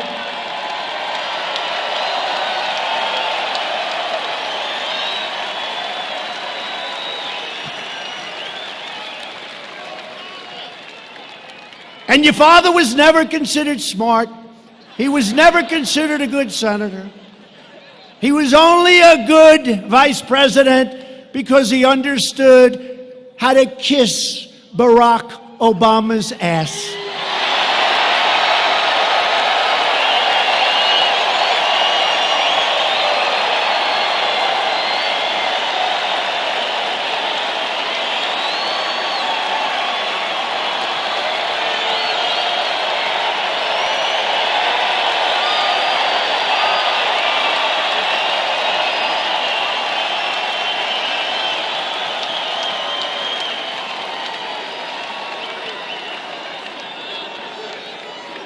True.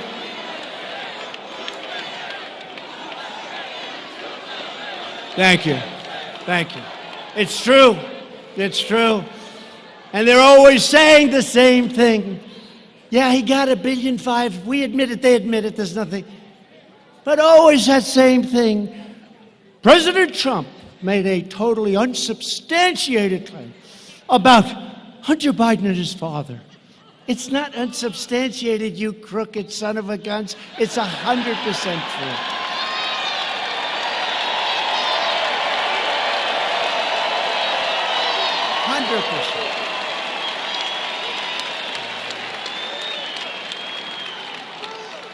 Even the smart guys on Wall Street, and I know all of them, they are smart.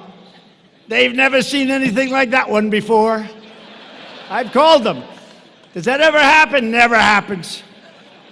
Guy walks in, no experience, no nothing. Walks out with $1.5 billion. Gee, flies in on Air Force Two with his father, the vice president. Don't forget, that's when he was vice president. So China gives his son $1.5 billion. How would you like to have Joe Biden take over negotiations right now with China? I don't think so. I don't think so. Meanwhile, Biden allowed China to rip off America for 8 years as vice president, and Barack Obama let him just rob us blind, and we're not doing that anymore. Those days are over.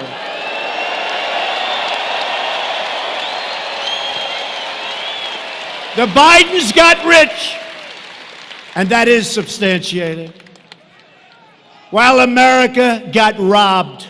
That's what happened. Sleepy Joe and his friends sold out America. They didn't have tough negotiations. I look at these trade deals. And I say, who the hell could have done this? If you had no business instinct, no business ability, if you had nothing, if you're dumb as hell, you wouldn't make these deals. They're so bad. I say, who made these deals? Who made these deals? But we're ripping them all up and redoing them, and they're going to be very good. Wait till you see what happens.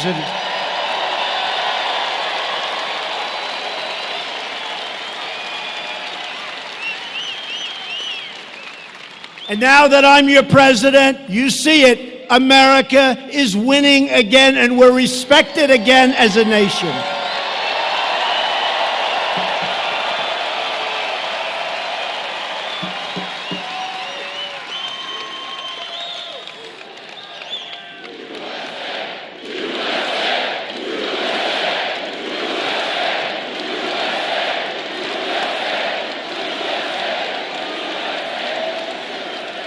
And in a brand new report just came out as I'm walking on the stage. Hard to believe, actually. It turns out that Joe Biden was vice president. He worked with the so-called whistleblower.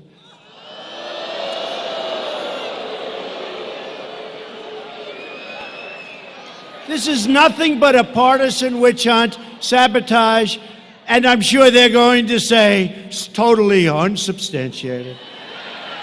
But one of them wrote the story. Congratulations, by the way. That's very nice. That's really good. That's the way you should do it. Good, good, good. In the twisted worldview of Democrats and the media, it's okay for politicians to ship our jobs to foreign countries, flood our communities with drugs and crime, and enrich themselves at America's expense. Their treachery is allowed because they go along with the rigged Washington game, and it is far more rigged. When I ran, I thought it was rigged, but this is crazy what's happening. But if you refuse to bow or bend to the Washington swamp, which I could do very easily, I'd be much more popular. Folks, it would be so much easier. You know, very smart, I gotta tell you, isn't it much better when I go off script? Isn't that better?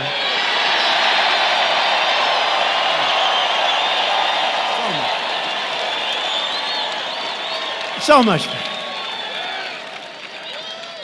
It's just.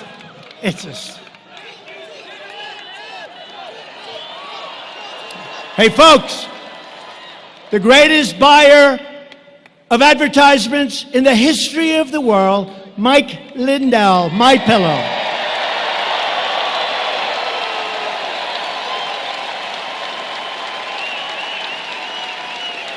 I have never seen so many ads.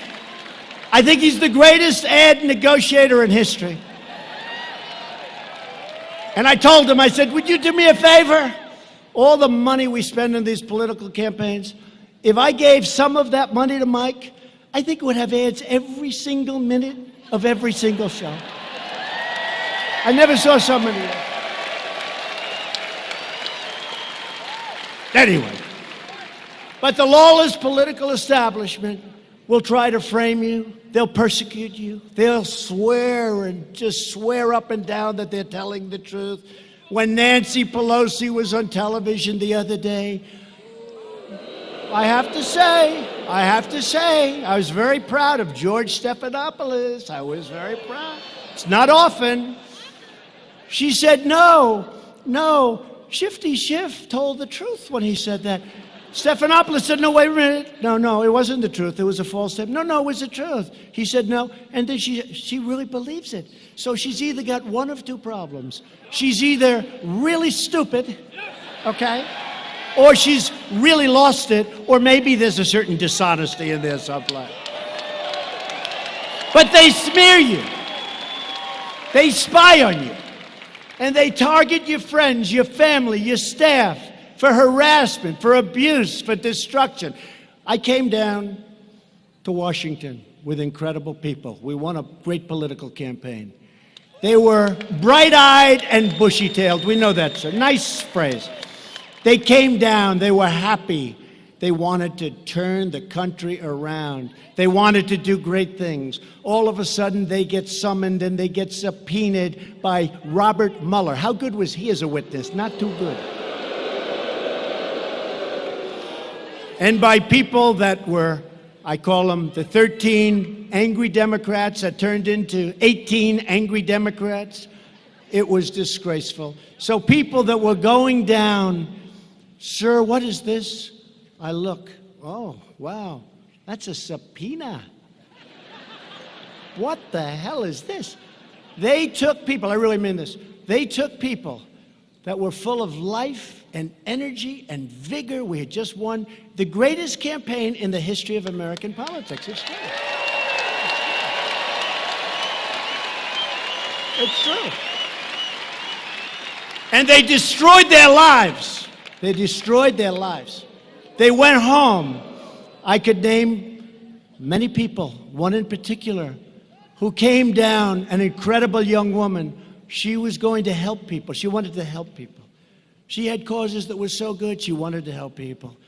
And she ended up going home dark, dark. Her life became hell. They ruined people. They destroyed people. Good people. People that ended up paying far more money in legal fees than they made. They destroyed great people. They're vicious, horrible, and the media was behind every single step.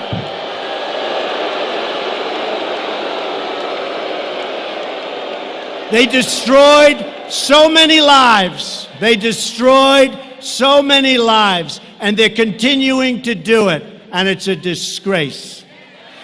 When all of their ludicrous hoaxes have been exposed as frauds, these sinister fakers then try to impeach you for daring to call out their own corruption. There's nothing like the dirty political establishment.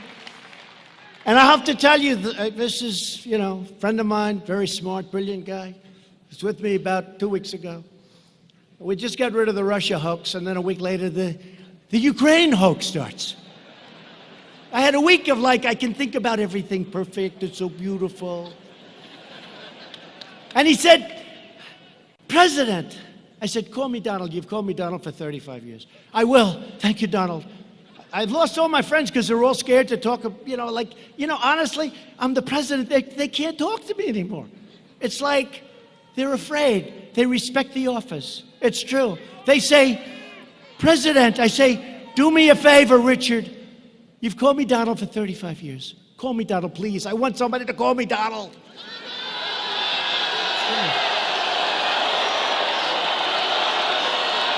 True.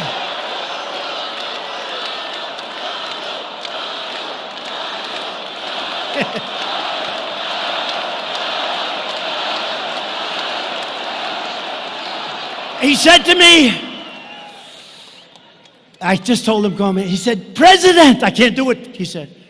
So I says, President, you've been here now for, think of it, almost 3 years. Can you believe we're here 3 years? It's we.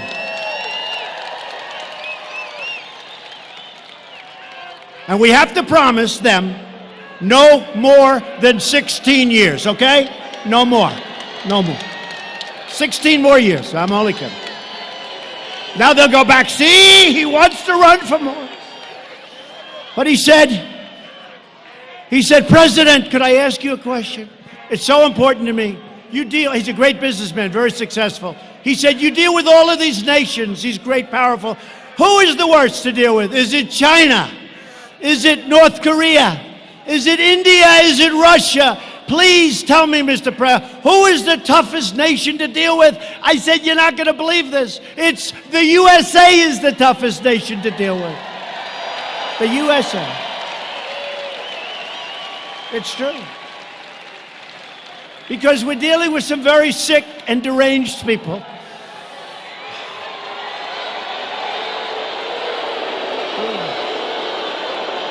There's nothing that the dirty political establishment hates more than a president that they cannot intimidate, own, and control. They're trying to stop me because they know that I don't answer to them, I answer to you. It's true.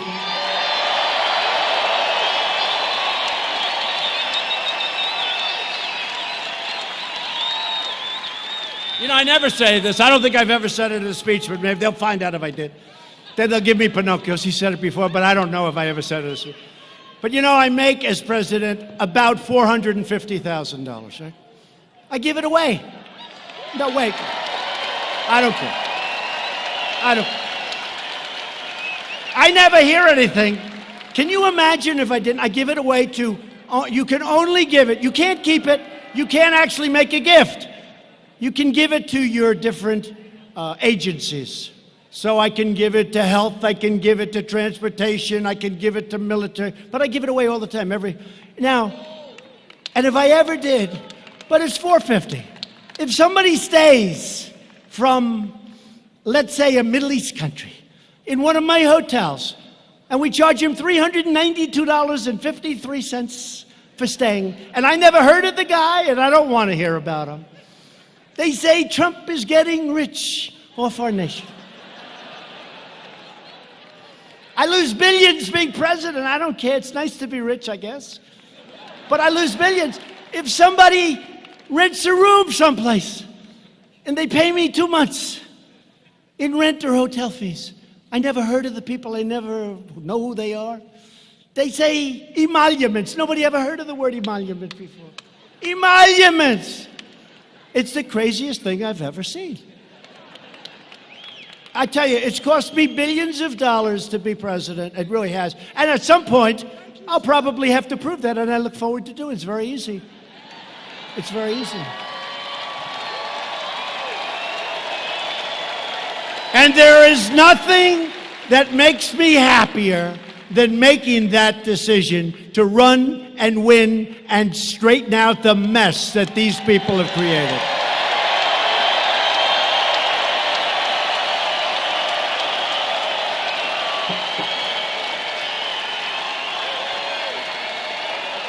So in a desperate attempt to attack our movement, Nancy and Chuck, two beauties, have given control of the Democrat Party entirely over to the radical left, including Minnesota's own Representative Ilhan Omar.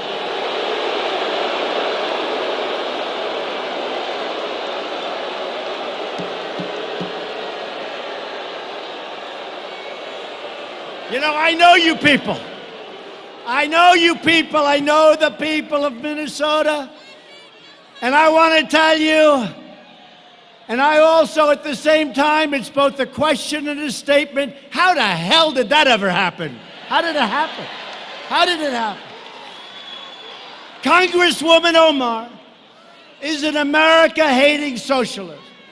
She minimized the September 11th attack on our homeland, where far more than 3,000 people died, saying some people did something, big deal, some people did something. She pleaded for compassion for ISIS recruits right here in Minnesota. Omar laughed that Americans speak of Al-Qaeda. You remember that tape? Speak of Al-Qaeda. But when we say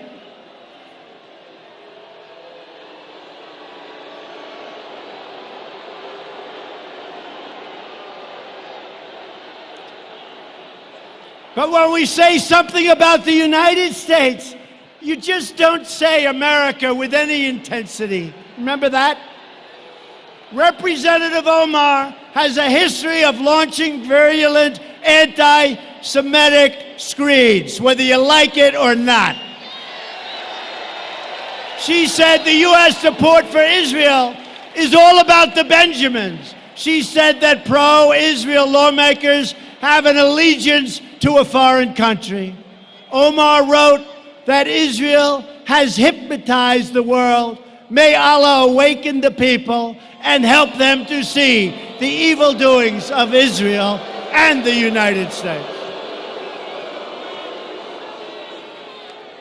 How How do you have such a person representing you in Minnesota? I'm very angry at you people right now.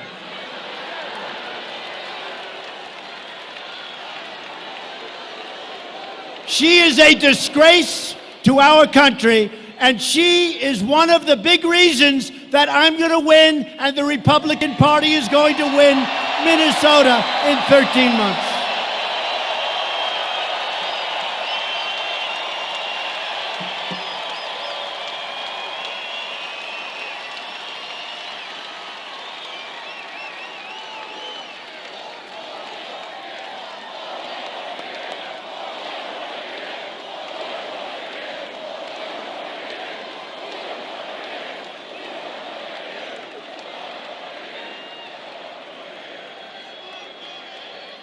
Thank you very much.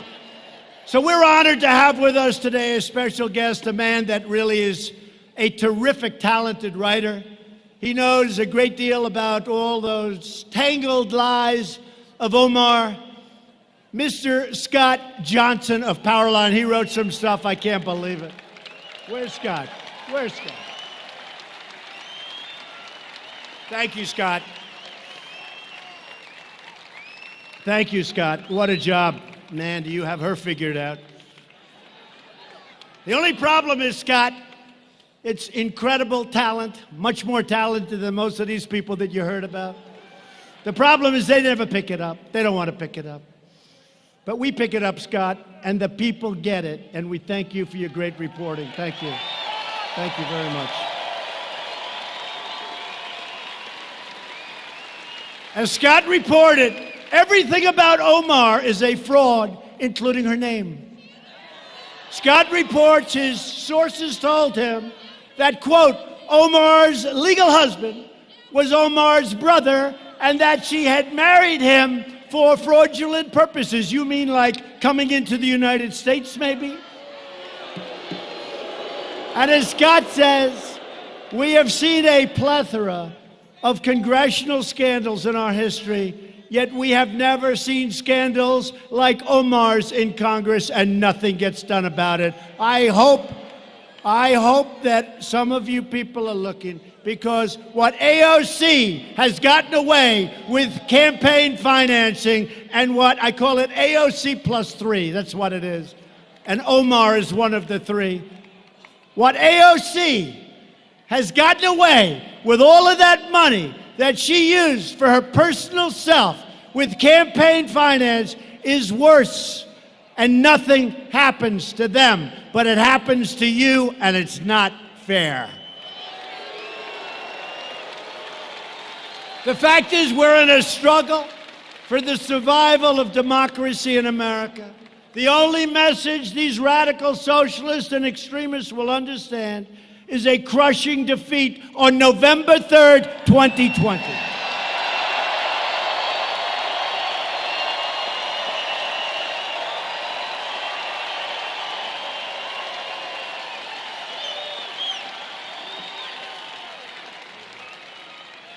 With your help, we will win back the House.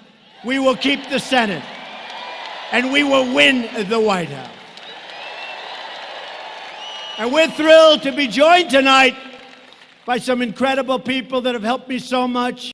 One of your tremendous, talented, tough Congressman, Tom Emmer. Tom.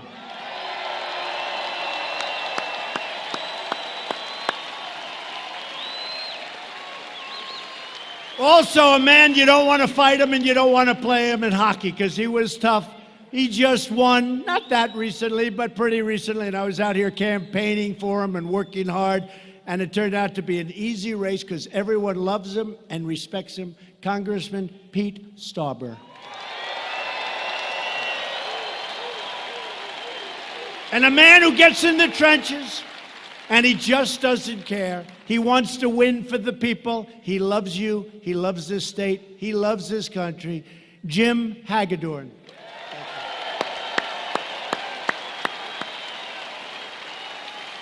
And a great friend of mine with his incredible family. He's a friend. He's smart. I guess you'd say he's brilliant. His education is incredible. His military career has been incredible. Then he ran for office, and now he's a United States Senator from the great state of Arkansas, Senator Tom Cotton.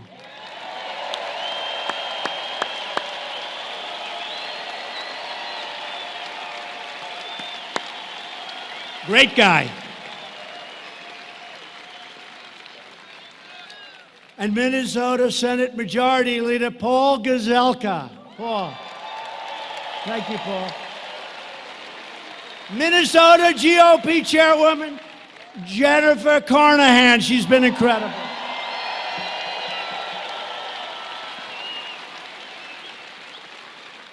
I said, Jennifer, are we going to win in 13 months? She said, honestly, sir, I've never seen anything like this. It's going to be easy. Don't ever say. Just assume we're like 2 points behind, okay? 2 points behind. You never, ever, please. You always just assume you're a little behind. But we're going to win this state by so much that people are going to be shocked. And plenty of other states, too. You know, we had a rally 3 weeks ago in New Mexico. And New Mexico is a hard state for Republicans, hasn't been one in a long time, also. And we had receptivity that was unbelievable. The audience was 40% Hispanic, where we're doing great.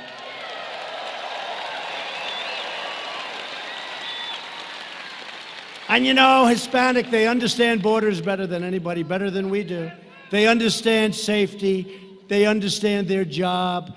They don't want people taking it away. They don't want crime. They understand it better. That's why we're doing so well. But we're in New Mexico, and I'm telling you, that was electric. But honestly, all evenings are electric. We haven't had any bad ones. We haven't.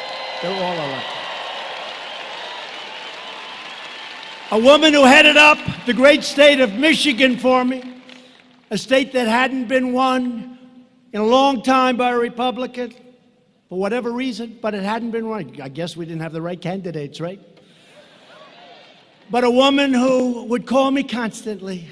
I'd say, I don't want to talk to her. She's giving me a headache. Sir, if you make one more trip, you're going to win Michigan. I say, all right. I make the trip. I go back home. I get a call the next morning, sir, we need one more. This went over and over and over. And we ended up winning the state of Michigan.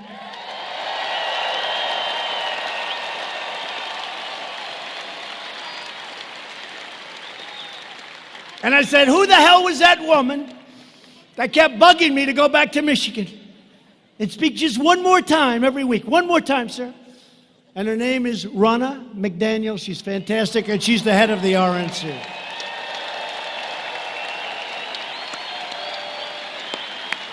She's great.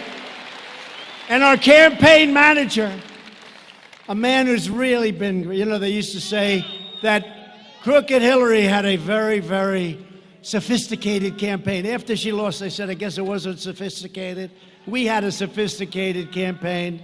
Nobody knows the world of computers better than this guy, Brad Parscale. Remember when they used to say it? You know, I never got credit. My father used to teach me, if you can do it for less and win, that's good. He wasn't talking politics. The last thing, he's looking down. He's definitely looking down, not looking up. He was great. He was tough, but he was great. But my father would say, if you can do it for less and win, that's a good thing, not a bad thing. If you can build a building for less money than the guy across the street, and if it's a nicer building, and you can rent for less, that's like a good thing. So in the campaign, we spent much less money than crooked Hillary Clinton, much. And we won. And we won. We won 306 to 223. That's a pretty big, remember? Remember they said Electoral College. And by the way, when you run, if you're running, the Electoral College is like the 100-yard dash. And the total vote, you don't go certain places. You focus. Electoral College, we have to explain to them, it's different. So we won 306. And you remember they used to say, one's the 100-yard dash, you practice. One's the mile, you practice. It's a different race. Winning the total vote is much easier, in my opinion. The Electoral College, I had to go to 22 different states. For the total vote, I'd go to like 4 states maximum, right? Much easier. It's much easier. I'm all for it. But the Electoral College is better for our country because it forces you to go places that you wouldn't go. I love Maine. I went to Maine 4 or 5 times. I needed 1 point. Maine gave me 1 point. And what happened? I went there numerous times. Everyone said, why? Because I was told by these fraudsters back here in the media that Trump cannot get to 270. He cannot get. They had me maximum, if everything worked, right, at 269. So I kept going to Maine. And you know what? We won that 1 point in Maine. But I kept going. They say, why? I said, well, first of all, it is really a beautiful place. But we won the point. But they said he cannot get to 270. I heard this for months and months. I had such a headache. Almost as bad as listening to Mike's damn commercials about those pillows. Maybe I need one of those pillows to cure my headache. Does it cure headaches? I think so. But here's the thing. So they said he cannot get to 270. In other words, you can't win. You don't get to 270 yourself, you can't win, right? He cannot do it. There's no way of doing it. And they were right. I got to 306.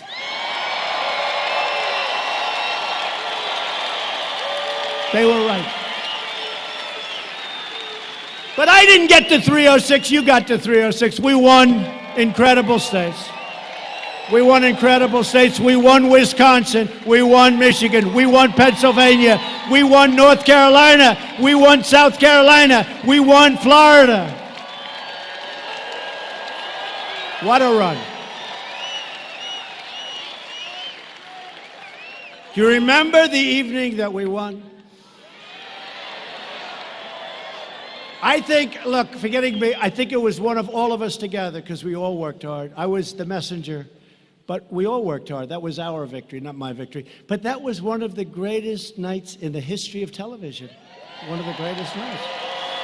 And hopefully it'll go down when we're allowed to get all of this stuff seeded. You know, it's like a tree. You plant it, it has to go, but it needs a little, that's why we need the 4 more additional years. It's got to grab on and catch. So they can't destroy it.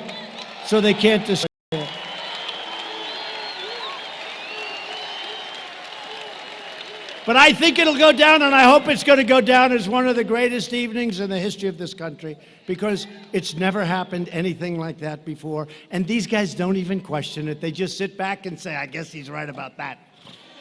I'll never forget the night before. I was at a tremendous arena. The place was going crazy. It was like this, going crazy. And 2 reporters that hate my guts, they looked at themselves, they looked at each other, famous shot, they're looking like this and they're saying, what the hell is going on? They knew. And I didn't need Beyonce and Jay-Z.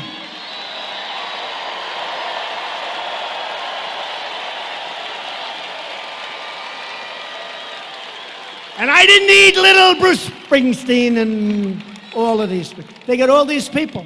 They'd come in because you couldn't get a crowd. They'd come in, they'd sing, they got Bruce Springsteen. Okay?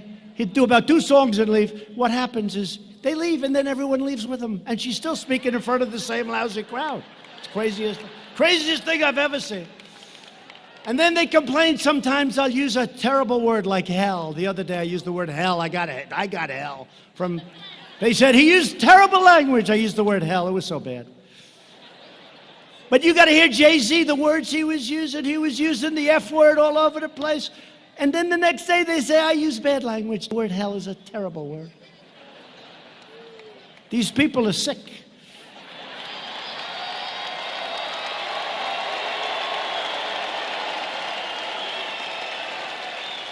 But that was an amazing evening.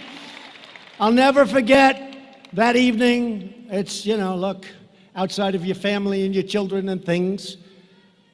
I love you too, darling.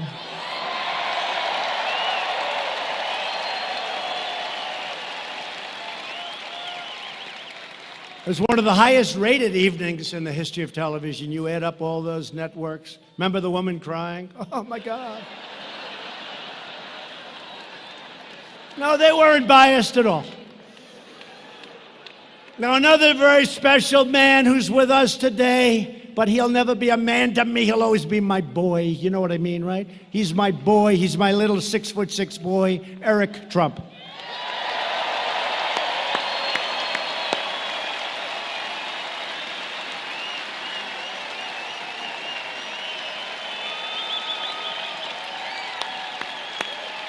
And the parents understand that, right? They may be big and strong and older, and to a parent, a child is always their boy or always their little beautiful girl. And I know that's probably politically incorrect. They'll say, it was terrible what he said about women. Terrible. But they're our boy and they're our girl, and it doesn't matter how old we get and how old they get. Is that a correct statement? And I'm also proud to endorse your next Republican senator from Minnesota, a man that I've known, a man that is tough and smart, a man that's running against somebody that's never done a damn thing in the Senate, Mr. Jason Lewis.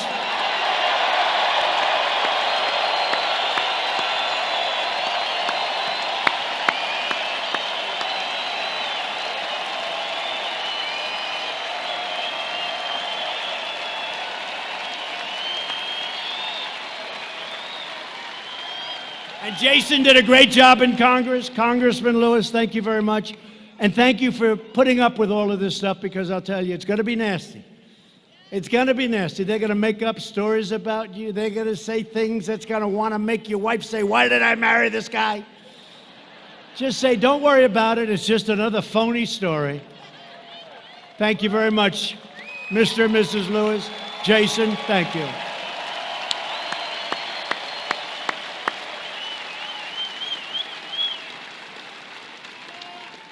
And Jason, they can't say that about Tom Cotton. He's too perfect, this guy. He can't say it. They can't say it about you, Tom. Anyway, good luck, Jason. Do well.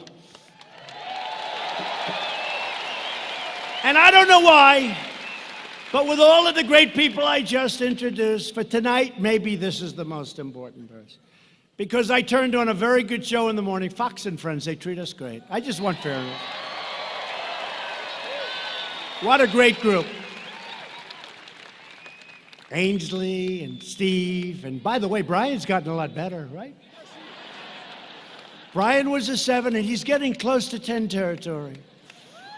And Steve has been so great, and Ainsley is just incredible. And sometimes Pete Hegseth gets on there for the weekends.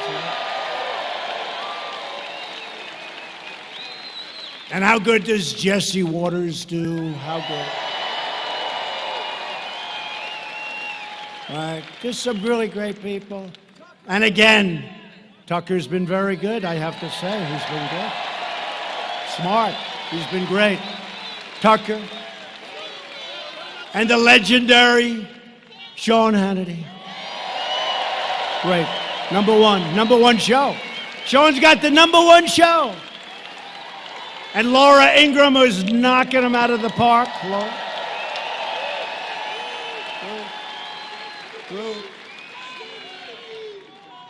And you go over Maria Bartiromo.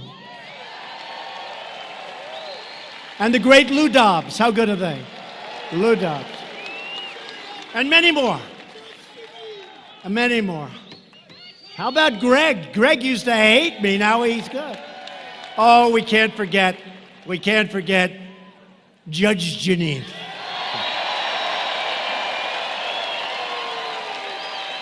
I would be in such trouble if I forgot Judge Jeanine. No, these are great. And there are many more. I just, look, I'm just rattling some names off, but they're just terrific people. They're terrific people. But a man that I have to really say something very special about. So I'm watching Fox and Friends early in the morning, very early in the 6 slot, because I'm out of there pretty good. And I see a handsome young man named Bob Kroll, Cops for Trump.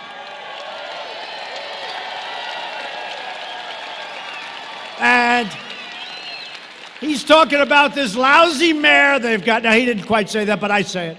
He's talking about this lousy mayor that won't let the cops, the police, the law enforcement. You know, my father always used to say, son, he meant it too, never say cops. It's disrespectful. Say police officer. I say, okay, Bob. But honestly, the truth is, with time, I love you guys, whether you're cops, police officers, law enforcement, I'll call you whatever you want. It doesn't matter. You are so great, so respected. You don't even know how much our public loves you. You don't know it. You don't know it.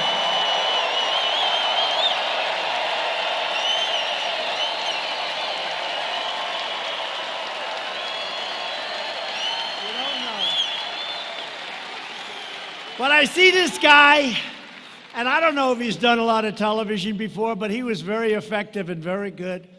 And he was saying how the police aren't being allowed to take care of this rally.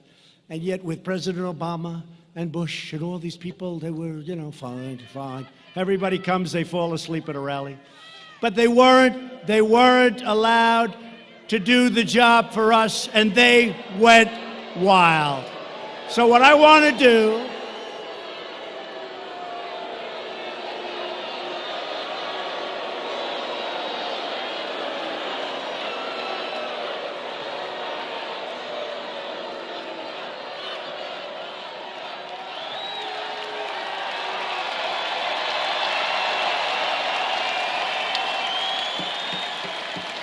go home to mommy. Mommy says, I saw you on television tonight. I love Trump. Don't you ever do that again. Yes, Mom. Yes, Mom.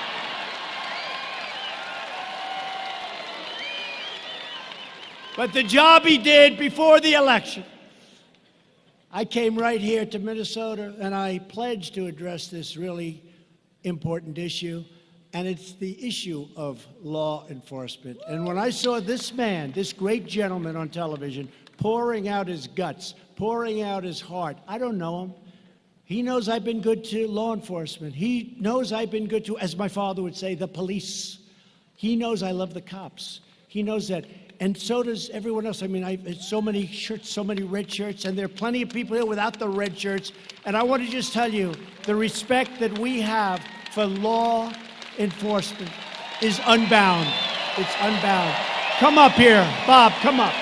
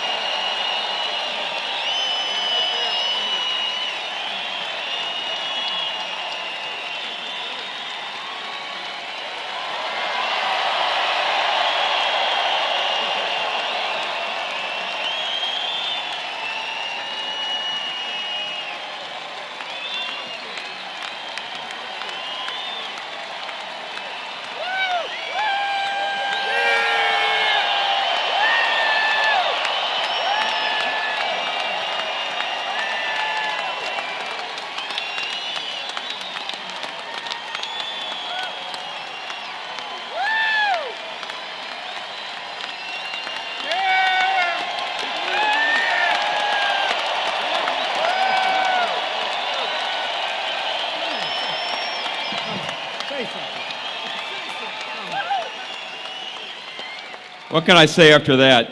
Tune in, Fox, 10:15 tonight. Shannon Bream, they asked us on.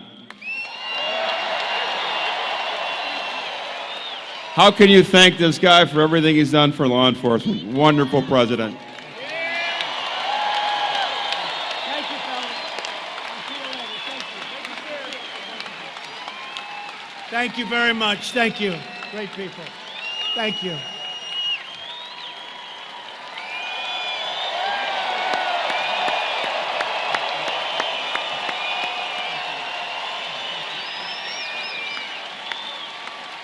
What a group.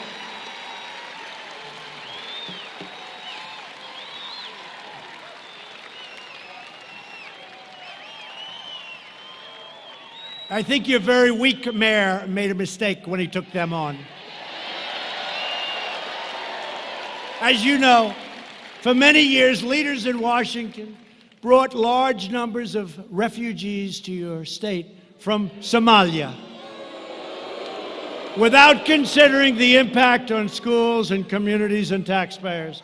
I promise you that as president, I would give local communities a greater say in refugee policy and put in place enhanced vetting and responsible immigration controls. And I've done that. Since coming into office, I have reduced refugee resettlement by 85%. And as you know, maybe especially in Minnesota, I kept another promise. I issued an executive action making clear that no refugees will be resettled in any city or any state without the express written consent of that city or that state. So speak to your mayor.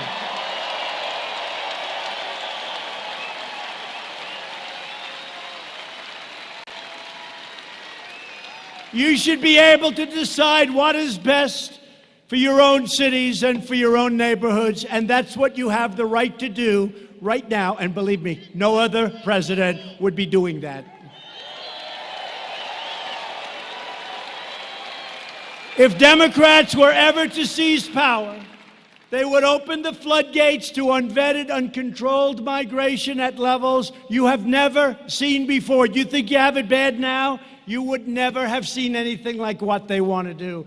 But in the Trump administration, we will always protect American families first, and that has not been done in Minnesota.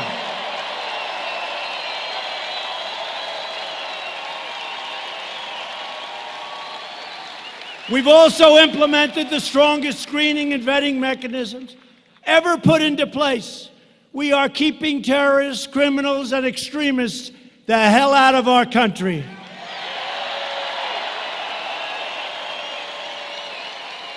And I want to thank the country of Mexico. The president of Mexico has been incredible. We have now 27,000 Mexican soldiers. They're great and they're tough, and they are now protecting our border, and those numbers have gone down like this.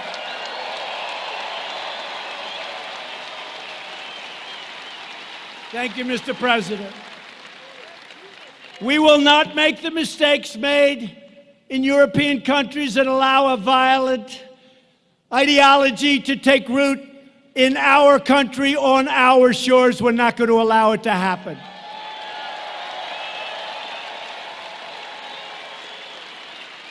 And as you all know, to protect our citizens from those who would do harm to us, I instituted a very controversial, very hard to get travel ban on some of the world's most dangerous countries.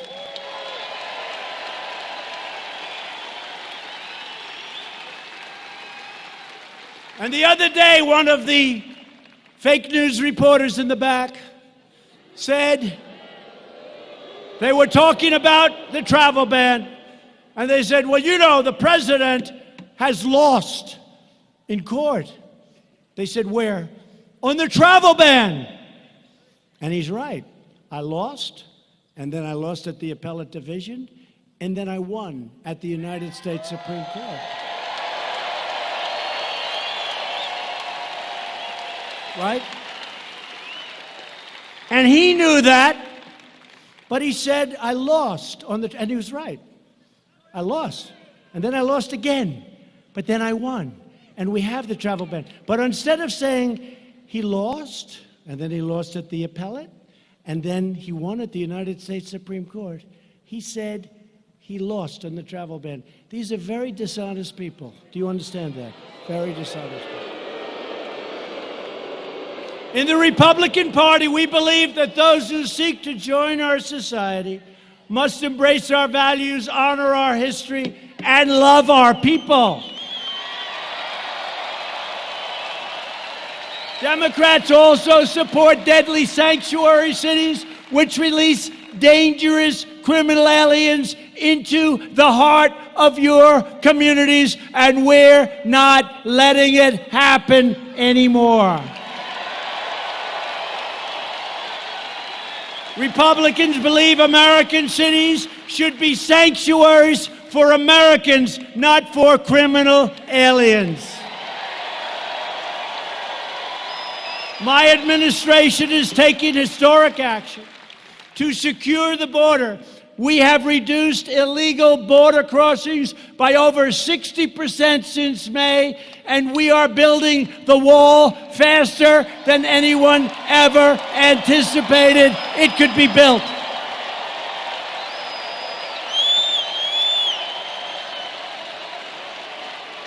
And this is a serious wall. You've all seen it.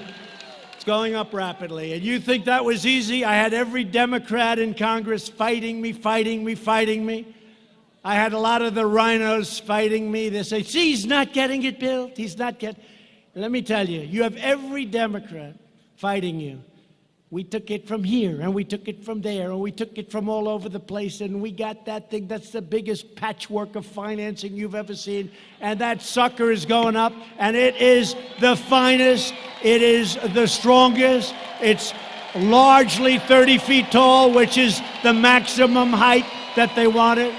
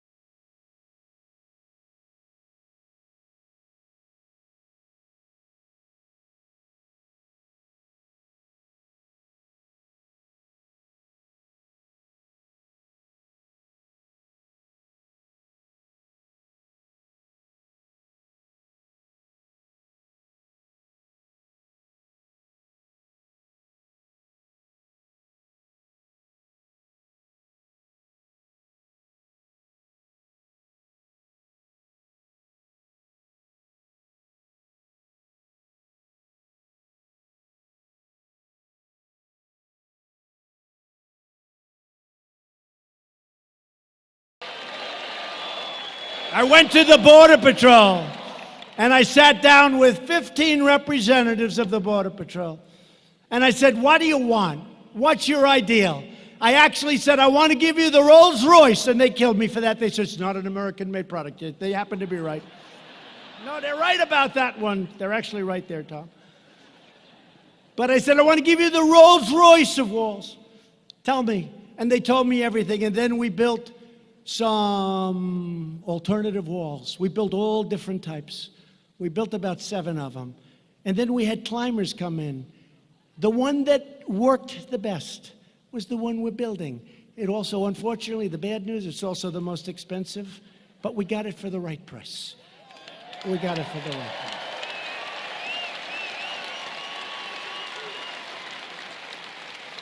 It's steel, it's hardened concrete, it's deep, it's high, it's a thing of beauty. And it's going to keep bad people out of our country. That's what it's going to do. And the Democrats knew this. Most of the Democrats 4 years ago, they wanted a wall. Now all of a sudden, they don't want a wall. You know why they don't want a wall? Because I want it. It's the only reason. And I just thought of it, you know, like a year ago. I said, man, this could have been so much easier.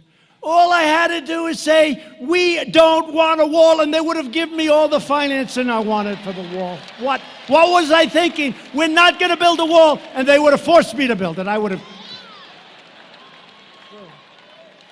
Under this administration, we are also ending the endless wars. We have to do it, folks. We have to do it.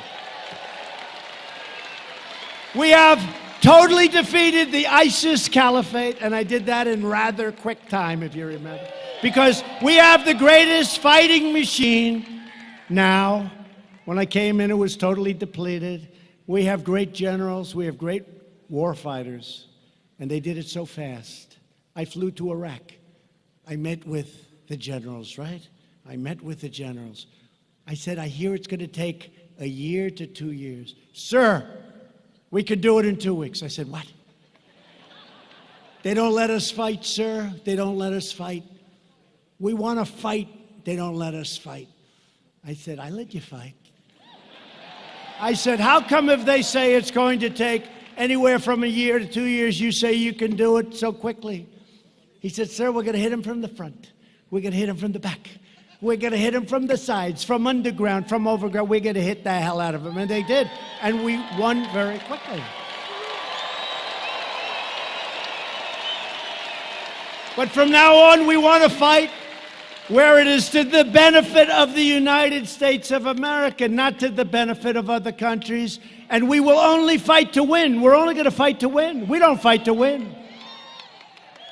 We don't fight to win. The Turks have been fighting with the Kurds for 2 centuries. And Turkey, as you know, is a NATO ally. But I've been rough on them. We've defeated 100% of that ISIS caliphate and no longer have any troops in the area. We don't have any troops. The troops have been pulled out, where Turkey is carrying out now a very tough campaign against the Kurds. Get them out.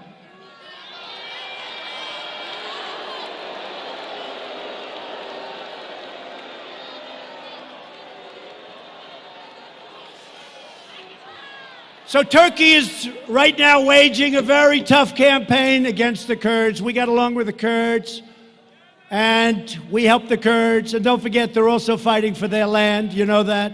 But they're fighting.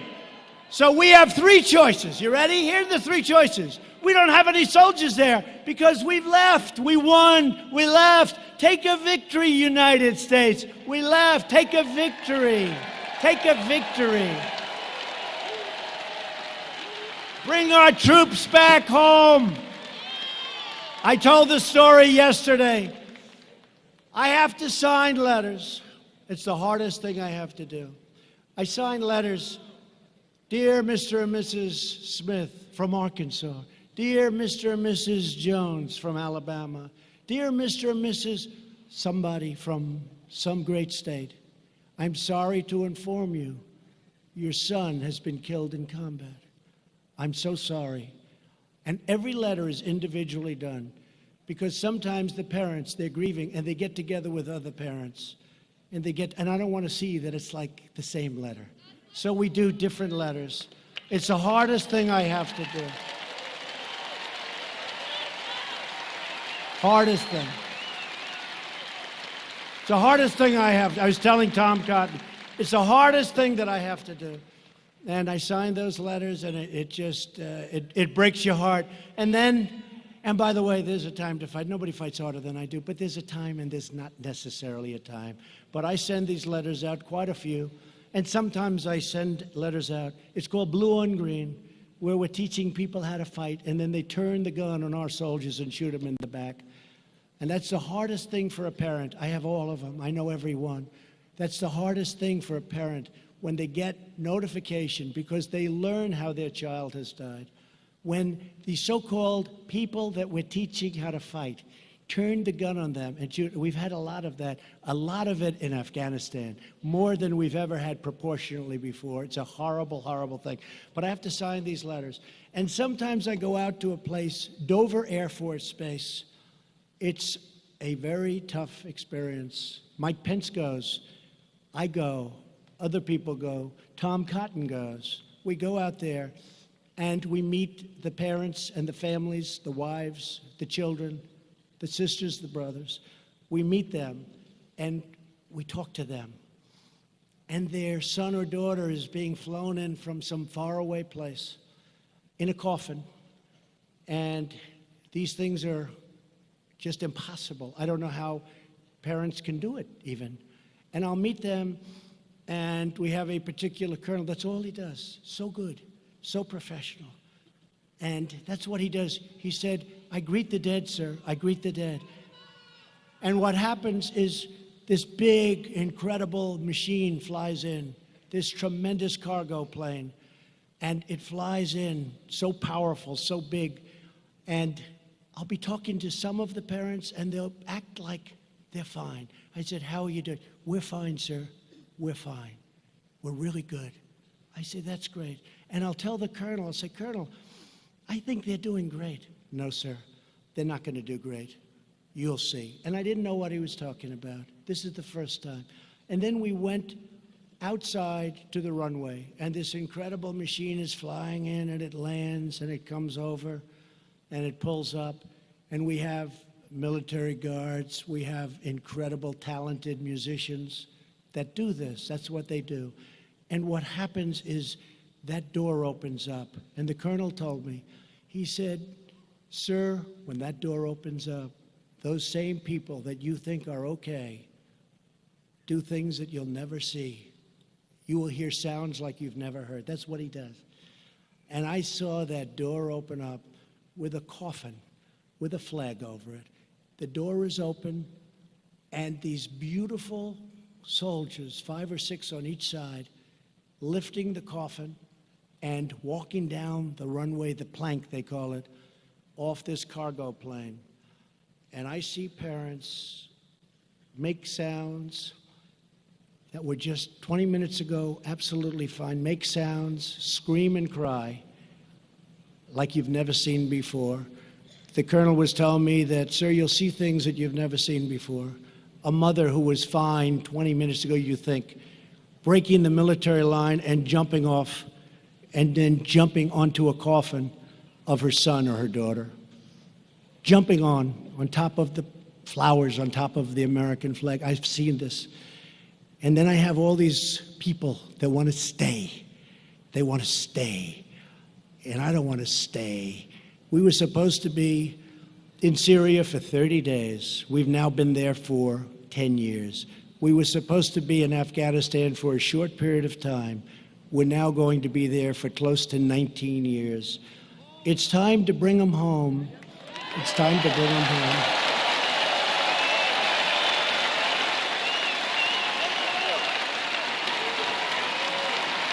It's true. Time to bring them home.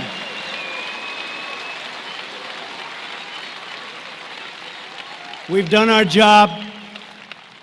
We've defeated everyone that we're supposed to defeat.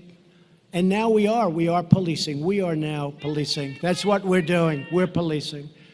And that, as I said, no more respect for the police, but these are military people, and those are police. But we are now policing. We're not fighting, we're policing. And you know what? After all of these years, and one other story, and I have to tell you, I go to Walter Reed on Friday, and I do it quite often. I gave out 5 Purple Hearts, and I meet people that are so beautiful, so amazing. I met 5 warriors, and one was so badly hurt with a loss of arms and a leg. Another one, they're just very, very devastated. But these are great, great people. And I gave out the Purple Heart, and I see the parents, and I have to say, Walter Reed, I want to just say the doctors there, the job they do. You know, you hear so many complaints about the doctors and about the vets and the vets' care, and nobody's done better. We got choice for the vets. We did things for the vets that nobody thought would be possible.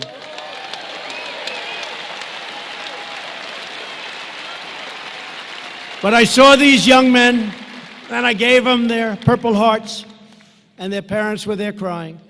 And one of them was so amazing. I said, "What's your problem?" "Sir, my face was blown apart. My nose was absolutely just blown apart."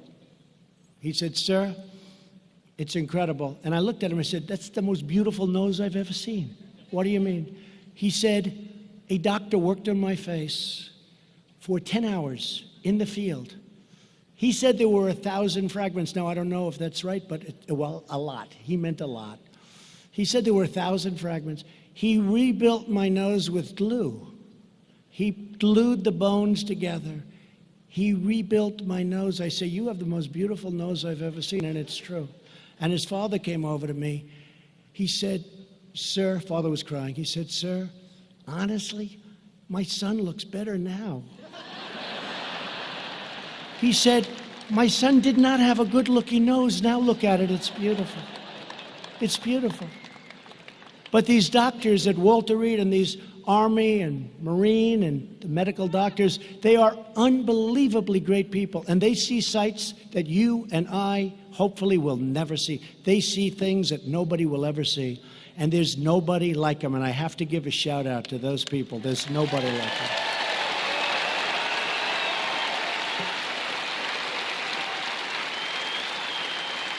So in the case of Turkey and Syria and the Kurds, we could send in 1,000 troops for a military conflict with Turkey. No, you don't want to do that. We could hit Turkey very hard financially. Or we could mediate a deal between Turkey and the Kurds. I like that. Let's mediate a deal. But remember, they've been fighting each other for hundreds of years. And we were artificially put there, in this case, by President Obama. So we did our job, we knocked out, and I'll tell you another thing. We have to be treated fairly. We have to be treated fairly. We're not treated fairly by other nations. We captured many, many ISIS fighters. Most of them came from Europe. They came from Germany. They came from France. They came from all of these countries. And we called them. I called them myself in many cases. I said, take your fighters. They said, we don't want them. You take them. I said, no, no, no. We did you a big favor. They're citizens of Germany. They're citizens of France. They're citizens of these various countries in Europe. Take your fighters. We don't want them, sir. We don't want them. And I said, how unfair are we treated? We do them a great favor, and they won't take the fighters. So we're doing some things that are pretty amazing. And every once in a while, you have to change course and do what you have to do. The United States has spent $8 trillion in the Middle East. We've lost thousands of brave soldiers and tens of thousands of terribly wounded people, great people. Their lives will never be the same. These wars produced only chaos and bloodshed. And all of the blood and treasure we sacrificed made the Middle East it's less safe, it's less stable, and it's less secure. And I say it all the time. The single greatest mistake our country made in its history was going into the quicksand of the Middle East. We spent $8 trillion and lost thousands of lives. And by the way, the other side, we can talk about that, lost millions of lives. What did we do? So we're going to pull them out, and we're pulling people out, and we're trying to make good deals, and we're going to bring our soldiers back home, and we may need them for something else, and they'll be ready. Previous administrations lust for regime change and also put historic Christian communities in vastly more danger than they were before we started. They are some of the biggest victims of these power vacuums and reckless foreign adventures. The Christians. And we work hard with the Christians. We have tremendous evangelical support. We work hard with the Christians. So we're slowly getting out of the Middle East. We're doing it carefully. And we're rebuilding our military like we have never rebuilt our military before. When I came into office, a very prominent general told me, because it looked like we could have a big conflict with someone, said, sir, we have no ammunition. We had old planes. We had planes that were so old they didn't fly. We had people going to the desert, the plane graveyards, airplane graveyards, picking up parts. I never want to hear a president of the United States hear those words again. I never want to have a president hear the words, sir, we have no ammunition. Think of that. Think of that. Now, thanks to more than $2.5 trillion worth of investment in our military, we have more ammunition, more missiles, more rockets, more tanks, more fighter jets, and more of everything else than we've ever had before. And we have no choice. You look around the world and we have no choice, unfortunately. And the Democrats want to dismantle our military. After years of building up other countries, we are finally building up our country. That's what we have to do.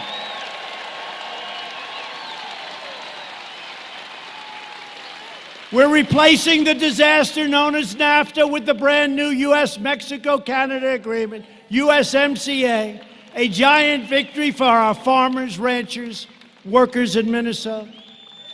Congress should pass USMCA immediately. We hope that Nancy Pelosi can start thinking about passing some legislation instead of thinking about nonsense.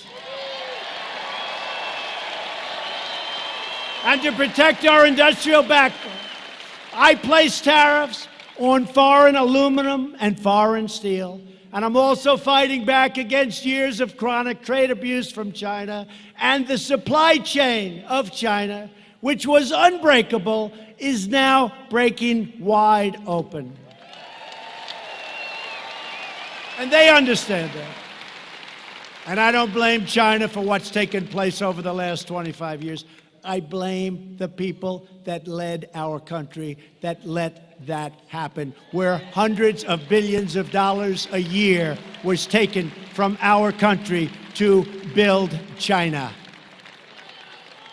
It's not China's fault.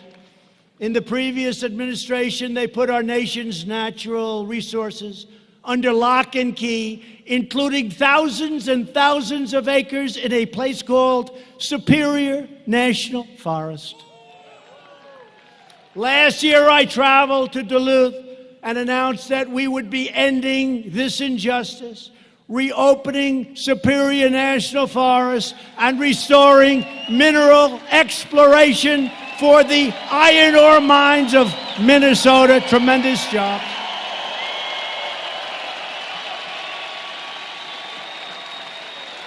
And now the Iron Range is back in business.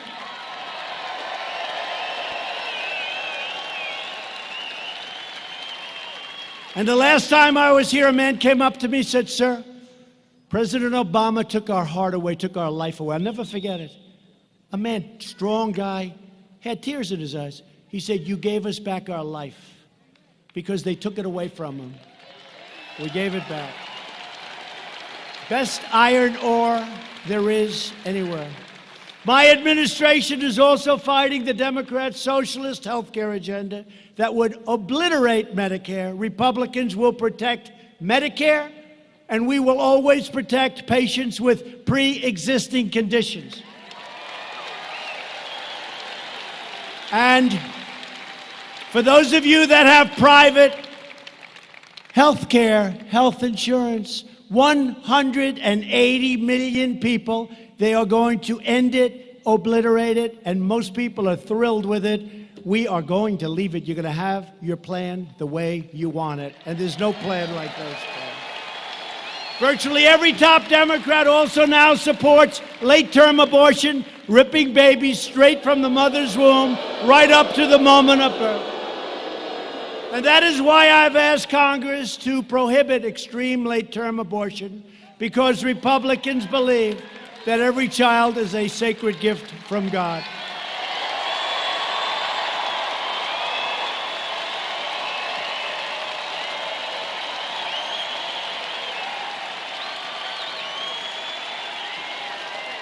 Democrats are now the party of high taxes, high crime, open borders, late-term abortion, socialism, and blatant Washington corruption. The Republican Party is the party of the American worker, the American family, and it's the party of the American dream.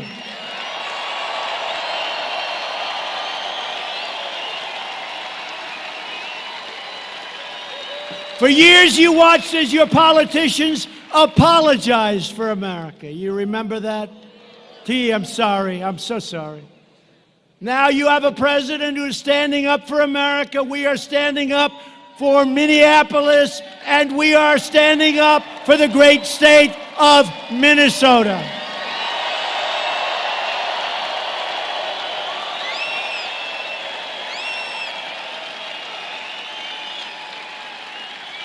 We begin this political campaign with the best record, the best results, the best agenda, and the only positive vision for America. We begin this campaign with, right now, almost 3 years of perhaps the most successful administration in the history of our country.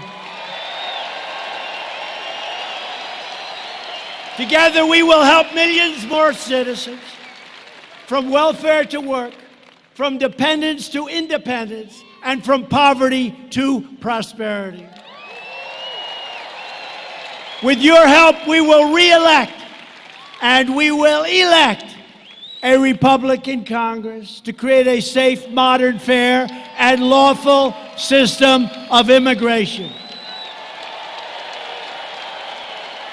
We will enact trade deals that ensure more products are proudly stamped with that beautiful phrase, made in the USA. We will achieve new breakthroughs in science and medicine, finding new cures for childhood cancer, and ending the AIDS epidemic in America within 10 years. Nobody thought that could be done. Gonna be done. We will defend privacy, free speech, free assembly, religious liberty, and the right to keep and bear arms.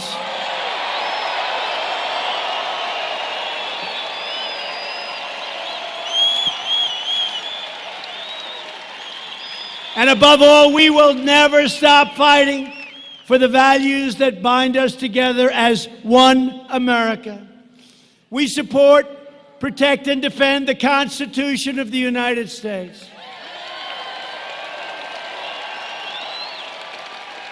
We stand with the incredible heroes of law enforcement. We believe in the dignity of work and the sanctity of life.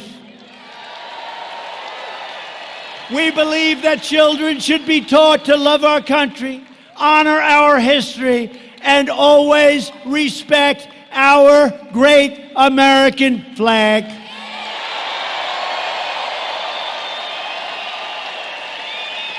And we live by the words of our great national motto, "In God we trust."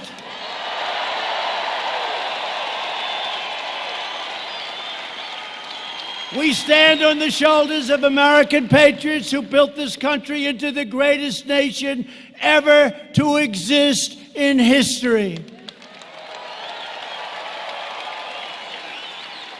Our ancestors crossed the oceans, settled the continent, tamed the wilderness, revolutionized industry, pioneered science, won 2 world wars, defeated fascism and communism, and put a man on the face of the moon.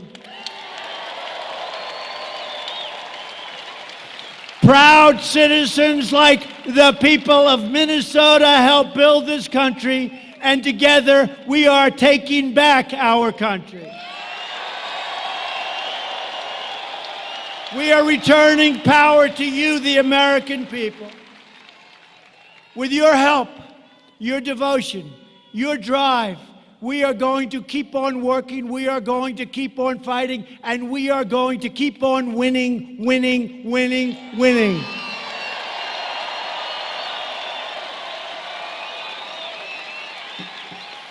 We are one movement, one people, one family, and one glorious nation under God.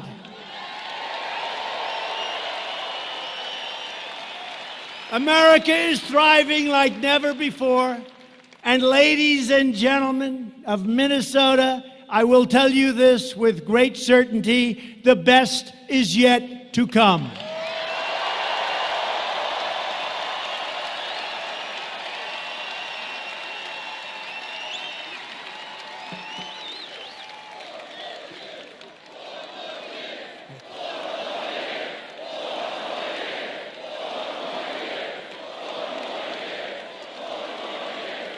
Thank you very much. And just in concluding, together we will make America wealthy again. We will make America strong again. We will make America safe again. And we will make America great again. Thank you, Minnesota. Thank you. Okay, thank you very much. We have a cabinet meeting. We'll have a few questions after Grace. And if you would, Ben, please do the honors. Our kind Father in heaven, we're so thankful for the many blessings that you have bestowed upon us in this country. And we're thankful for the people of courage who have been here before us, who have fought hard for the rights of our country. And we thank you for President Donald Trump, who also exhibits great courage in face of constant criticism. We ask that you would give him strength to endure and the wisdom to lead and to recognize you as the sovereign of the universe with the solution to everything. And the people around the president, the vice president, the cabinet, the advisors, give us all an understanding heart and a compassionate heart. Those are the things that will keep America great. And help us all to recognize as a nation that separation of church and state means that the church does not dominate the state, and it means the state does not dominate the church. It doesn't mean that they cannot work together to promote godly principles of loving your fellow man, of caring about your neighbor, of developing your God-given talents to the utmost so that you become valuable to the people around you, of having values and principles that govern your life. And if we do those things, then we will always be successful. And we thank you for hearing our prayer in your holy name. Amen. Thank you, Ben. That was a great job. Appreciate it. The economy is doing fantastically well. It's getting very close to another record. We've had many records since we won office. We're getting very close to another record. I don't know if anybody saw the household median income for 8 years of President Bush. It rose $400. For 8 years of President Obama, it rose $975. And for 2.5 years of President Trump, they have it down as 2.5 years, it rose $5,000, not including $2,000 for taxes. So it rose, let's say, $7,000. So in 2.5 years, we're up $7,000 compared to $1,000 compared to $400. And that's for 8 years and 8 years. That's a number that just came out, but that's a number that I don't know how there could be any dispute or any, I've never heard of a number like that. Meaning the economy is doing fantastically well.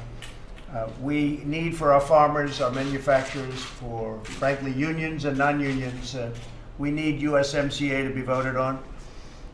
If it's voted on, it'll pass. It's up to Nancy Pelosi to put it up. If she puts it up, it's going to pass. It's going to be very bipartisan. It's something that's very much needed. It'll be hundreds of thousands of jobs. Mexico and Canada have approved it. It's done. They're waiting for our approval. And we can't seem to get votes. I call them the do-nothing Democrats. I mean that. They've done nothing. But this is something they can do very easily. We'll give them bipartisan approvals and credits, all the credits they want, but they have to be able to do it. So the economy is doing fantastically well. We want to vote on USMCA. We have other trade deals that we've done. We've done South Korea, which is a fantastic deal for us. Turned out even better than we thought. South Korea was a terrible deal. The person in charge of that particular deal, Hillary Clinton, if you've heard of her, she's the one that's accusing everybody of being a Russian agent. Anybody that is opposed to her is a Russian agent. So that's a scam that was pretty much put down. Tulsi, I don't know Tulsi, but she's not a Russian agent. I don't know Jill Stein. I know she likes environment. I don't think she likes Russians. If she does like them, I know she's not an asset. She called her an asset of Russia. These people are sick. There's something wrong with them. But I think that Tulsi Gabbard probably got helped quite a bit by this stir. I think we were helped because it shows for 2.5 years we end up winning. I had to go through 2.5 years. If she would have done this earlier, people would have realized what a scam it is. Everybody's a Russian or a Russian agent or a Russian asset. The economy, again, is at a level that it's never been. We are doing, whether it's household income, whether it's almost any chart, and I think maybe the best of all is unemployment. Unemployment has reached historic lows. African American, Asian American, Hispanic American reach numbers that nobody ever thought would be possible, have the lowest ever in history. So if you're black, if you're Hispanic, if you're Asian, anybody, African American, Hispanic American, Asian, the lowest in history. For women, the lowest in 71 years, the best. When I say lowest, I'm talking about the best. Both the best unemployment numbers and the best employment numbers. Either way you want to cut it. You can say them both, because it's best in both. As far as employment is concerned, we have the most people working today than ever before in the history of our country. We've never had this close to 160 million people. So it's some incredible things are happening. Syria, we will be giving a much fuller report. Mike Pompeo, Secretary of Defense, Esper, and the different people that are very much involved. Mike Pence, Vice President, we're having very good news coming out. The ceasefire is holding. The Kurds are moving out to safer areas beyond the safe zone, as we call it. Having a safe zone is not a bad thing, it's a good thing. And plenty of Turks have been killed because of conflict on their border. So, you know, you have to look at it both ways. But the ceasefire is absolutely holding. There's some skirmishes, but very little, relatively speaking. Of course, if you watch the fake news, it's like pretty wild. It's really holding. I've watched these pundits that have been working on this thing for 20 years. They've been working on the Middle East for 20 years. They don't know what they're doing, and they're telling me what to do. They're saying, what did Trump get out of it? What did he get out of it? I'll tell you what I get out of it. We won't be fighting, and we'll bring our soldiers back home. They were supposed to be there for 30 days, and they've been there now for 10 years in Syria. 10 years. They were supposed to go in, do a quick hit on ISIS, and come out. Now, as far as ISIS is concerned, when I took over, November 2016, ISIS was all over the place. I'm the one, meaning it was me and this administration, working with others, including the Kurds, that captured all of these people that you're talking about right now. Because President Obama, it was a mess. And I was told, and you were told, and everybody told, it would be years before you ever did what I did in about a month and a half after I started. I went over to Iraq, I met with our generals, then we figured out a plan, and it was done within a month and a half. So I'm the one that did the capturing. I'm the one that knows more about it than you people or the fake pundits. But I sort of have to smile to myself. I was telling a couple of people, I'm watching these people that I've been watching for 20 years. I've been watching the same faces. They're just a little bit older and a little bit grayer. I've been watching them for 20 years saying about the Middle East, and they've been wrong on everything they've ever said. And now all of a sudden people are starting to say, you know, what Trump is doing is great. And we have a tremendous power, because since the election of 2016, November, since that beautiful day, our country's picked up in value trillions and trillions of dollars of worth. Trillions and trillions of dollars. Numbers that nobody would believe. Numbers, if I would have said it on the campaign trail, I would have been excoriated by the fake media. Excoriated. The numbers are far greater than anything that even I predicted. You hear that with the household median income. $400 for 8 years. $975 for 8 years. $7,000 for 2.5 years. Up. Nobody's ever seen numbers. Larry Kudlow is going to speak in a minute, and he's going to tell you that it's one of the greatest strengths of our country. And by the way, other areas and countries are doing poorly. Europe is doing very poorly. Asia is doing very poorly. China is doing very poorly. Worst year they've had in 57 years. I wonder why. I wonder why. I'm sure you can't figure it out. And we're doing great. We're taking in billions and billions of dollars in tariffs from China. And they're eating the tariffs because they devalued their currency. And they're pouring money into their economy because they don't want to lose their jobs, but they are losing their jobs. They're having a terrible year, worse than 57 years, I say. And if they say that, it means it's worse. And they announced that they have the worst numbers they've had in 20 years. They announced 6. I don't think it's 6. I think it's probably minus something. Could very well be minus. Could very well be in negative territory. But we're doing great. And by the way, the deal with China is coming along very well. They want to make a deal because they sort of have to make a deal, I think. They have to make a deal because their supply chain is going down the tubes. Their supply chain is broken, like you've never seen anything broken before. It's broken. So our soldiers are in Syria. They're moving out very nicely. ISIS is being held by the Kurds. And I have an absolute commitment from Turkey that they're watching them just in case. So we have a double. We have the Kurds are watching them. As you know, most of the ISIS fighters that we captured, we, not Obama, we captured them. Me, our country captured them, working with others, including the Kurds. And we helped them. Don't forget, we helped the Kurds. Everyone said the Kurds helped us. That's true. We helped the Kurds. They're no angels, but we helped the Kurds. And we never gave the Kurds a commitment that we'd stay for the next 400 years and protect them. They've been fighting with the Turks for 300 years that people know of. And nobody ever committed, gee, if you do this, we're going to do that, we're going to stay with you forever. Nobody ever said that. But when I watch these pundits that always are trying to take a shot, they say, what are we getting out of it? You know what we're getting out of it? We're bringing our soldiers back home. That's a big thing. And it's going to probably work. But if it doesn't work, you're going to have people fighting like they've been fighting for 300 years. It's very simple. It's really very simple. But we're going to bring our soldiers back home. So far, there hasn't been one drop of blood shed during this whole period by an American soldier. Nobody was killed. Nobody cut their finger. There's been nothing. And they're leaving. Rather, I think, not expeditiously, rather intelligently, just leaving certain areas, leaving. We've secured the oil. If you remember, I didn't want to go into Iraq. I was a civilian, so I had no power over it, but I always was speaking against going into Iraq. It was not a great decision. But I always said, if you're going in, keep the oil.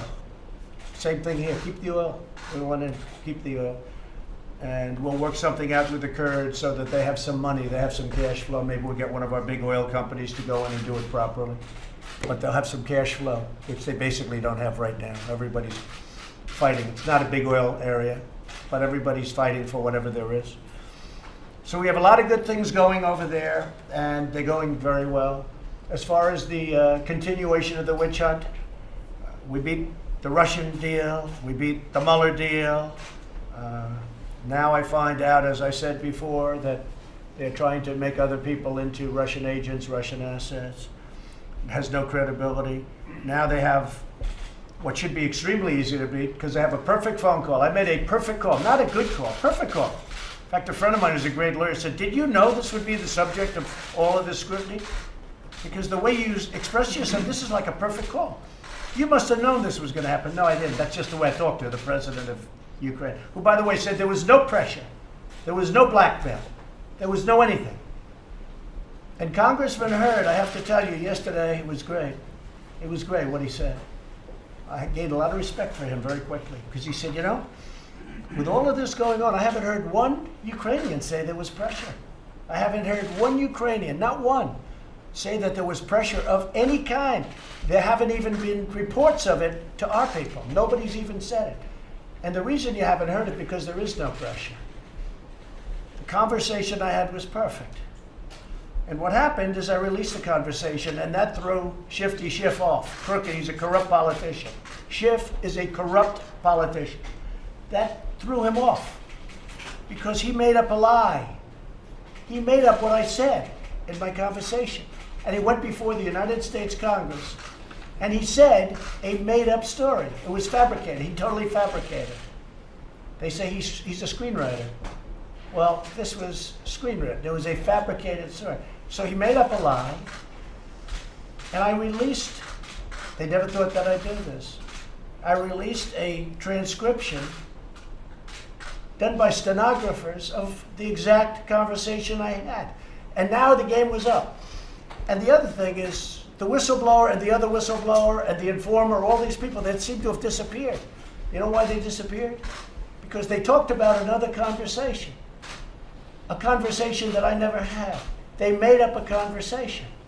Now, if you look at the whistleblower report and you look at the actual transcribed conversation, the actual conversation that he had, and you couple that with the president saying that that was a perfectly fine conversation. I don't even know. He doesn't even know what they're doing. He didn't even know about the money not being paid.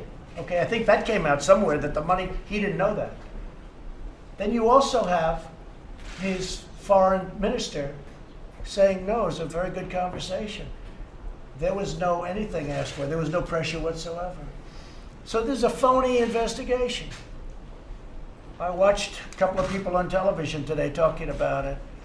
They were talking about what a phony deal it is, what a phony investigation it is. And the Republicans have to get tougher and fight. We have some that are great fighters, but they have to get tougher and fight because the Democrats are trying to hurt the Republican Party for the election, which is coming up, where we're doing very well. We're had a record crowd. The history of the arena, it's the biggest crowd they've ever had, and we had 20,000 people outside at least. We're doing great in the election. You saw what happened in North Carolina. We picked up 2 seats that people didn't think we were going to pick up. That was 2 weeks ago. Last week, a governor that people thought was okay went down, and now he's got a big election. He was under 50%. Nobody thought that was going to happen. We're doing very well. But a lot of the stories that are made up between a guy like Shifty Schiff, who's a phony guy, corrupt politician, the media buys it. Because unfortunately, the media is corrupt also. Much of the media. So much of it, such a big percentage of it. It's such a shame. Some great reporters, some great journalists, but some really bad people. So that's the story. The economy's good. We're doing well with getting out finally after 10 years. Again, 30 days to 10 years. And we're getting out. None of our people are injured. It's very smooth thus far.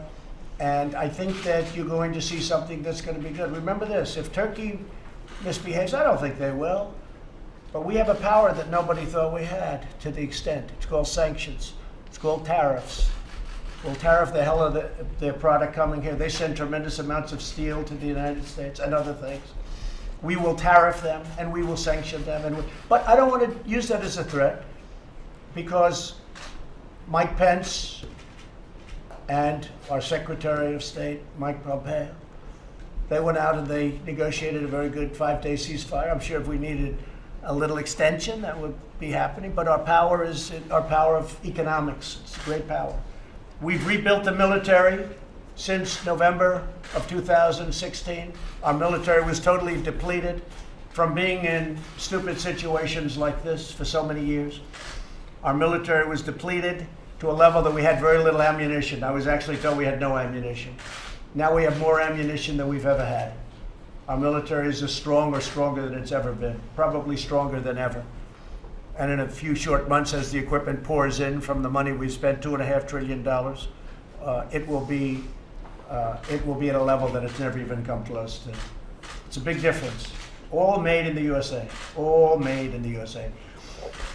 So we're doing very well, and if anybody has any questions, please feel free. President, will you maintain a limited number of troops in Syria? Excuse me? Will you maintain a limited number of troops in Syria? Well, we don't think it's going to be necessary. I don't want to leave troops there. It's very dangerous we had 28 troops as it turned out. People said 50, it was 28. And you had an army on both sides of those troops. Those troops would have been wiped out. I don't think it's necessary, other than that we secured the oil. It's in a little different section, but we just secured the oil. And the other region where we've been asked by Israel and Jordan to leave a small number of troops is a totally different section of Syria near Jordan and close to Israel. And that's a totally different section. That's a totally different mindset. So we have a small group there, and we've secured the oil. Other than that, there's no reason for it, in our opinion. And again, the Kurds are going to be watching. We're working with the Kurds. We have a good relationship with the Kurds. But we never agreed to, protect the Kurds. We fought with them for 3.5 to 4 years. We never agreed to protect the Kurds for the rest of their lives. Remember this. When Iraq was fighting the Kurds, everybody thought we were going to fight with the Kurds. I said, well, it's a little strange that we're fighting with the Kurds when we just spent $4 trillion on Iraq, and now we're going to be fighting Iraq. So what I did is I said, we're not going to take a position. Let them fight themselves. I thought the Kurds would do very well. Everyone said, oh, the Kurds will do very well. Well, Iraq moved in and the Kurds left. They didn't fight because they didn't have us to fight with. A lot of people are good when they fight with us. You know, when you have $10 billion worth of airplanes shooting 10 miles in front of your line, it's much easier to fight. But with that, they were a good help, but we were a great help to them too. They were fighting ISIS. You know, they hated ISIS. So they were fighting ISIS. But we never agreed. Where's an agreement that said we have to stay in the Middle East for the rest of humanity, for the rest of civilization, to protect the Kurds? It never said that. And we have protected them. We've taken very good care of them. And I hope they're going to watch over ISIS, because that's, again, most of it's not in the safe zone, as we call it. Some places called demilitarized zone. In the old days, would call areas like this a demilitarized zone. And our relationship with the Kurds is good, and they're going to be safe. And I will say this, if shooting didn't start for a couple of days, I don't think the Kurds would have moved. I don't think, frankly, you would have been able to make a very easy deal with Turkey. I think when it started for a few days, it was so nasty that when we went to Turkey and when we went to the Kurds, they agreed to do things that they never would have done before the shooting started. If they didn't go through 2.5 days of hell, I don't think they would have done it. I think you couldn't have made a deal. And people have been trying to make this deal for years. But we're close to making it. We'll see what happens. Again, they've been fighting for 300 years that we know of.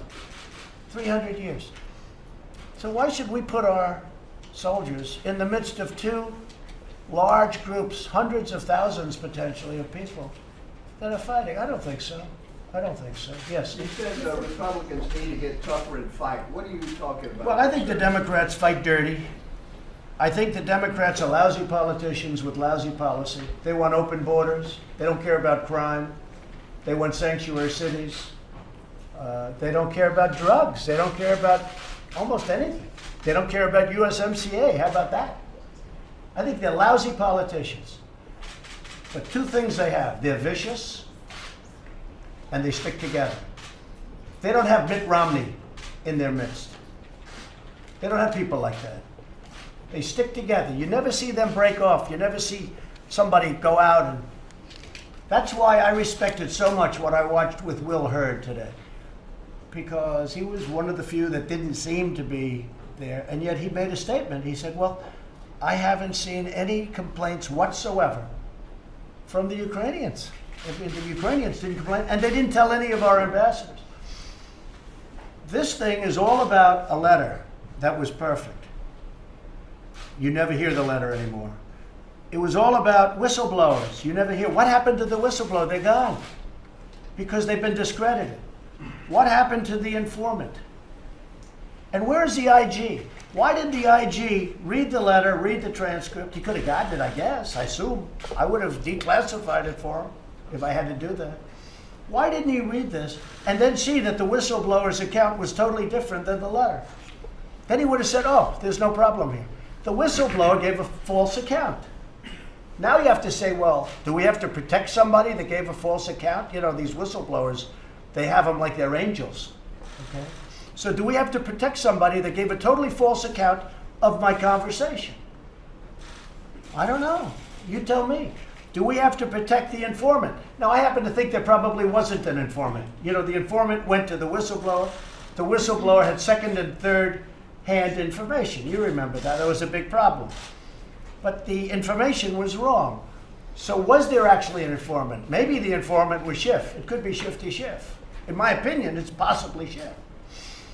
Why didn't Schiff say that he and his staff or a whole group, why didn't he say that he met with the whistleblower? He knew all about the whistleblower. Why didn't he say? He's a crooked politician. Very bad for our country. This whole thing is very bad for our country. In the midst of that, I'm trying to get out of wars. And we may have to get in wars too. Okay? We may have to get in wars. We're better prepared than we've ever been. If Iran does something, they'll be hit like they've never been hit before. I mean, we have things that we're looking at. But can you imagine? I have to fight off these lowlifes. At the same time, I'm negotiating these very important things that should have been done during Obama and Bush and even before that. All right? So that's where we are right now. Actually, very Go ahead, please. Mr. President, will the troops from Syria come home, or will you send them to other military Well, they're going to be bases? sent initially to different parts, get prepared, then ultimately we're bringing them home. We're bringing our troops back home. I got elected on bringing our soldiers back home. Now, it's not very popular within the Beltway, because, you know, Lockheed doesn't like it, and these great military companies don't like it. It's not very popular. And outside the Beltway, my largest cheer in Dallas, I had 25,000 people close in that arena, a record crowd. I had so many people outside of the arena, thousands. My largest cheer that night was two things. We're building the wall. That's number one. And number two, and probably tied for number one, was we're bringing our soldiers back home. That was our largest cheer in Dallas. Great place. Great state, Texas. Tough state. They're tough. When I said we're bringing our soldiers back home, the place went crazy. But within the Beltway, you know, people don't like it. It's much tougher for me. It'd be much easier for me to let our soldiers be there, let them continue to die. I go out to Dover and I meet parents. It's not a pleasant thing. It's the most unpleasant thing I do. Most unpleasant thing I do. When I see that big cargo plane open and I see those coffins get rolled off, or when I go over to Walter Reed Hospital, where the doctors are incredible, by the way. Saving people that could have never been saved even 5 years ago. You know that. But those people are horribly wounded, horribly, horribly wounded. Wounded warriors. It's the toughest thing I do. Toughest thing is sending letters. I send many letters home to parents, and I speak to parents. But I send many letters home to parents. Their son or daughter has been killed over in the Middle East. For what? For what?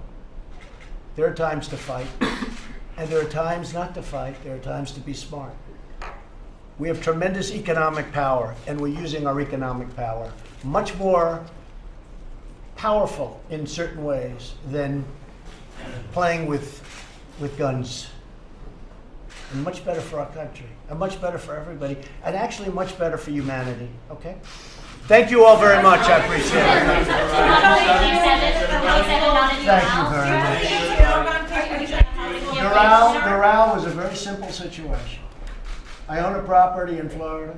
I was going to do it at no cost or give it free if I got a ruling, because there's a question as to whether or not you're allowed to give it, because it's like a contribution to a country. I'd have to get a ruling. But I would have given it for nothing. It's a lot of money I would have given away. Like I give away my salary. I give away my salary.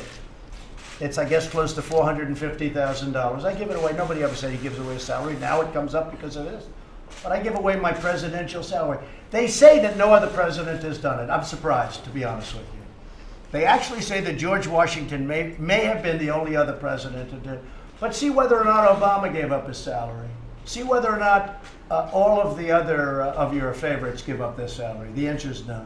They say it's the only one. They think George Washington did, but they say no other. So I give up. It's a lot of money, $450,000, close to. And I give that up. So I have a place that's in the best location. I'm very good at real estate, very, very good. Much better than you even understand. When you see my financials, which I'll give at the right time, you'll say, man, he was much better than we even thought. This guy knows right here, Mnuchin, because he was in the private sector. He knows very much what I have. He would tell you. Someday maybe he'll tell you.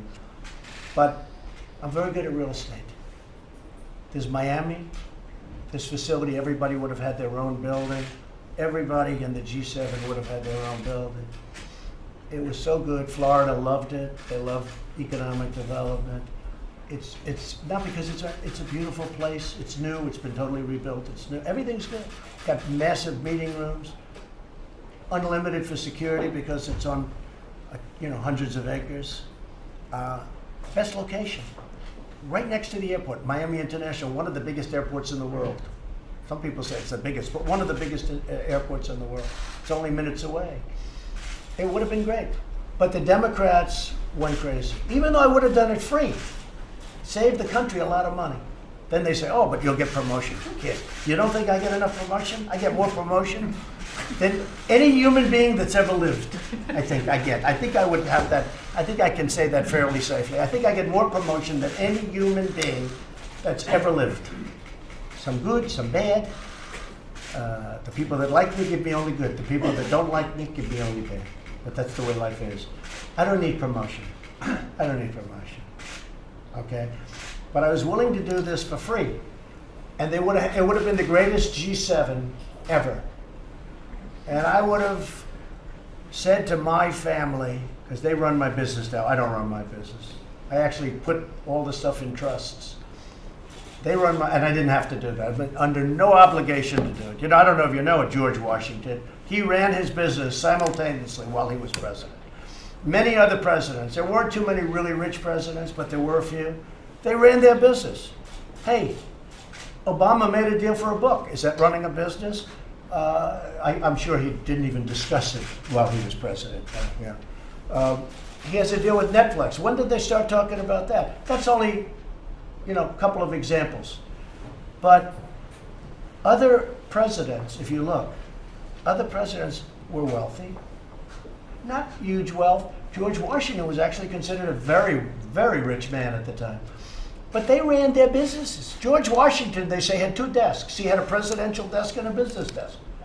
I don't think you people with this phony emoluments clause, and by the way, I would say that it's cost me anywhere from $2 to $5 billion to be president. And that's okay. Between what I lose and what I could have made, I would have made a fortune. If I just ran my business, I was doing it really well. I have a great business. I have the best properties. But between what I lose, and in all fairness, some properties, Doral an example. Doral was setting records when I bought it, because I owned it for a period of time. Setting records. It was there was nothing like it. It was making a fortune. And then what happened? They announced I'm going to run for office, right? And all of a sudden, I say we're going to build a wall, we're going to have borders, we're going to have this, we're going to have that. All of a sudden, some people didn't like it. They thought the rhetoric was too tough. And it went from doing great to doing fine. It does very nicely now. It's actually coming back, I understand, very strongly. But Doral was setting records. And I knew this would happen. Most of the stuff that I have, because now instead of having 100% of the market that loves you and they love your brand and it's luxury and it's great, now you have 50% of the market. That's called politics. I fully understood that. So it's cost me between $2 billion and $5 billion. And if I had it to do again, I'd do it in an instant.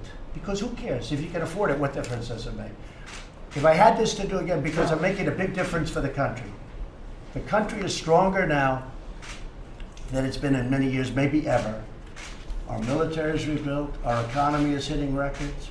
As I said, best unemployment numbers, best employment numbers. We're strong. We're bringing our soldiers back home from the endless wars. We're doing great. So whether I lost $2 billion, $5 billion, more or less, doesn't make any difference to me. I don't care. If you're rich, it doesn't matter.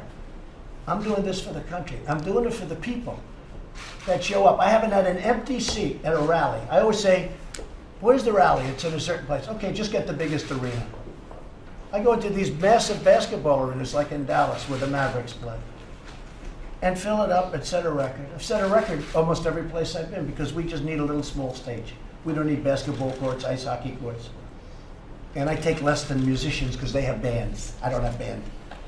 I set the world record for somebody without a guitar, okay? I don't have bands, right? So that's the story. And those people are the poll. And I've had great polls. I've had my best polls now. I think it's because people think that it's terrible what they're doing. Pelosi, Shifty Schiff, Schumer, these people are trying to destroy the country. It's a very bad thing what they're doing. The President of the United States should be allowed to run the country, not have to focus on this kind of crap, while at the same time doing a great job on Syria and Turkey and all of the other things that we're doing. North Korea, okay, maybe someday, but I'll tell you what, if somebody else became president with that same mindset that they had, you'd right now be in a big war with North Korea. You don't hear too much about it. Could happen. Could happen. I don't know. I always say, who knows? It's deals. Who knows? But in the meantime, North Korea's, I like him, he likes me. We get along, I respect him, he respects me. You could end up in a war. President Obama told me that. He said the biggest problem, I don't know how to solve it. He told me he doesn't know how to solve it. I said, did you ever call him? No. Actually, he tried 11 times. But the man on the other side, the gentleman on the other side, did not take his call. Okay? Lack of respect. But he takes my call.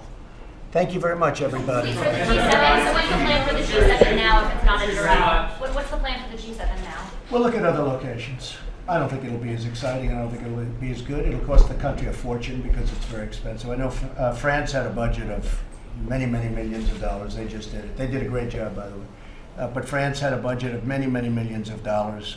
It's going to cost, a fortune for the country. I was willing to do it for free. But if people didn't like that, they thought I may get some promotional value. I need promotional value so badly, right? I don't need promotional. Go ahead. What did you say? What else? Steve? No? That's So all? on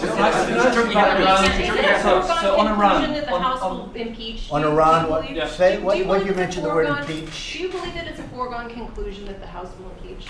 Well, I think they want to. Any Democrat wants to because they're not going to beat me in the election. So of course they want to impeach. Why wouldn't they want to impeach me? It's so illegitimate. It cannot be the way the founders, our great founders, meant this to be. But I see this guy, Congressman Al Green, say we have to impeach him. Otherwise he's going to win the election. What's that all about? But that's exactly what they're saying. We have to impeach him because otherwise he's going to win. I'm going to win the election. Look, I have the strongest economy ever. It's the economy, stupid, right? I have the strongest economy in the history of our country. Okay, we're setting records. Over 100 times, I think it's like 118, but over 100 times we've had the highest stock market in history since November 8th. Over 100 times. And by the way, the day I got elected, the following day from there until January 20th, the market went through the roof. You know why it went through the roof? Because they got rid of Obama and they got rid of Clinton. And if anybody else, if any of these people that I've been watching on the stage got elected, your 401ks would be down the tubes. They'd go down not 20% or 30%, they'd go down 70, 90, 80, you'd destroy this country. You'd destroy the country. So I think they want to impeach me because it's the only way they're going to win. They've got nothing. All they have is a phone call that was perfect. All they have is a whistleblower who's disappeared. Where is he? He's gone. Then they have a second whistleblower. The second whistleblower's got, where is he? He disappeared. Then they have an informant. Oh, the informant is, where is he? They're interviewing ambassadors who I'd never heard of.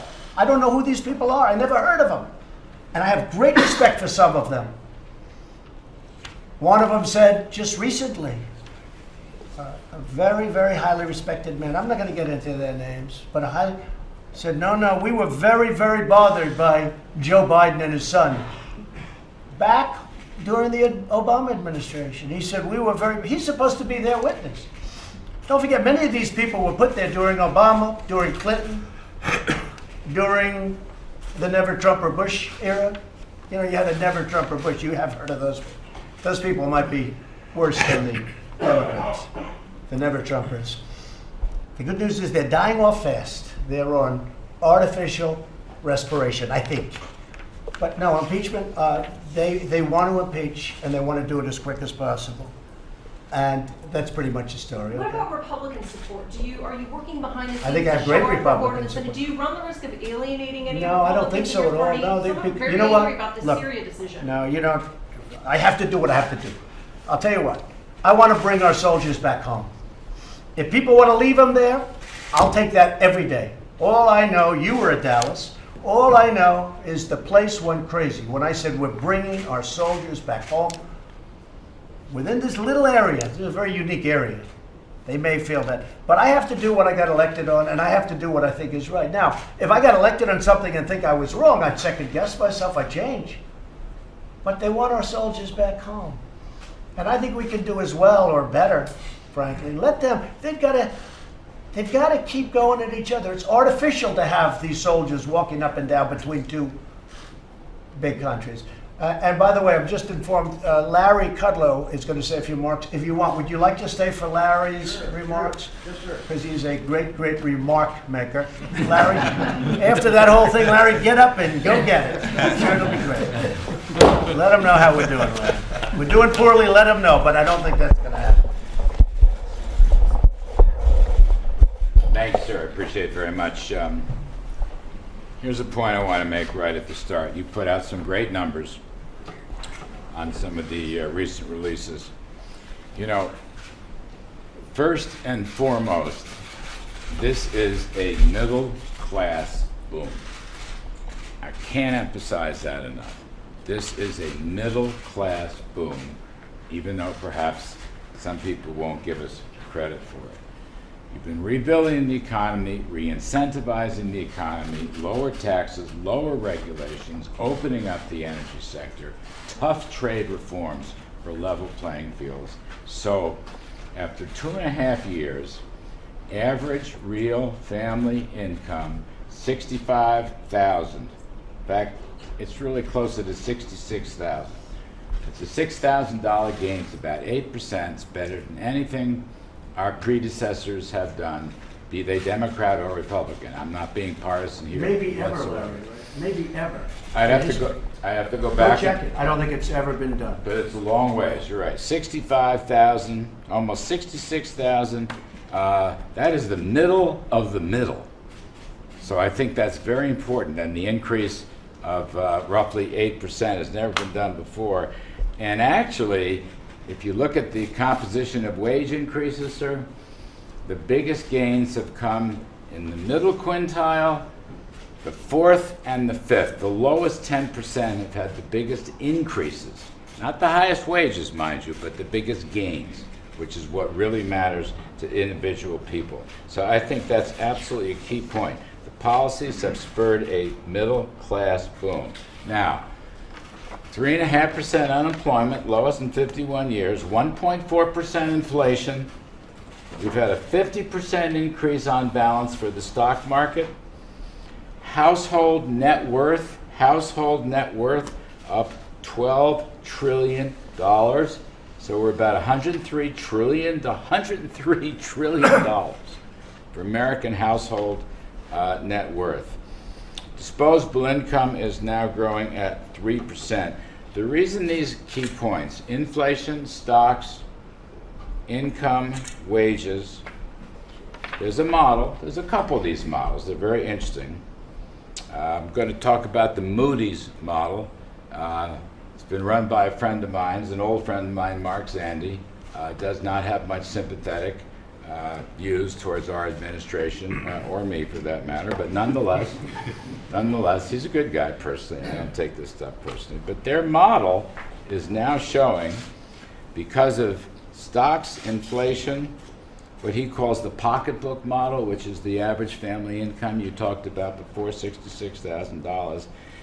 His electoral range is 289 to 351. 289 to 351. I believe you need 270 to win. And the most important one is the pocketbook. The pocketbook model gives you 351,000. My former boss, Ronald Reagan, used to call it take-home pay. We're seeing it once again. Is this stuff going to happen? Well, their view is, and Oxford Economics said the same thing, if we continue along this path, those are the kinds. Who's going to win the election, Larry? Is that what you're saying? Those are the kinds of numbers that suggest a very substantial victory. A very substantial victory. Let me go on again. I'll be brief on the wrap up here. America is working, as you said, 6 million jobs, 500,000 some odd manufacturing job increases since she took office. Let me make this point. I've been working hard on this, trying to convince my former colleagues in the media. September payrolls, we're still working. September payrolls, including the revisions, up 181,000, okay? 7.1 million job openings, 7.1 million job openings, 5.8 million unemployed. We have more job openings than we have unemployed. This is the 18th straight month That is a very rare economic stat. Almost never happens. But let me go under the hood just for a second. Besides the payroll numbers, there's another survey from which unemployment comes from, right? That 3.5% unemployment rate comes from something called the Household Survey, which tends to ask individual family members, small businesses, entrepreneurs, and startups, okay? Household Survey in the last 4 months is exploding, and it is averaging close to 400,000 per month. In other words, payrolls came in at 180. The Household Survey is averaging close to 400,000. A lot of business and financial economists believe the Household Survey is your leading indicator. It tells me, sir, we could be in for another takeoff on the jobs story. Wages, non-supervisory production wages up 3.5%. One more leading indicator, the housing market, which has been soft for over a year. We're now seeing single-family starts and sales and pending sales have now shown several months of steady increases. That's a good leading indicator that the economy is going to be speeding up, not slowing down. All this in the face of a couple of years of very tight monetary policy and the fact that the rest of the world is not growing. Basically, Europe's been in recession. The rest of the world's been in a virtual recession because of our incentive-minded policies, because of our emphasis on trade and energy and deregulation. We are growing twice as fast as the rest of the world, and the numbers are telling me we may be ready for another pickup. We may be poised for another pickup after a quarter or two of softness. So I think we're in pretty good shape, sir. These are facts. My colleagues or my former media colleagues may or may not agree, but I'm happy to go through the facts, which is what I'm really interested here. And of course, it's not breaking news that I'm a low tax rate supply sider from the Reagan-Laffer years.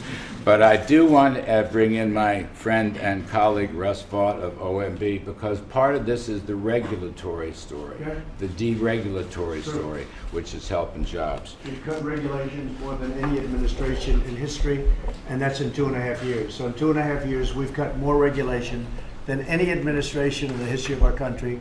And they've been for 8 years, and in one case for more than that. So that's been pretty good. Thank you very much, Larry. That was very good. And Russ, vote. Russ, if you could talk we're about. going like gangbusters, Mr. President, as a result of your commitment to the deregulatory initiative. Some numbers for our group here. 9 to 1. You set a commitment of two deregulatory initiatives for every one. We're now at 9 at the close of our 3rd year. That is $50 billion in cost savings, up from $33 billion. And that's just for those who are regulatory parties. So if we look at the economy-wide cost savings, it's $220 billion of savings for regulations, deregulatory initiatives in the pipeline. And that's just the first round. Right now, we're going through a process to figure out what's next. We want to be finishing the big deregulatory initiatives this year that you ran on. We're going to go forward this year with some exciting things to make sure infrastructure and permitting happens on a much quicker basis. The Vice President's going to be leading a task force with governors to really multiply the efforts that they're doing on the state level, things like occupational licensing, to make sure that a hairdresser in Montana who doesn't have to, when she moves, doesn't have to go through 1,000 hours of training when she moves to Idaho. That's the kind of thing that we want to multiply between the states and the federal government to be able to really expand on the work that you've been doing. So we're excited about that, and we can't think of deregulatory initiatives without thinking about the work that Andrew Wheeler is doing at EPA. So I would love if you want to talk about your initiatives as well.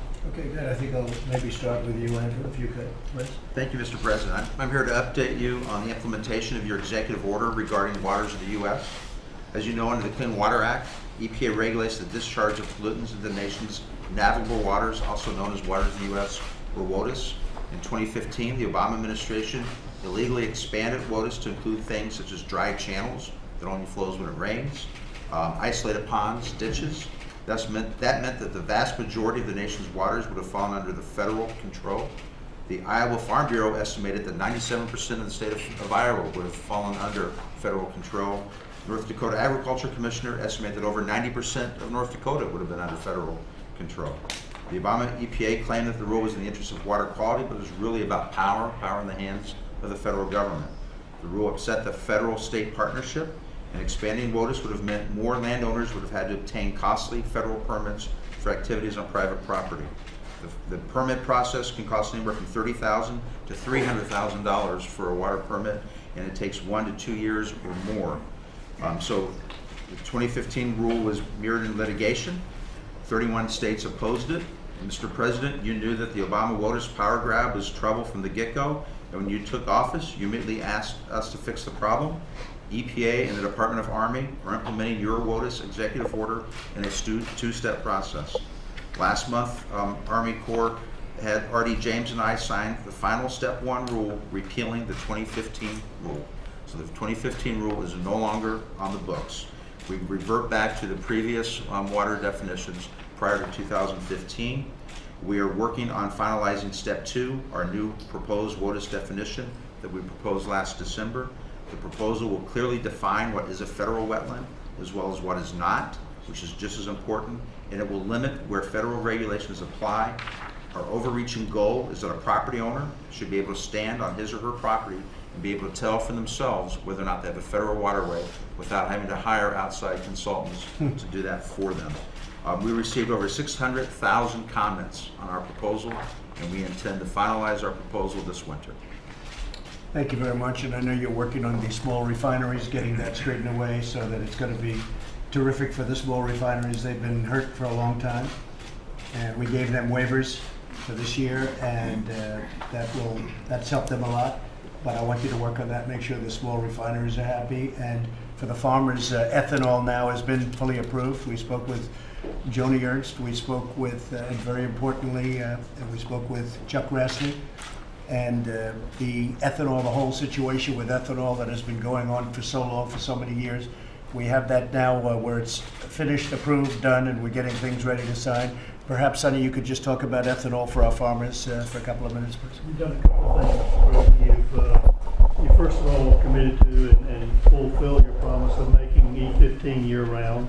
That's what's really needed to build infrastructure. That's a 50% increase in domestic usage there, which will happen. Good for the economy, good for the air, and good for the ag farmers in that way.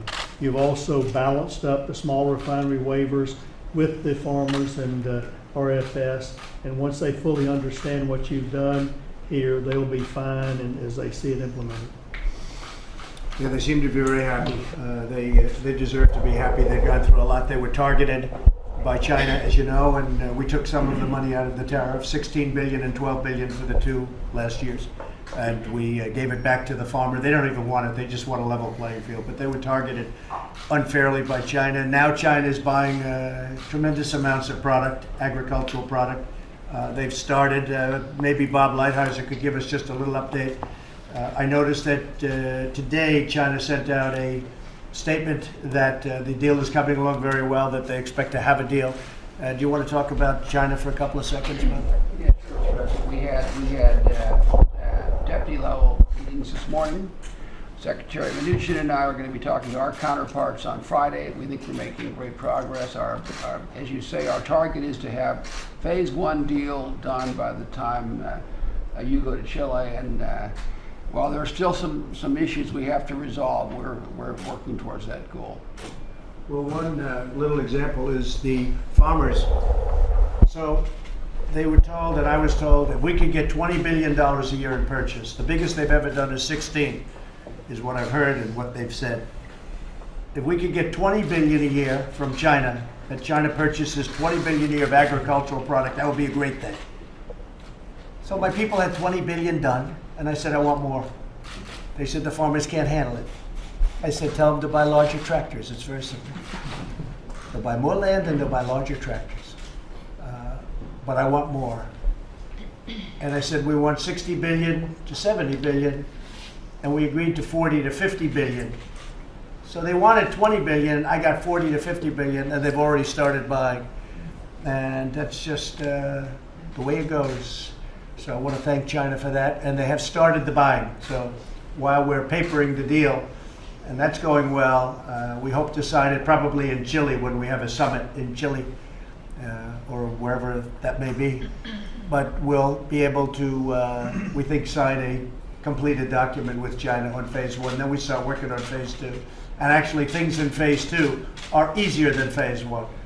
But it's so big, like as an example of the agricultural products, it's so big that we thought doing phases would be good. But actually, the things in the second phase are in many ways a lot easier than the things in the first phase. So we'll see how that goes.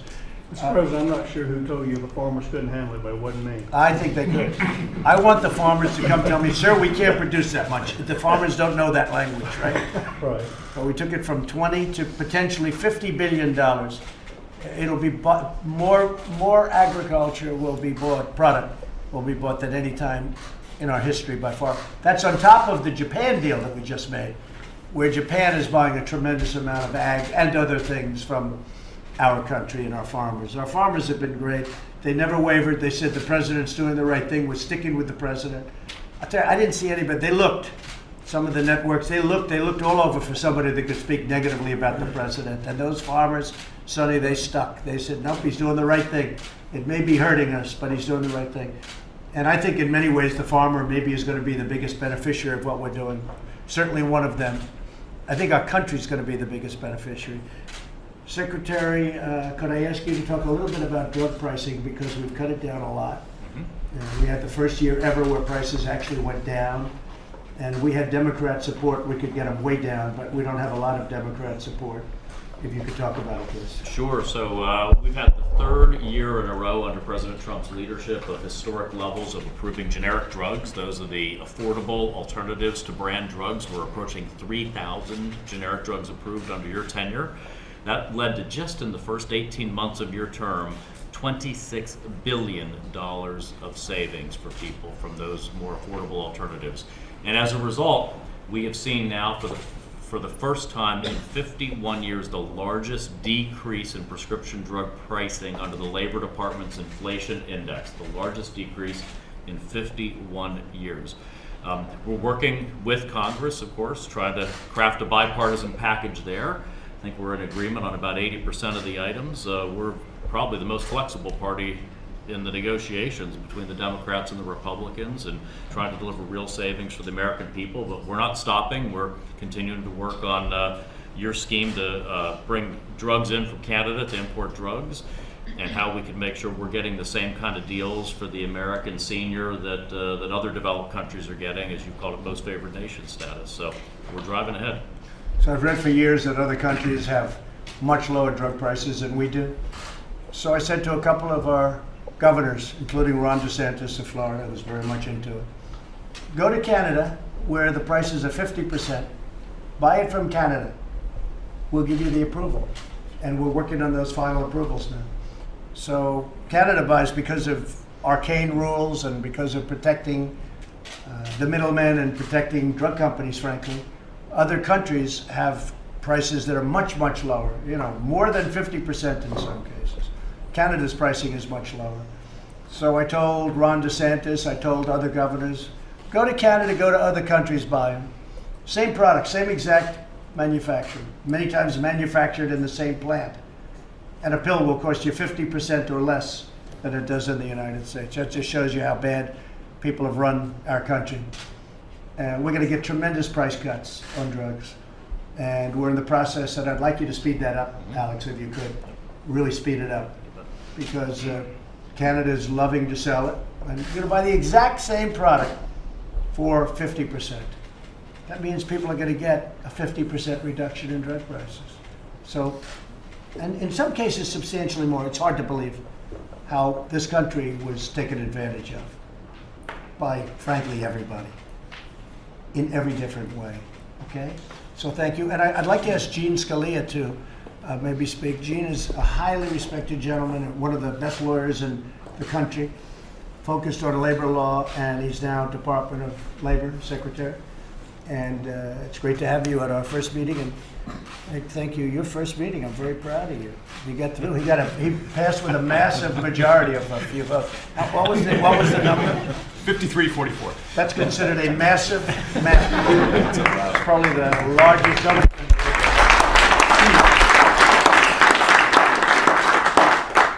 Thank you, Mr. President. It's a great honor to join you, the Vice President, and the Cabinet in the important work you're doing for the American people, including on the economic front. You and Larry Kudlow mentioned some of those numbers, which really are virtually unprecedented. As you said, in some cases, unprecedented unemployment numbers since we've been tracking for African Americans, for Hispanic Americans, the lowest unemployment rate for women in generations.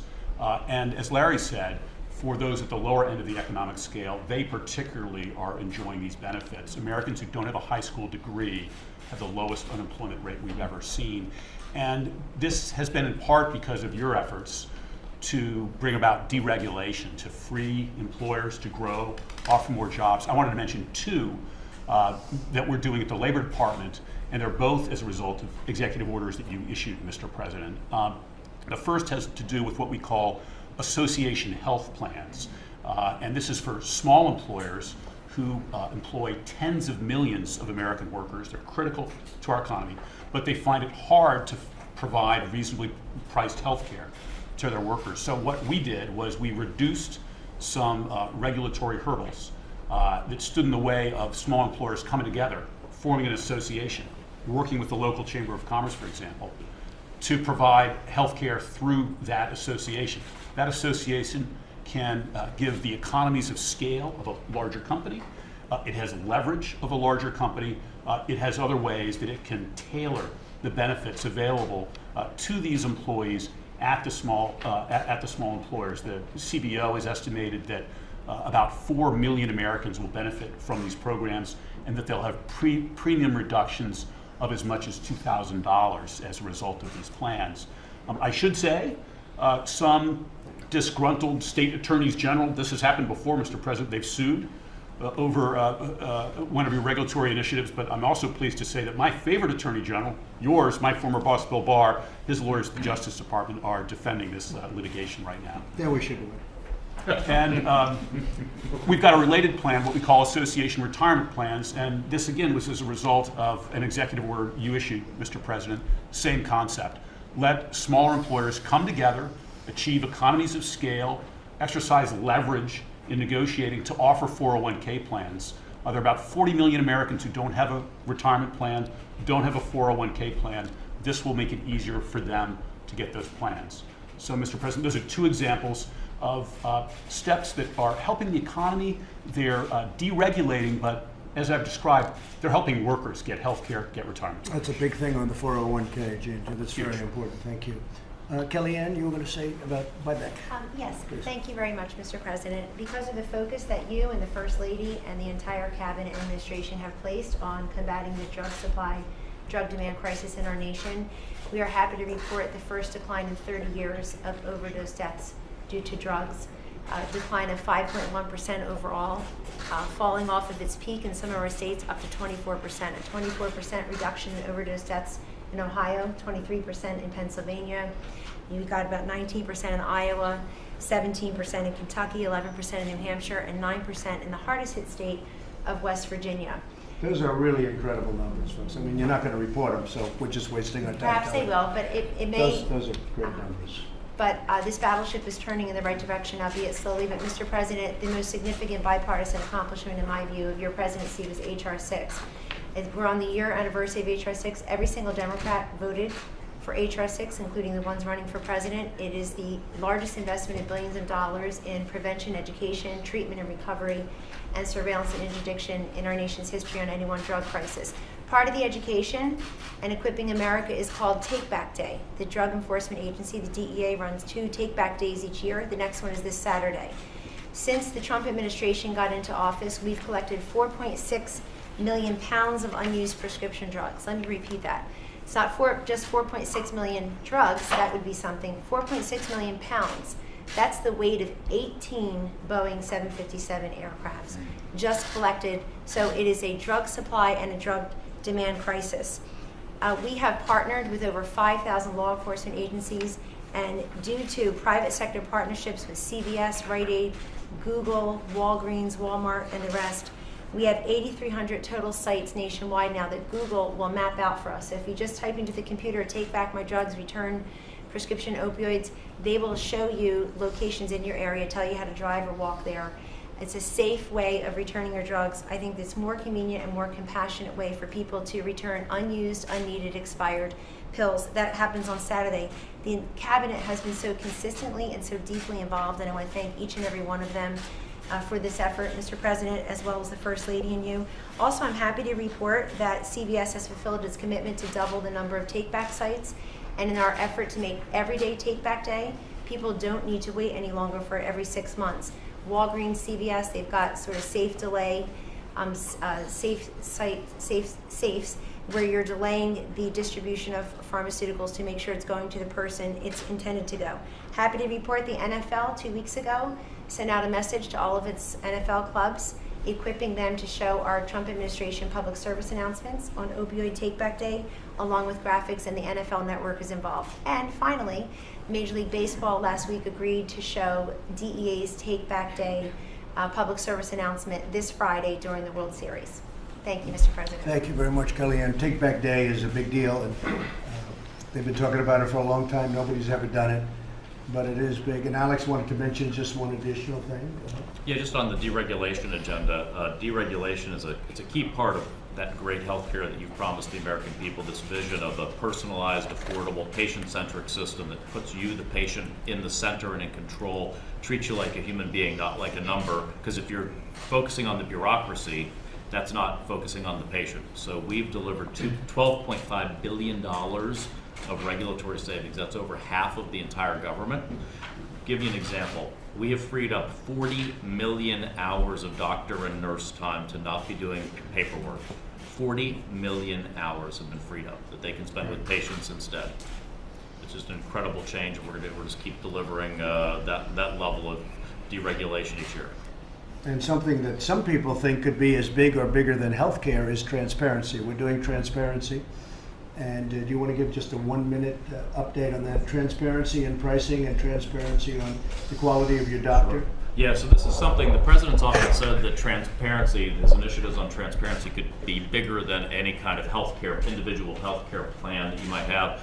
What he means by that is what we have proposed is making all of a hospital's rates, what they have negotiated with the individual insurer, transparent and available so that you, the patient, would know before you go to the hospital what something's going to cost you on your actual insurance plan. And then we'll do that with insurance regulations so that your insurance company will send you, before you go to the doctor's office, an advance explanation of benefits that tells you the list price, the negotiated price, and what you'll pay out of pocket. We're going to make this information available to you as individuals. This is going to empower you. This will shake up the entire healthcare system to put the patient at the center so that you have the right to create a real consumer experience in healthcare, unlike what we've had for the last 50 years. And just to end, as our trade deals start kicking in, these trade deals are incredible. Whether it's North Korea, South Korea, North Korea is going to be probably something's going to be happening with North Korea too. There's some very interesting information on North Korea. A lot of things are going on, and it's going to be a major rebuild at a certain point. And South Korea is getting much more involved with us than we ever thought in terms of the economy and in terms of the trade deal. A lot of money is being spent over there, and they're going to be doing it through us. They've been doing tremendous purchases. We had a tremendous deficit with them, and we're slowly eating away at these deficits. We had deficits with everybody. But as the trade deals start kicking in with China, especially phase one with the farmers and with the banks, the banking system, financial services, as they start kicking in, you're going to see a tremendous difference in the economy. The economy is already by far number one. So if I weren't elected, by right now, China would be the largest economy in the world. It was expected. It was said by many people that China would right now, they were expecting around the second year of this term. Not only aren't they the biggest economy in the world, but they are way, way, way far away. We are much bigger than the China economy, and we're getting bigger, and they're not. Now, they have 1.4 billion people. I guess you'd call that an advantage. But we have an economy like no other. I think we have the strongest economy we've ever had. And I think if you add the economy, the military, and all the other things that we've done, there's nothing like it. But when trade deals start kicking in, and as I said, the South Korea deal did kick in, and things are happening with that are very positive. But as they kick in, you're going to see tremendous numbers, tremendous changes, because the trade deals we had were so pathetic. They were so bad. I used to sit back and say to Lighthizer, how did somebody actually negotiate these deals? How did they even negotiate them? This was done at a level that it's not even understandable why people were allowed to do it, how they were allowed, how they got passed. But we're making great deals, and when they kick in, the economy, as good as it's been doing, I think, Larry, I can say that as good as it's been doing, it's going to be even better than that. So our country is doing fantastically well, perhaps better than ever before. Thank you all very much. Thank you very much. Staff through the end of next year. Well, thank you very much. My fellow Americans, I greet you this morning from the White House to announce a major breakthrough toward achieving a better future for Syria and for the Middle East. It's been a long time.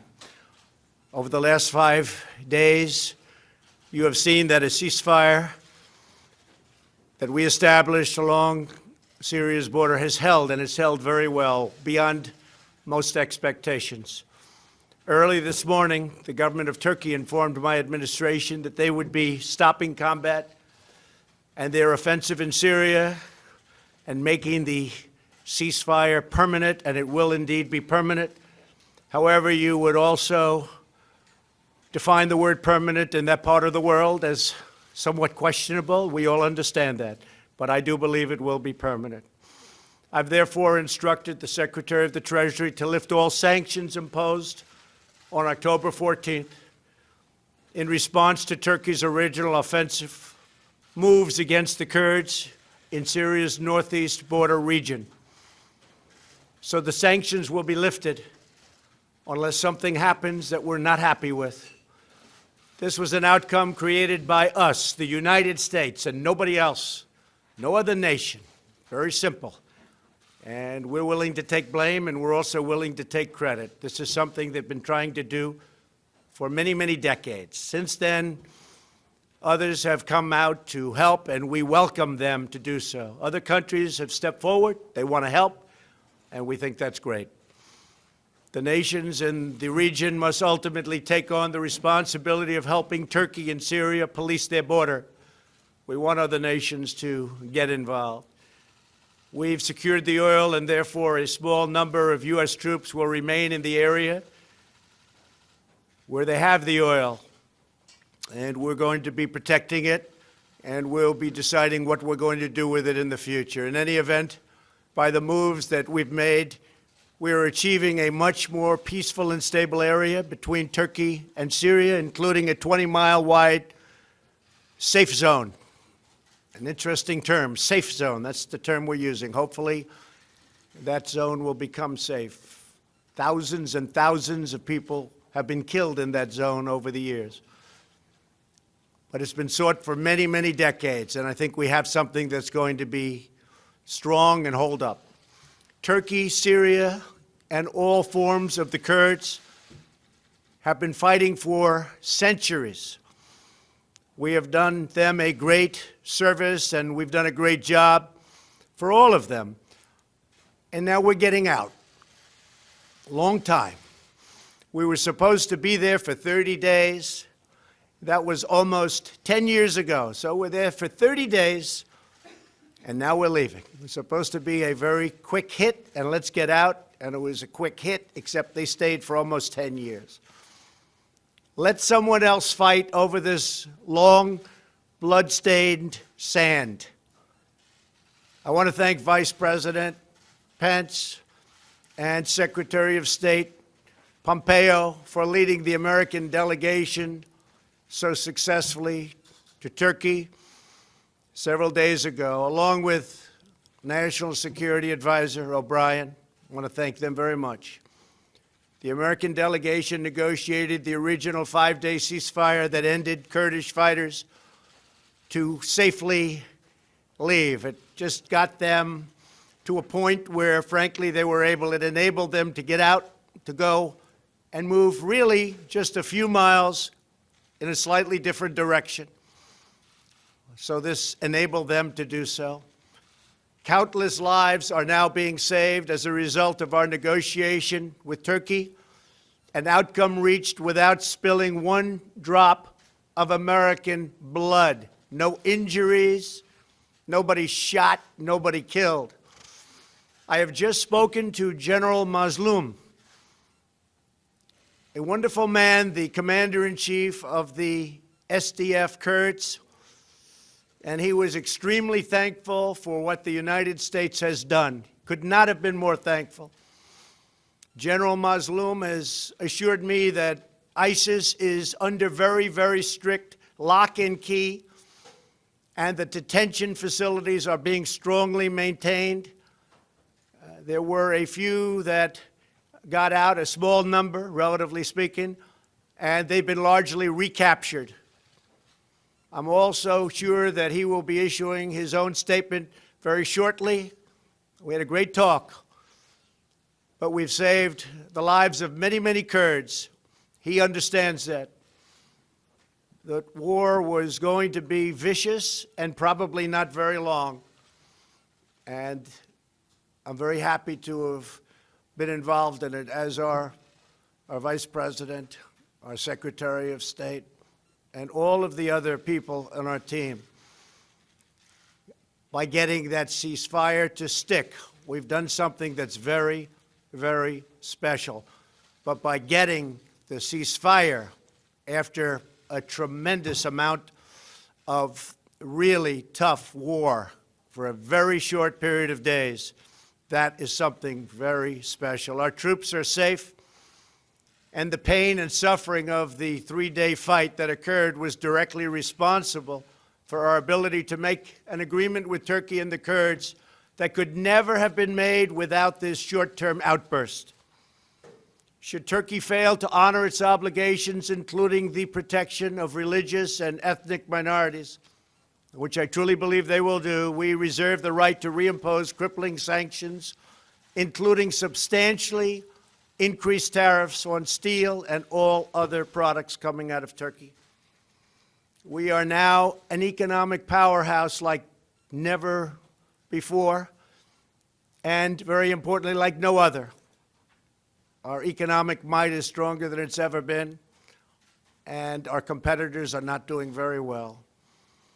We also expect Turkey to abide by its commitment regarding ISIS as a backup to the Kurds, watching over them. Should something happen, Turkey is there to grab them. Further, we implore European countries to come and take those fighters that the U.S. captured and bring them back to their countries for incarceration and for trial. Until just recently, Europe has been very unresponsive in doing what they should have been doing for a long time. Now is their chance to finally act. American forces defeated 100% of the ISIS caliphate during the last 2 years. We thank the Syrian Democratic Forces for their sacrifices in this effort. They've been terrific. Now Turkey, Syria, and others in the region must work to ensure that ISIS does not regain any territory. It's their neighborhood. They have to maintain it. They have to take care of it.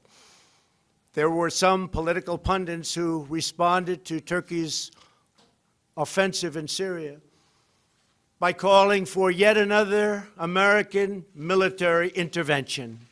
I don't think so. But halting the incursion by military force would have required deploying tens of thousands of American troops against Turkey, a NATO ally, and a country the United States has developed a very good relationship with, including President Erdogan. The same people that I watched and read giving me and the United States advice were the people that I have been watching and reading for many years. They are the ones that got us into the Middle East mess. but never had the vision or the courage to get us out. They just talk. How many Americans must die in the Middle East in the midst of these ancient sectarian and tribal conflicts? After all of the precious blood and treasure America has poured into the deserts of the Middle East, I am committed to pursuing a different course, one that leads to victory for America. Through much work, we have done things that everybody said couldn't be done. Today's announcement validates our course of action with Turkey that only a couple of weeks ago was scorned, and now people are saying, wow, what a great outcome. Congratulations. It's too early to me to be congratulated, but we've done a good job. We've saved a lot of lives. Most importantly, we have avoided another costly military intervention that could have led to disastrous, far-reaching consequences. Many thousands of people could have been killed. The last administration said Assad must go. They could have easily produced that outcome, but they didn't. In fact, they drew a very powerful red line in the sand. You all remember the red line in the sand when children were gassed and killed, but then did not honor their commitment as other children died in the same horrible manner. But I did honor my commitments with 58 Tomahawks. 8 long years after President Obama's ill-fated push at regime change, U.S. troops are still on the ground in Syria. More than 500,000 people are dead, hundreds of thousands are terribly injured, and millions more Syrians are displaced. It really is a nightmare of misery. Across the Middle East, we have seen anguish on a colossal scale. We have spent $8 trillion on wars in the Middle East, never really wanting to win those wars. But after all that money was spent and all those lives lost, the young men and women gravely wounded so many. The Middle East is less safe, less stable, and less secure than before these conflicts began. The same people pushing for these wars are often the ones demanding America open its doors to unlimited migration from war-torn regions, importing the terrorism and the threat of terrorism right to our own shores. But not anymore. My administration understands that immigration security is national security. As a candidate for president, I made clear that we needed a new approach to American foreign policy, one guided not by ideology, but by experience, history, and a realistic understanding of the world. We are building up America's military might like never before, investing $2.5 trillion since my election. But we will not be depleted. We will not happen again. It will not be allowed to happen again, where our military is depleted, fighting in areas of the world where we shouldn't be.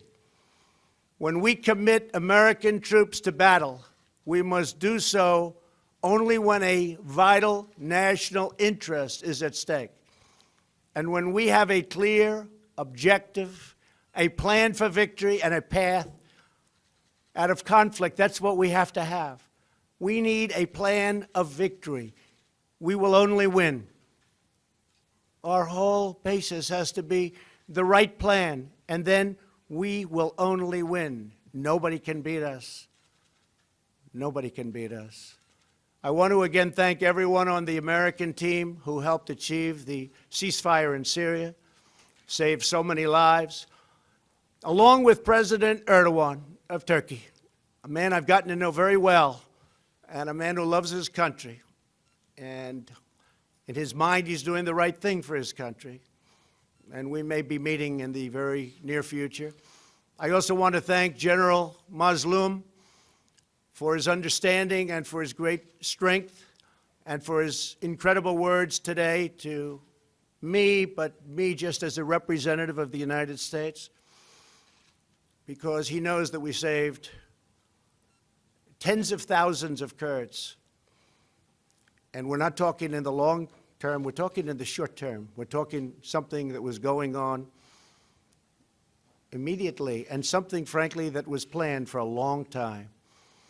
The job of our military is not to police the world. Other nations must step up and do their fair share. That hasn't taken place.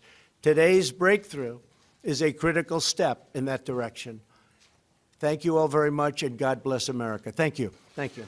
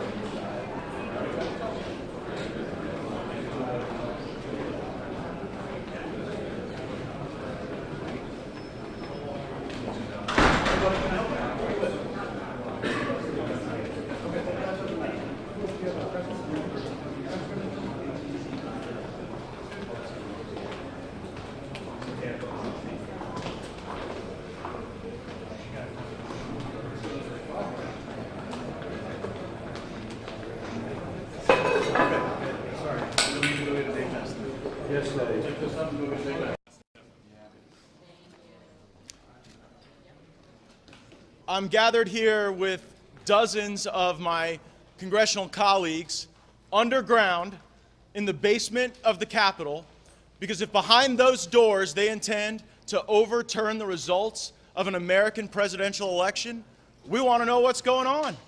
And it's only reasonable that we would have questions, because so far, Adam Schiff's impeachment inquiry has been marked by secret interviews, selective leaks, weird theatrical performances of transcripts that never happened, and lies about contacts with a whistleblower. And so I'm going to have a few of my colleagues give remarks, and then we're going to try to go in there and we're going to try to figure out what's going on behalf of the millions of Americans that we represent that want to see this Congress working for them and not obsessed with attacking a president who we believe has not done anything to deserve impeachment. Now the Republican whip, Steve Scalise. Thank you, Matt. What is Adam Schiff trying to hide? I think that's a question so many people have, so many of my colleagues have, so many people in the press should have, is through those hidden closed doors over there, Adam Schiff is trying to impeach a president of the United States behind closed doors, literally trying to overturn the results of the 2016 election a year before Americans get to go to the polls to decide who's going to be the president. And frankly, it should be the people of this country who decide who's going to be the president, not Nancy Pelosi and not Adam Schiff in secret behind closed doors. The fact that Adam Schiff won't even let the press in, you can't even go in and see what's going on in that room. Voting members of Congress are being denied access from being able to see what's happening behind these closed doors where they're trying to impeach the President of the United States with a one-sided set of rules. They call the witnesses. They don't let anybody else call the witnesses. They don't even let the President's legal counsel question people who are making baseless allegations. Maybe in the Soviet Union, this kind of thing is commonplace. This shouldn't be happening in the United States of America, where they're trying to impeach a president in secret behind closed doors. The American people deserve better. We will demand better for the American people. With that, I will bring up, where's Jim Jordan? Is he here? He's probably in that room right now fighting. Mark Meadows. Mark Walker's up. Here you go, Mark. Thank you, Whip. Thank you, Matt. The American people are being shut out.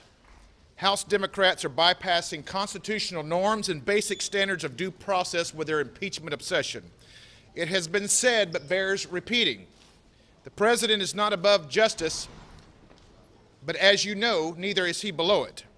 Facing your accusers, the ability to call rebuttal witnesses, cross-examination, the right to object evidence, and ability to attend hearings, depositions, and interviews.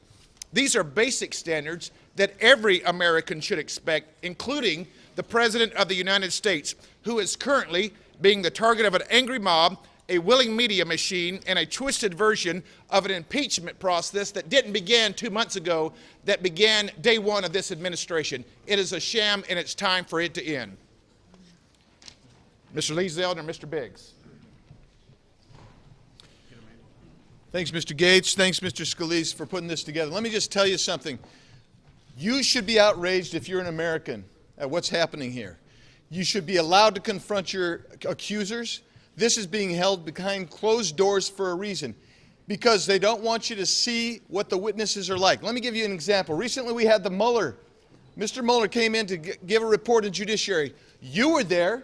You saw it. The American people saw it. You know why Mr. Mueller's report fell apart and why we knew that there was nothing there? Because we got to observe Mr. Mueller himself testify.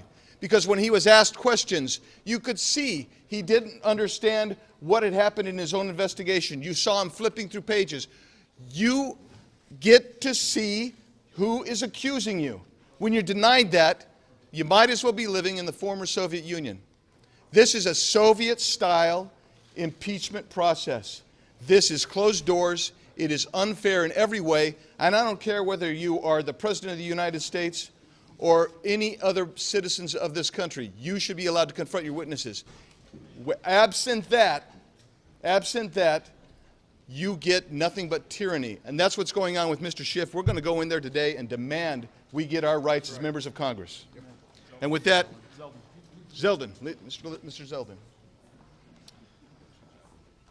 I've sat through all of the depositions. I'm about to go back into Adam Schiff's bunker here in the Capitol basement to sit through another deposition today.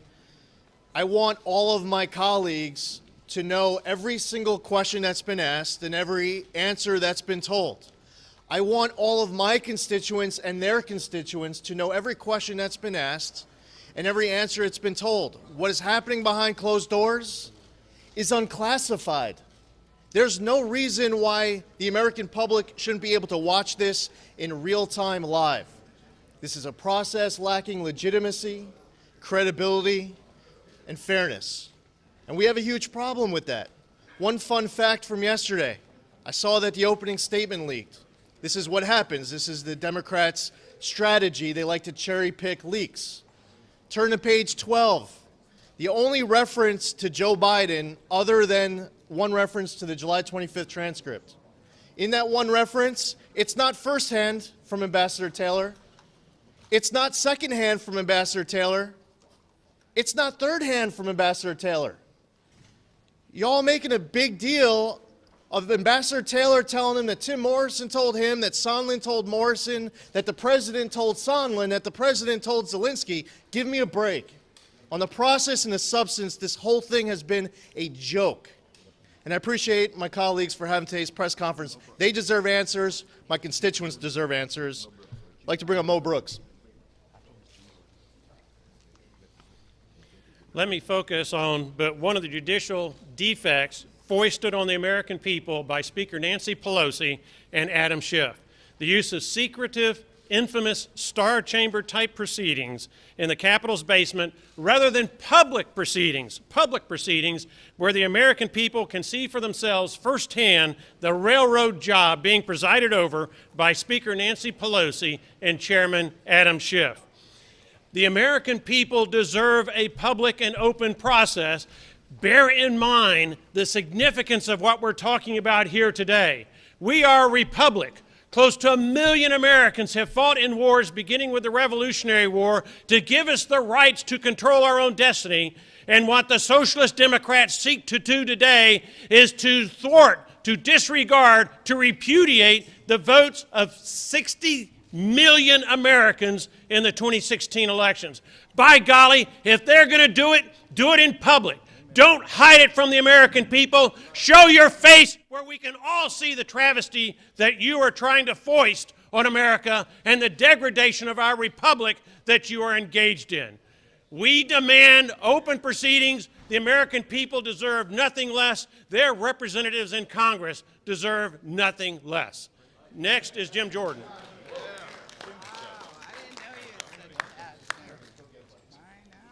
Well, I would just say this: why don't we know? Why don't we know who the person is who started this whole charade that Adam Schiff is now doing in the bunker of the basement of the Capitol? If you look at the whistleblower's complaint, page 1 of the complaint, he talks about more than half a dozen individuals who formed the basis of his complaint. We have no idea who these folks are. As I said last night on the floor of the House, 435 members of the House representing over 300 million Americans, and the only one of those 435 who know the individuals who started this whole thing, the only one is Adam Schiff. Why don't the rest of us know? More importantly, why don't the American people know? I think the American people, as I said before, they understand fairness, and they instinctively know that what is happening here is not fair. And that's why I want to applaud my colleagues, Whip Scalise and Matt Gaetz and the rest of the team here for standing up and saying, look, it's time that we know who started this whole thing. The more than half a dozen folks he referenced and said over the past 4 months, more than half a dozen people have informed me about this complaint that he filed. Who are those people? We've had 7 witnesses to date. I don't think any of them have been the ones that the whistleblower, the so-called whistleblower, was referring to. So we need to hear from them, and we need this done in the open so the American people can see. Thank you. Well, listen, for 2 years, Adam Schiff told the American people that he had evidence, proof, that President Trump had colluded with Russia. And then we find out after 2 years, $25 million or more spent, 2,800 subpoenas, 500 interviews, that no, that was not the case. And then Adam Schiff on public TV says, no, our office didn't have any coordination. We didn't hear at all from this whistleblower. And then that turns out to be false. And then in a committee hearing, he makes up a totally made-up conversation between President Trump and the Ukrainian president, I assume to try to deceive the American public. And now, he wants us to believe that he's like a special counsel in these closed-door meetings over here that I can't go into as a member of the Judiciary Committee, and that even Republican members on the committee can't even see the transcripts. This is totally unjust. It's totally unfair. There was no vote on the floor of the House of Representatives, as has been done in the past, to authorize this impeachment inquiry with a standard set of rules and due process procedures that any American citizen should get, let alone the President of the United States. So I say to you, this is unfair, and it's a total political hit job on the President of the United States. And this is unjust. I hope the American people see it for what it is. Thank you.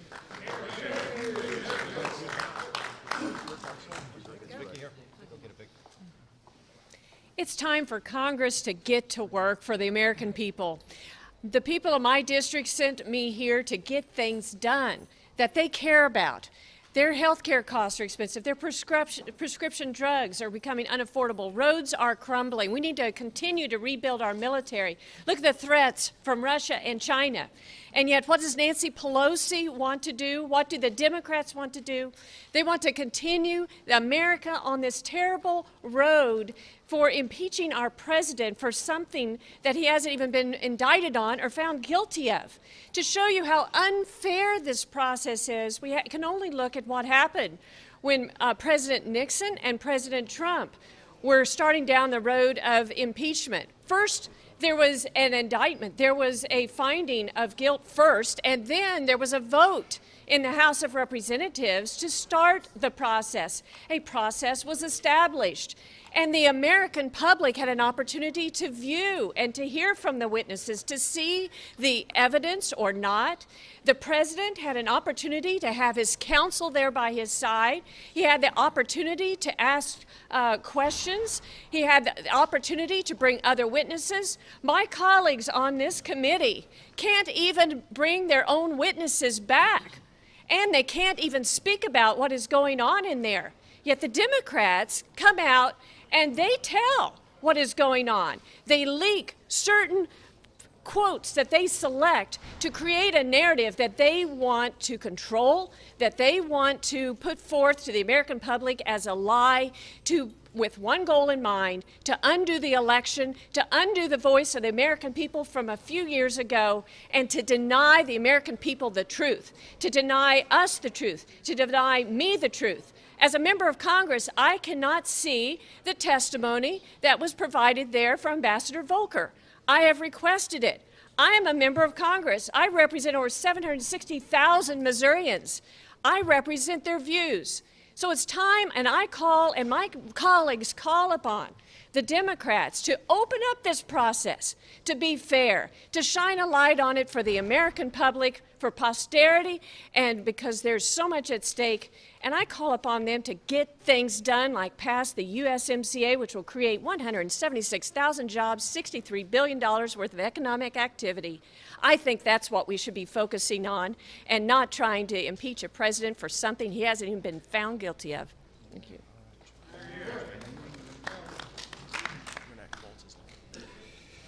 This is supposed to be the people's house. We, the legislative branch, cannot make a bill a law without a vote. That is how the people of Tennessee, the people of America, have a voice.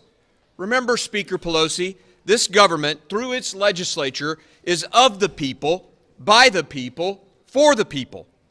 Speaker Pelosi has tyrannically commandeered the House of Representatives. It is as if she thinks the founders wanted a government of Pelosi, by Pelosi, for Pelosi. America, whatever you believe about our president, you must realize that senior Democrat leadership in the House is ignoring the founding principles of our democracy. We need the House to vote on this, and it must be done in transparency. As the good book says, those things done in secret are from darkness. These elites who care nothing for the people must hear from the people. Call Speaker Pelosi and demand an end to this threat, this violation of freedom and democracy. Thank you. Representative Mike Waltz from Florida. I'm a Green Beret. I'm a proud veteran. This process does not make me proud. I have fought from Afghanistan to West Africa. I have operated in countries, in third world countries, who have fairer processes to deal with their elected leadership than what we're seeing today. I talk to veterans at home. I talk to veterans abroad. We have operators and special operators in 60 to 70 countries today as we speak. They're ashamed of this process. They don't have a defense bill yet. We're on a continuing resolution, which means all of the new programs that they need to face China, to face Russia, to face Iran, to face North Korea, to continue to combat terrorism can't start yet because we can't seem to get it done in this Congress because we have six committees dealing with this investigation. We have our intelligence professionals all over the world trying to keep this country safe, and we have the Intelligence Committee day after day after day dealing with this nonsense, dealing with this unfair process. I, as a sitting member of Congress, have been asking for weeks to have access to these transcripts, to have access to Kurt Volker's transcript, and you all know more about it than I do. You all who are not elected in the media. I am, representing nearly 1 million Floridians, and I can't see it. Is that fair? Is that worthy of the sacrifice of the men and women who have died for this country? I would think not. And you know what rings loud and clear to me is a veteran back home who said, all you politicians do is fight. All you do is fight amongst each other. You're doing nothing for me. You're doing nothing for the care that I fought to deserve. You're doing nothing to defend this country. You're doing nothing to move my family's life forward to do a better place. And here we are all fighting over this unfair process. It's a shame. It's not worthy. We can do better as Americans, and Americans expect us to do better. Thank you.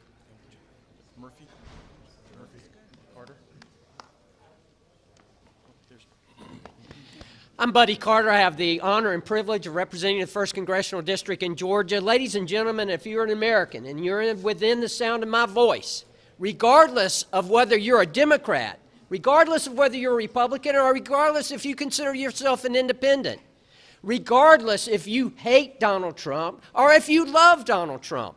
If you're an American, you have to be outraged by what is going on here. Since day one, the Democrats have not accepted the fact that Donald J. Trump is President of the United States. Now we find ourselves with them behind closed doors trying to impeach a sitting president. Ladies and gentlemen, if a government can do this to the President of the United States, they can do it to you as well. You need to be scared. You need to be very scared. This needs to stop. It needs to stop right now. We need open government. This is the United States of America. Please, I beg of you, pay attention, stay focused, keep your eye on the ball. What is happening here? We cannot allow this to go on. Adam Schiff has to stop. Nancy Pelosi has to stop.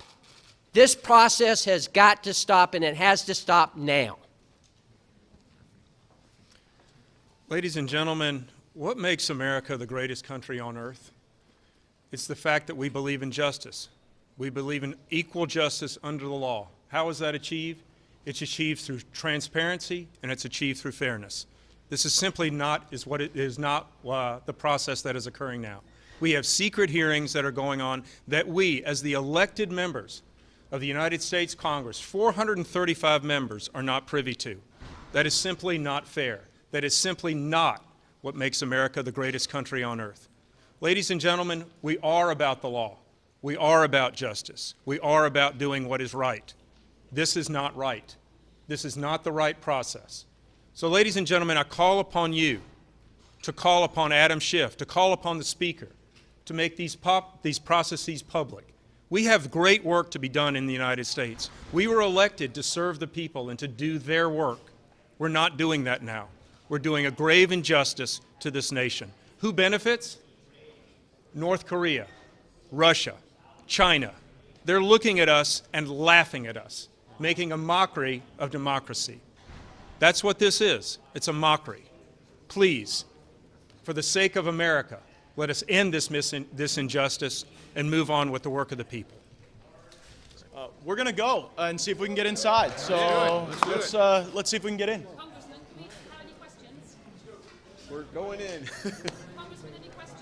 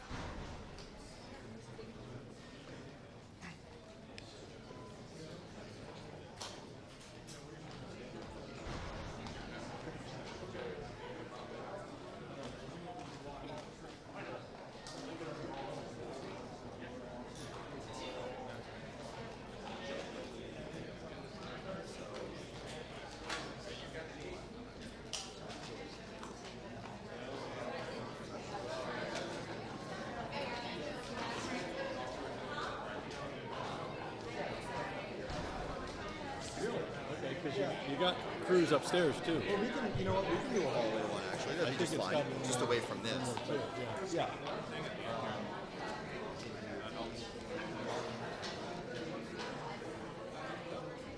That's 1, 2, 3, 4, 5, 6, 7, 8, 9, 10, 11, 12. It has one right. This isn't an order though. So 13. this was the list originally, and then this morning we crossed out Murphy. And that he ended up speaking, and then Congressman Cloud was going to go. So it's still 13 people. What a nice group. You're much happier. I was here 3 years ago. You're much happier now. And you're much wealthier, and you're providing a lot more energy than you used to. That's for sure, right? Thank you. You know, Harold is a very successful man, and I was with the great football coach, Barry Switzer. I think he might be the only one. He won in the NFL, and he won in college, right, the championship. But Barry is a great guy, great coach, and he's one of Harold's best friends. And Harold was coming into a meeting, and I was talking to Barry, and he said about Harold, you know, sir, that guy can take a straw, probably the plastic ones before they changed. I don't think it would work. The paper straws aren't working too well. Sir, he can take a straw, and he can put it into the ground, and oil comes out. And other companies, they spend billions looking for oil. They want to find that oil, they just spend billions, and they can't get it. But this guy puts a straw in the ground. I said, how cool is that, right? But that's my friend Harold. He's a great gentleman. I learned a lot about energy from him. But it's wonderful to be here back in Pittsburgh. By the way, go Steelers, go Steelers. Big Ben, I guess Big Ben is recovering. I know Ben, he's a great guy. He's a tough cookie. And he'll be back, right? He'll be back. Big Ben. And you have a great ice hockey team, too. You have a great ice hockey team. Sidney Crosby, the whole group, you know, they were at the White House not a long time ago. And they came in, and they are a great group of people. So you have great sports place and great sports town. But I'm here with the incredible people who fuel our factories, light up our homes, power our industries, and fill our hearts with true American pride. That's you. And by the way, you guys sit down. Thank you. Sit down there. We'll be here for a little while. I like energy people. Energy people have a lot of energy, unlike some people I deal with. They got a lot of energy in more ways than one. Nobody does it better than the hardworking men and women of Marcellus Shale Country.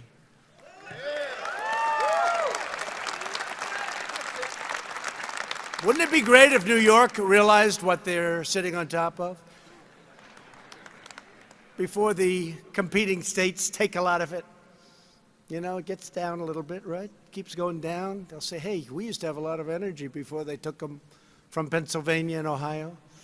But New York should do it, and New York should allow pipelines to go through so the people of New England can cut their energy costs in half, so the people in New York could cut their energy costs in half. New York doesn't allow pipelines to go through. I don't know. There has to be some kind of a federal something that we can do there. But they won't allow pipelines to go through New York this for a long time. And they won't do any fracking in New York. And they won't take all of that wealth underneath and reduce their taxes. Wouldn't that be nice? They don't do it in New York. Somebody someday will explain why. They do it in Pennsylvania. They do it in Ohio. They do it in states right around New York. They don't do it in New York. They're sitting on a gold mine of energy. With unmatched skill, grit, and devotion, you are making America the greatest energy superpower in the history of the world. You're number one by far now. Right? And I want to thank the Marcellus Shale Coalition, the Ohio Oil and Gas Association. Oh, I love Ohio. I love that state. Ohio. Don't forget, for a year I had to listen to, you cannot win unless you win Ohio. I said, no, the great state of Ohio. Please treat it well. And we won Ohio by a lot. It's a great state. And another great state, West Virginia. I think we won West Virginia by 42 points. That's a lot. I would say that's a lot. But they're great people. And West Virginia Oil and Natural Gas Association, I want to thank you for the invitation to be here today. Two great groups. We're honored to be joined by members of my cabinet who are fighting every day to support the American energy revolution. By the way, if the other people ever get in, everything I said, forget about. You won't have money to pay for a ticket to this place. You'll all be out of business very quickly. In the meantime, you're doing better than you've ever done. But I have cabinet members here. Interior Secretary, largest landlord in the United States by a factor of about 200. David Bernhardt. Where's David? David? Thank you, David. Stand up. What a great job.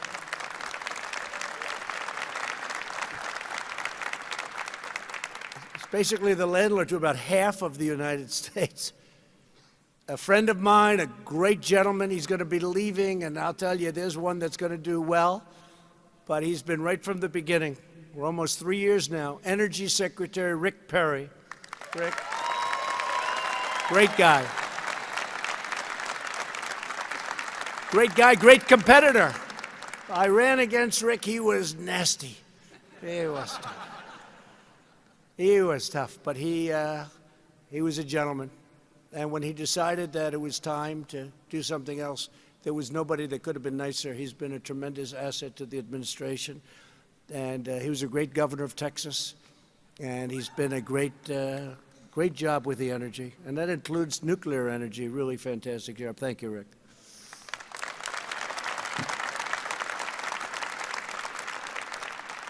Another man who's here who's been incredible. He is a man that no matter what you do, it's never going to be considered right, because one group will like it and one group won't, but he's really tough. He's really smart. By the way, he loves the environment. EPA Administrator Andrew Wheeler. Andrew, you've done a fantastic job. And he's right now working on small refineries, getting them everything they need to stay, because it's a highly competitive business. We want to keep them really prosperous and keep them in business. And so I know you're working on that. And he's dealing with them, I think, this week and next week, and you'll hopefully have something for the small refineries. Anybody here from small refineries? Yeah, a couple. Not too many. Oh, forget the small refineries. We don't have. Now, you're going to take care of those small refineries. They're great people, right? And they've really been incredible for our country. Several outstanding members of Congress. These are warriors. These are people that fight with me all the time on the witch hunts. I've had the Mueller witch hunt, the Russia witch hunt. I have witch hunts every week. I say, what's the witch hunt this week? They can't beat us at the ballot box. They cannot beat us at the ballot box. So they want to try and beat us the old-fashioned way, which is not very nice. They are a nasty group of people. And, you know, it's very interesting. You look at what's happened and what's been doing and all the things we've done, and we have to get USMCA done, and they don't want to put it up for a vote. And the do-nothing Democrats, they will pass it, but it has to be put up by Nancy Pelosi. So let's see what happens, but I think they're going to put it up because everybody wants it, and I think ultimately they're going to do the right thing. But it's all ready to go. It's approved by Mexico. It's approved by Canada. It's approved by everybody that has to be approved. We have to give it a vote. It's been sitting for a long time.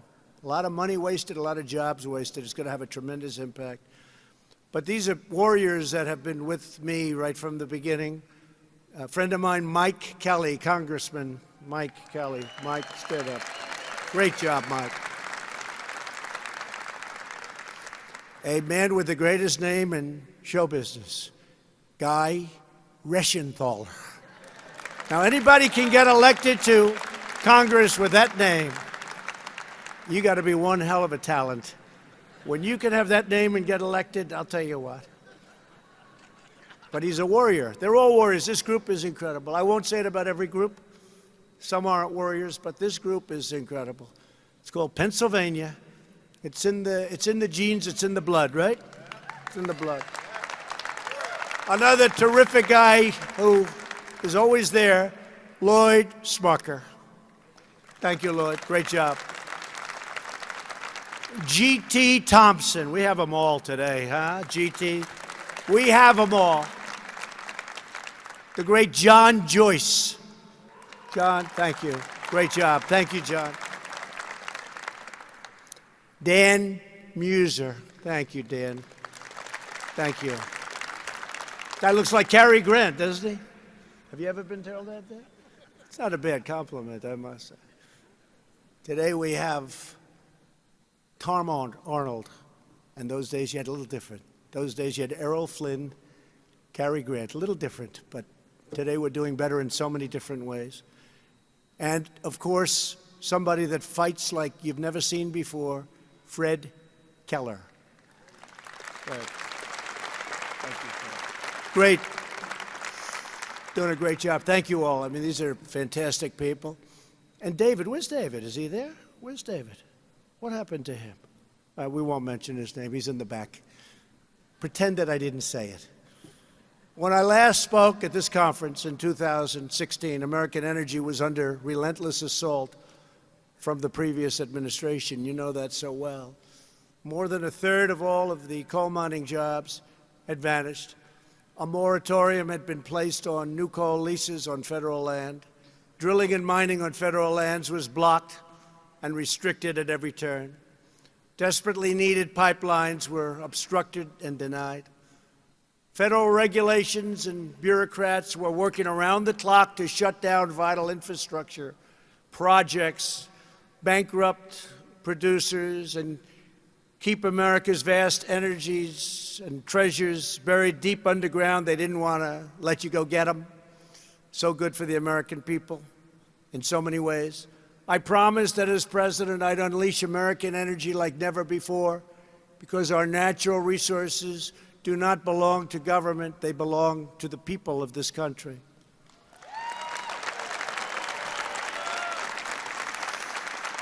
American energy belongs to hardworking men and women like you who get up every day and make this country run.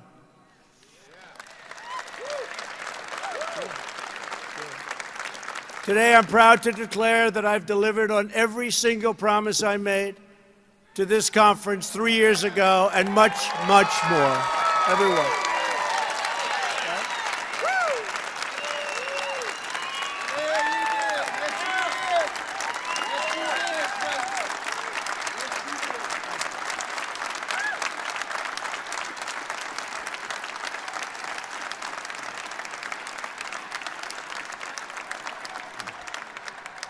Wow, look at the great people. Thank you very much.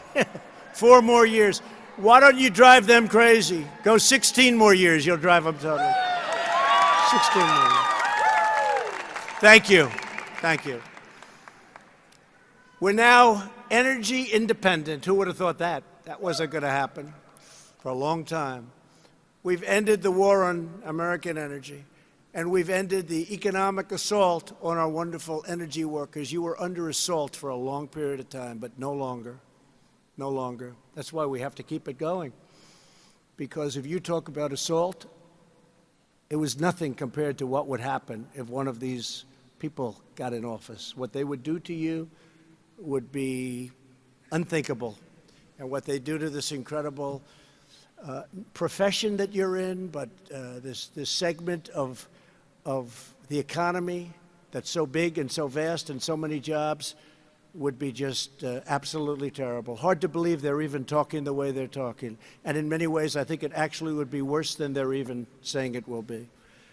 In the process, we set off an economic boom of truly historic proportions, bringing prosperity back to cities and to towns all across America. Not only energy. Energy was just the first step in so many other ways, but without energy, it all doesn't happen. In my first week in office, I approved permits for the Keystone XL and Dakota Access pipelines.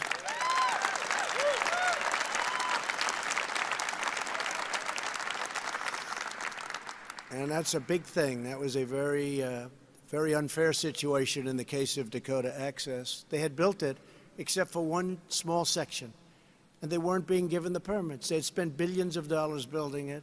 One small section where it connects, they were not going to get the permits. And I gave them the permits, and they got it built, and it's been operating now and very successfully. And a lot of jobs and a lot of everything else. And a lot of clean environment, because that's what it is. And with Keystone, same thing. They have everything they need. They need a couple of little extra ones in 1 or 2 states, one state in particular, and they'll start. And it's a combination of 48,000 jobs on top of everything else.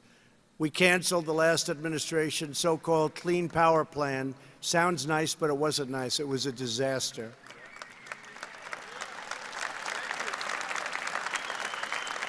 Which would have cost Americans nearly $40 billion a year and caused electricity prices to soar to double digits while cutting coal production by almost 250 million tons.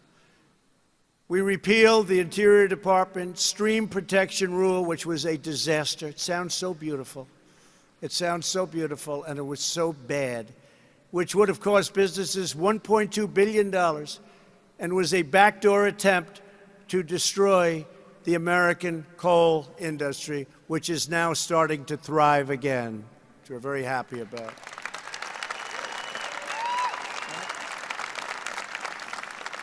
We revoked the ridiculous Waters of the United States rule. No longer will federal bureaucrats be allowed to micromanage every public pond and drainage ditch on private land. They've taken away your rights. They took away your heart. When I did that, I had people in my office. I had miners, and I had farmers, and I had builders building homes. And many of them were tough, strong men and women, and almost all of them were crying. They said, "Sir, you've given our life back to us."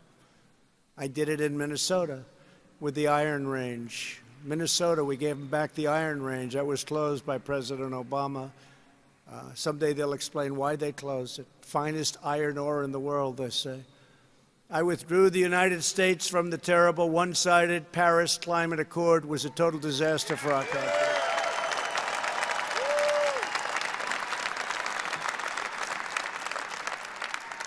And I thought when I did that, it would be very tough. And all I do is get applauded for that move so much. It would have been so bad for our country. They were taking away our wealth. It was almost as though it was meant to hurt the competitiveness of the United States. So we did away with that one. The Paris Accord would have been a giant transfer of American wealth to foreign nations that are responsible for most of the world's pollution. Our air right now and our water right now is as clean as it's been in decades. Shutting down American producers.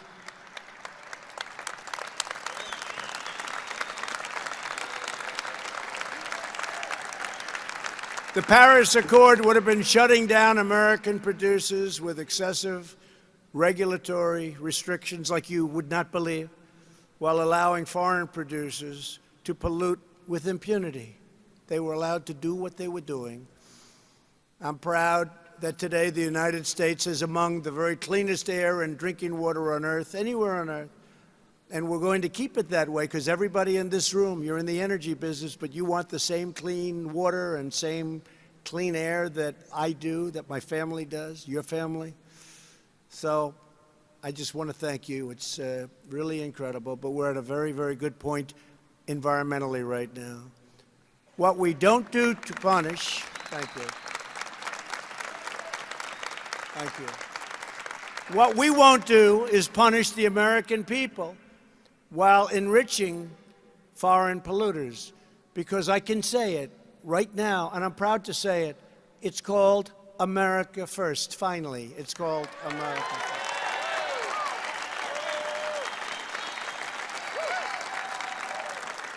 My job is to represent the people of Pittsburgh, not the people of Paris.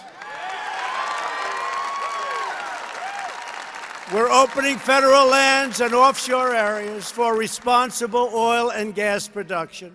And I opened ANWR to oil and gas in Alaska. You know, the ANWR site's one of the biggest in the world. And nobody could get it approved, including Ronald Reagan. They could not get it approved. I got it approved. And it's one of the great potential sites anywhere in the world.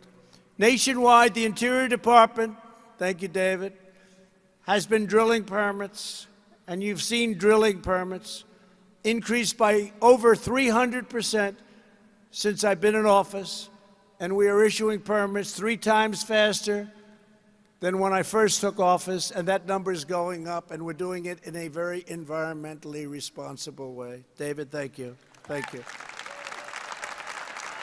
Oil production on federal lands is at an all-time high, and revenue to the American taxpayer from energy development has nearly doubled since I took office. Think of that. Thank you. We are streamlining the EPA's oil and gas methane rule. Don't pay attention. Don't pay attention. Saving energy producers millions of dollars in compliance costs while maintaining sterling environmental standards like never before. Yeah, don't hurt them. Don't hurt them, please.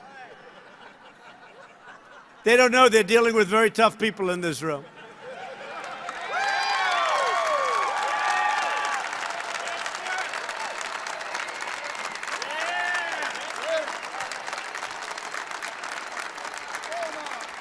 They don't know who they're dealing with.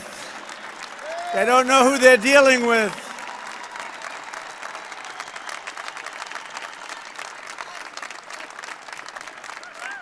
They just don't understand. All right, go home to Mom. Explain to Mom that you tried to take on very powerful people, and many of them physically as well as mentally. That's not a good thing to do. Not in this room. Be careful. Make sure you don't hurt them. Please. Thank you. We're also slashing the time it takes to get a permit for building critical energy infrastructure into just a tiny fraction of what it took before.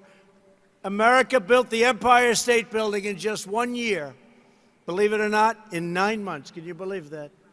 They don't do that today. It should not take 10 years to get the permits to build a road or a pipeline. We've brought that number way, way down, way down. And in Texas, we're working very, very hard to get those pipelines approved environmentally. And I know my people are doing it. And Rick, you're going to be giving it to some of the most talented people that are going to be taking your position. But we're working very hard to get those pipelines approved immediately in Texas, because it would make a 20% and maybe even 25% increase in oil. And, you know, as I said before, we're now number one, not by a little bit, but by far, way ahead of Saudi Arabia, way ahead of Russia, but we can do even much better than that.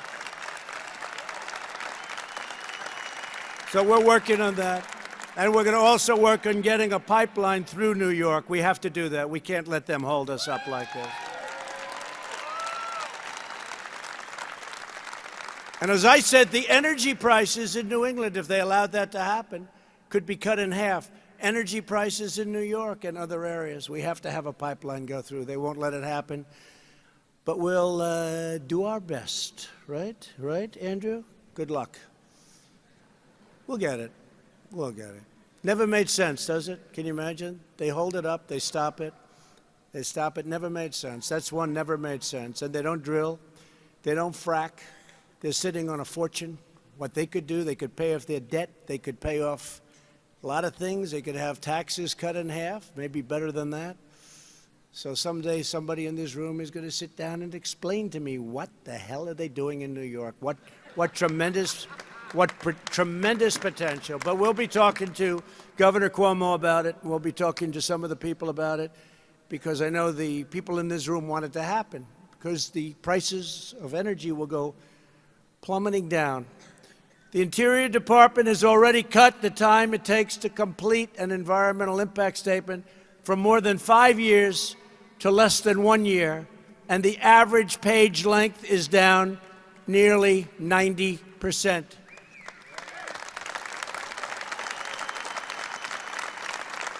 I know all about environmental impact statements. I've done many of them. And then I see the same consultants that I'm paying up in places like Albany and different capitals of the states. And they're working to make the rules much tougher so that we have to hire them to get our permits. But we're trying to cut it way, way back because I want you people to be able to move fast. And you know what? If you have a bad project, if you have a bad road, if you have a bad pipeline, if you have a bad well, I don't want you to get the permit. But you don't have to wait for almost an entire lifetime to be told no. We'll tell you in a year or less. And if you can do it, we'll tell you in a year or shortly more than a year. But we've brought roads. I mean, roads are under consideration for, we have roads 21 years, 22 years. They end up costing many, many times more. Instead of a straight line, there's one particular road. It looks like this. If you've had a couple of drinks, you're in big trouble. It ended up costing many, many, many, many times the cost. Took 21 years to get approved, and they circled the nesting of, you know, things you want to save, you want to help, but you also have to worry about ourselves. So they have a road, instead of a straight line, they have a road that looks like the Indy Speedway. It's not a good situation, and we're trying to do away with that. And we're very close to getting it. But permits that took 17, 18, 19 years, we think we can get. We're down to 2 years, and we think we can get it around 1. And you may get rejected, folks, but it's going to be fast. I have a friend who's been waiting 22 years to get a permit for something. I said, you know, he's devoted half of his life to getting one permit. And then in many cases, you don't get them. They vote no by a vote of 3-2. Guy spent 22 years. I told him, I said, you got to find another profession. But now he doesn't, because we're moving those time limits up like nobody can believe. At long last, we're reclaiming our American heritage as a nation of builders. You were stopped from building. They really stopped you. They really stopped you from building. You know what I mean. And with the help of our pro-energy agenda, and by the way, you'll never have another president like me. Okay? You'll never have. That's for sure. You'll never have another president that's going to do this stuff. Because I was a builder. It's what I did the best. I built. I really built good. I built under budget. I built ahead of schedule. You don't hear those words too much in government. But I built. And I understand what you go through. I understand how you're ruined, how you're destroyed. I also understand how bad it is for our country. But all of you here today have achieved something that everyone said was impossible. You've helped make America the #1 producer of oil and natural gas on planet Earth, by far.